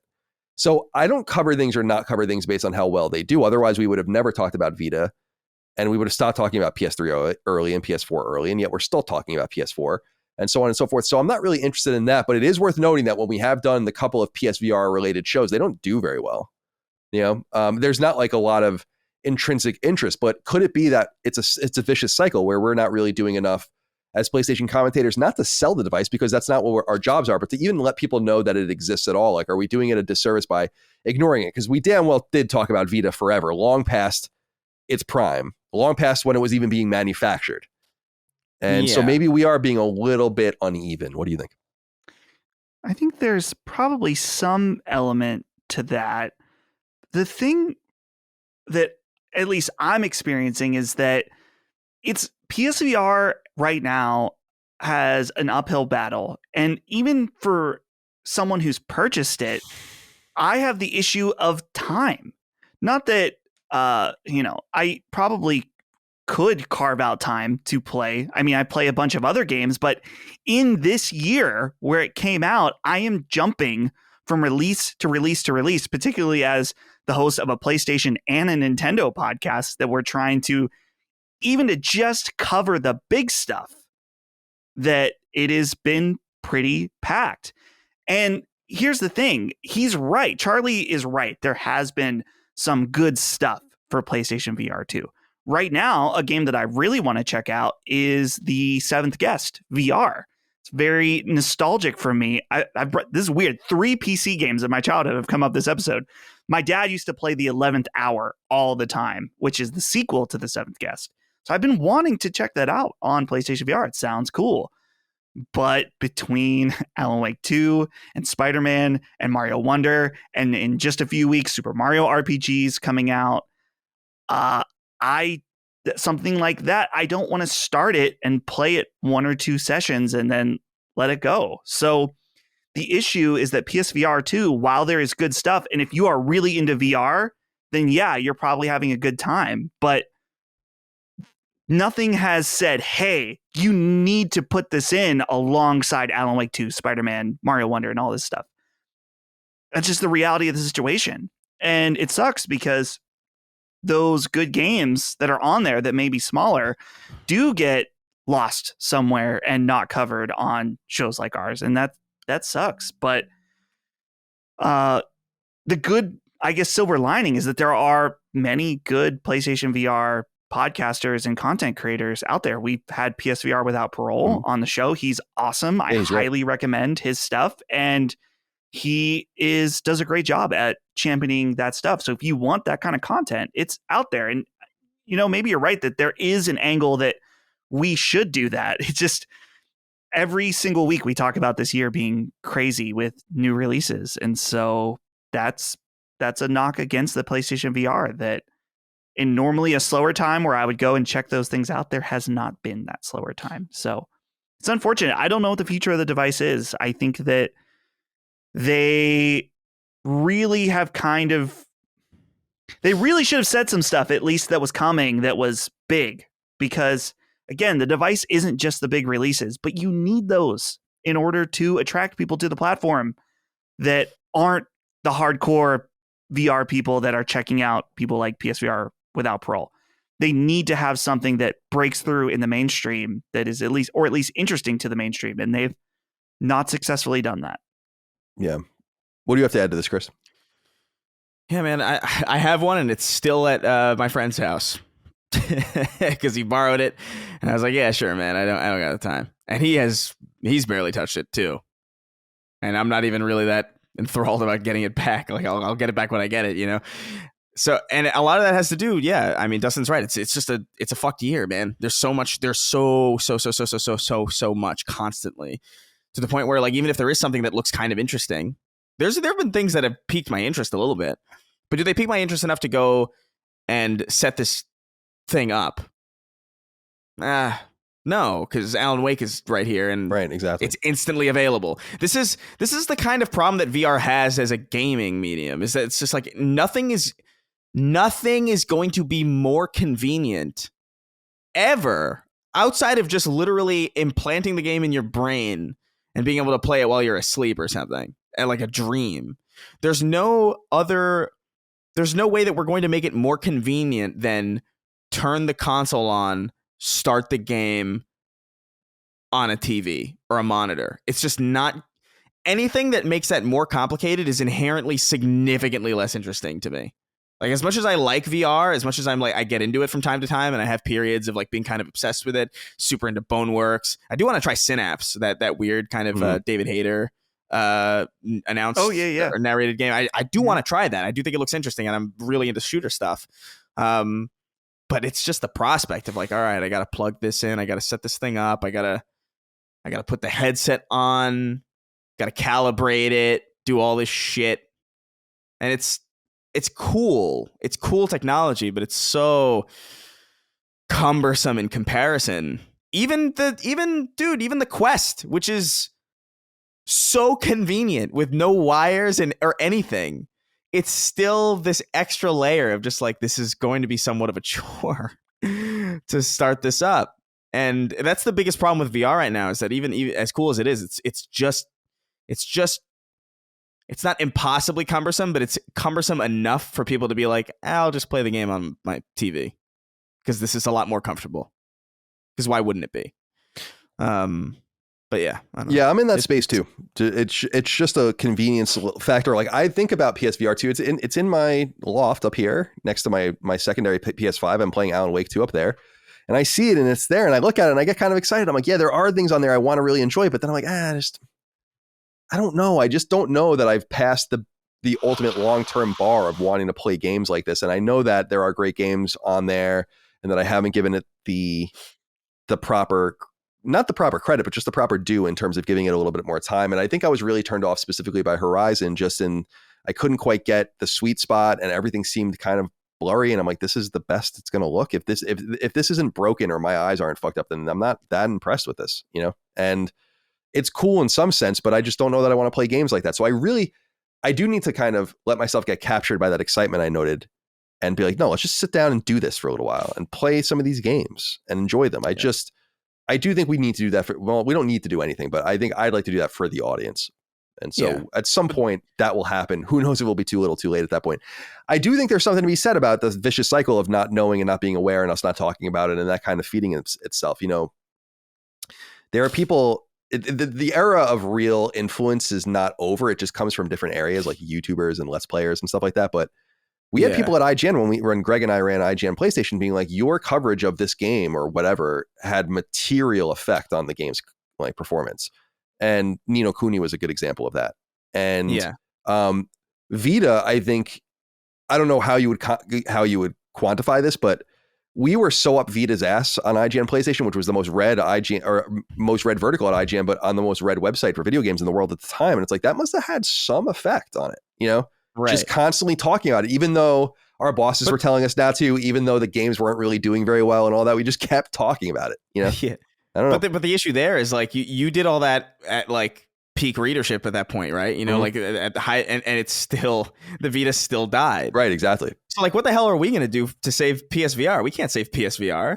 Sony has to save PSVR, and they're kind of not doing that. Yeah, it's funny too, because there's a lot of games too that I think it's so funny playing through Alan Wake, because sometimes I'm thinking about Alan Wake and I'm like, this would make a fucking dope VR game, actually. Like it's entirely oriented around it in some way, where it's like it's meant to kind of fuck with you. It's all about light and shadow and the idea of like flashlight in one hand, gun in the other. It's like, I feel like that'd be pretty fucking cool, actually, and that would actually get my attention. Granted, it's not Remedy's responsibility to make something for that platform, so like I get why it doesn't exist, but it's funny because there are some games that I think would really do well on VR that just aren't there, and then you have the games that are, and they look fine, but they're not. I don't know, man. They're not capturing. They're not capturing my attention at all. Granted, it's just not a good year for them. Yeah, it's a bad year for it. It's also unclear what their intention even is and what their expectations are. Not that they need to really be illustrative of that, but it's a bad year. You're right. It's worth noting, we talked about the financials. There was no PSVR 2 anywhere in those financials. So they're obviously not that thrilled with how it's doing, I don't think.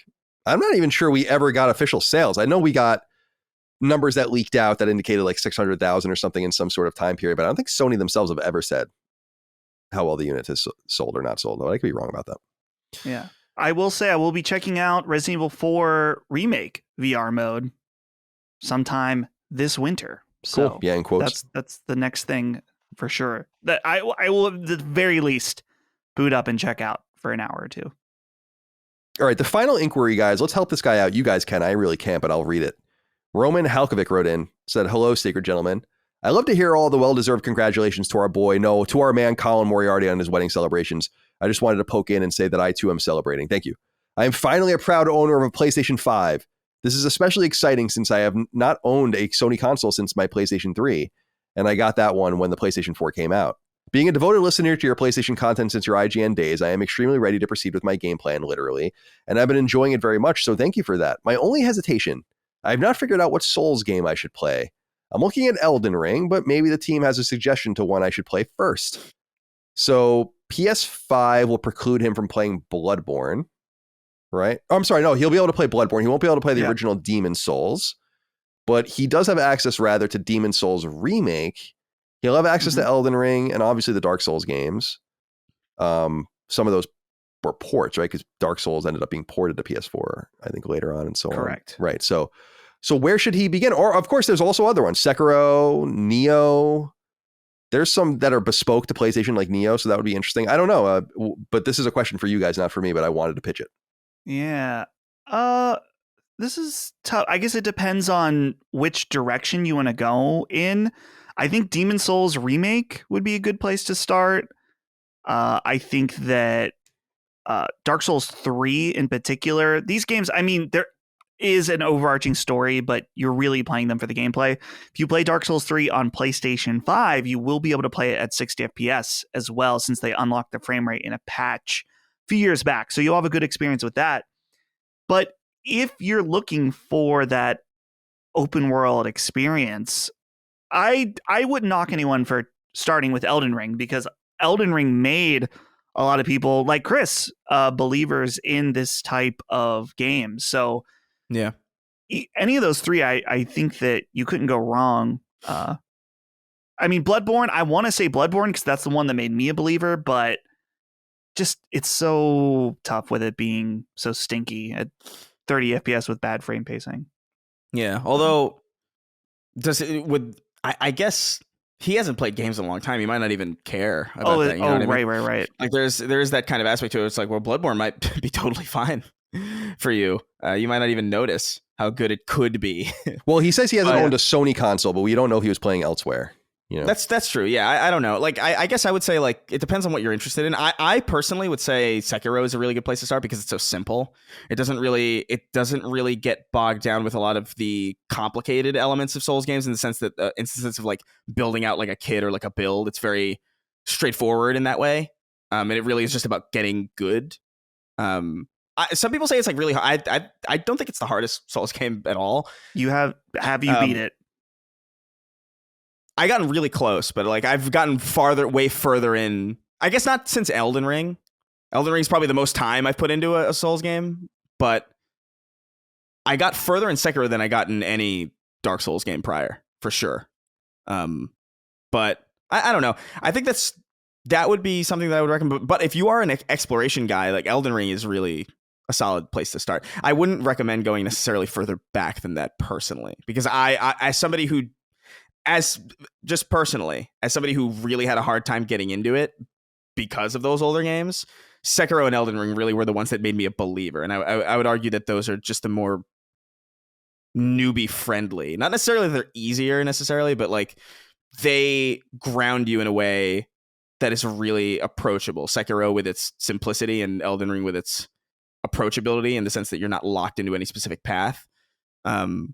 Previous games are a little bit more rigid with that stuff. But if you like that stuff too, I mean, go check it out. I don't know what you're into playing, you know? That hinges a lot on recommendations. Yeah, certainly. Yeah, we'd be interested to know in this. I mean, we'll not follow up on it, so don't worry about it, Roman, but what were you playing on? So we would have gotten a little bit more of a insight into that. You know, I was thinking about it as you guys were talking. I beat a vast majority of the games I play, and I have never beaten a Souls game. And I've played to varying degrees the original Demon Souls, Dark Souls, Bloodborne, Elden Ring, Sekiro, Nioh. These games just beat my ass. Just bad. Bloodborne's the one I got by far the furthest in. And I really just stopped playing Bloodborne because something else came out, and then you can't go back, you know? It's like very hard to go back. I'm like 40 or 50 hours in. I know how to play now. I've struggled this far. It was like a fucking torturous situation anyway. And now getting I'm supposed to go back. Reacclimated is crazy because the game assumes that the game assumes that you are acclimated to however far you are in. You know what I mean? So right, like exactly. if you take like a break and you're like 20 hours into Bloodborne, you're in a rough spot. It's part of why I had a hard time going back to Elden Ring, because I was like 90 hours in. I think I have exactly 99 hours in Elden Ring. And then I went back and I just sucked immediately. And I was like, I know that game's a little bit more approachable too, because you could just go through the path that you went and kind of acclimate again. But I was like, there's too much else.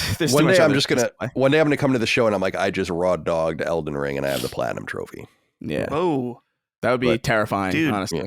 Well, what's going to be the problem is when that Elden Ring DLC comes out. This comes back to that DLC conversation we had either last week or the week before, where about being integrated into the story, where I'm gonna have to replay at least a very large portion of Elden Ring in order to play that DLC, because it's going to be most likely, if it's like the other From Software games, it will be, you gotta do some weird thing in order to get into the DLC area. It's very annoying. It's one of my least favorite parts of From Software games is how they've done DLC. Did we have a solid time frame on when that was supposed to come out, by the way? Because I had friends who were like really into it who said like, yeah, I think it's this month. And I was like, are you sure? I don't know. Let me see. Elden I don't know. Ring DLC. I heard that in October, and it clearly is not October. So yeah, I don't know what the hell the situation is. I feel like that. This might be prime for a Game Awards reveal, because with it winning last year, they could say, hey, here's the DLC. It's out March or something. That would be a fucking nutty Game Awards to get Elden Ring DLC and GTA 6. Dude, yeah. That's nuts. And here's the thing, too, is that the Elden Ring DLC, there's like some part of me, I don't want to give anyone false hope. There's no reason to believe this. There's part of me that just, it kind of like Cuphead that turns into, I guess Cuphead still remained DLC. I'm trying to think of a game that the DLC eventually became, it's just a whole new thing. They're like, hey, this is just separate. That would be awesome. Or if it was Elden Ring 2, I mean, that would be. Well, you'll definitely get that, I would assume. Yeah, easily. I think Bandai Namco is again, I don't really I personally don't want Sony to buy anyone, but in terms of the consolidative efforts of the industry lately, it's like that would be an obvious target. Yeah. To rectify old wrongs and also just to kind of double down on the Japanese-ness of PlayStation's brand with all the anime licenses and stuff. I think it would be interesting, but nonetheless, good luck out there with your Souls games. You have some options there, Roman. Thank you for writing in. That's it. That's all we have for this episode of Sacred Symbols of PlayStation podcast. Let's say goodbye to everyone. Chris, goodbye to you, my friend. Yeah, goodbye, guys. I'm surrounded by tissues. Yeah, good. At your computer desk. Yeah, where's your lotion? It looks mega suspicious, I have to admit. Yeah. It looks like if anybody wandered in here, I would have a rough time explaining. Yeah, fair enough. Well, feel better, my friend. I hope that we find you in better shape next week. Dustin, goodbye to you. Goodbye. Tonight, I think I want to leave the house. Not that I'm not quite like you, Colin, where I'll go I mean, you leave. How often do you say you leave your neighborhood? Leave my neighborhood. Yeah, not just a dog walk. Probably less than once a week. Yeah. I'm not quite that level. Yesterday, I was thinking, I was at home all day and I thought, I kind of want to leave. I want to leave the house, but it's like, what am I going to do? I have nothing to go shop for. Mm-hmm. I've got food at home. So I stayed at home, and tonight I still have food at home, but I think I'm just going to tell Holly, I got to leave. I got to go. Maybe we'll go to the chop shop or something where we went and had our company dinner. Oh, yeah. Yeah. That one night. Yeah, that was nice. Yeah, why don't you just wander around in the woods in a fucking fugue state? Oh. Yeah. That'd be cool. Eat whatever you find. You got ticks out here, though, in Pennsylvania. Oh, yeah. You got to be careful with that. Wear socks. Careful. Deer ticks. You get limes. Yeah. Limes. Yeah, Lyme's disease. Is it Lyme's disease? It's Lyme's disease, right? Plural. I don't know. It's from Lyme, Connecticut. I thought it was Lyme disease. That's what I'm saying. But maybe it is Lyme's disease. It could be like Lyme's, but it comes from the town of Lyme. I got Mandela the other day with this because I thought it was I don't know. Whatever it is, I thought it was the opposite. I can't remember if it was Lyme's or Lyme. Pittsburgh area. It doesn't matter. It could be Lyme. It could be Limes. Dude, people in Pittsburgh add S to anything possible. For example, I remember people always, when we got Panera bread, it's Panera's. You got Aldi, going to Aldi's. Right. I totally understand that. Targets. Well, maybe not Targets. That might be a little egregious. Maybe the most hardcore. Fucking egregious. That's because you guys are fucking illiterate. Oh. All right, my friends. Well, it's good to be here with you guys today. Thank you. It was a good long show. Back over 4 hours. I know some people were hoping we would did get it. back over for us. It's all based on the news they give us out there, and it's getting a little more newsworthy. I think it's going to get a little crazier as we get towards the VGAs, and that will certainly be a crazy episode as well. But so please look forward to it. And of course, Game of the Year and all the rest that we have going on later in the year. All right, my friends, thank you again for your time. Appreciate you. Thank you all out there for your love, kindness, and support. Patreon.com/LastStandMedia for early ad-free access and to support us. LastStandMedia.store for merch, free shipping on all stickers in the United States, but shirts and other things as well. There, hats, sweatshirts, and so on. We'll see you next time. Until then, goodbye. See ya. Take care, guys. Sacred Symbols, a PlayStation podcast, is a product and trademark of Last Stand Media and Collins Last Stand LLC, and is proudly recorded in the USA. The show is conceived by, is written by, and is directed by me, Colin Moriarty. My co-hosts are Chris Raygun Maldonado and Dustin Furman. The show is produced by executive producer Dustin Furman. It's edited by associate producer Ben Smith. All of Last Stand's theme music is by my best friend, Ramon Narvaez. As you know, all of Last Stand's shows, including Sacred Symbols, are fan-funded on Patreon at patreon.com/laststandmedia. The following names are at the producer level on Patreon, our highest tier, and we're grateful for your thoughtful and kind contributions to our independent endeavor. Thank you.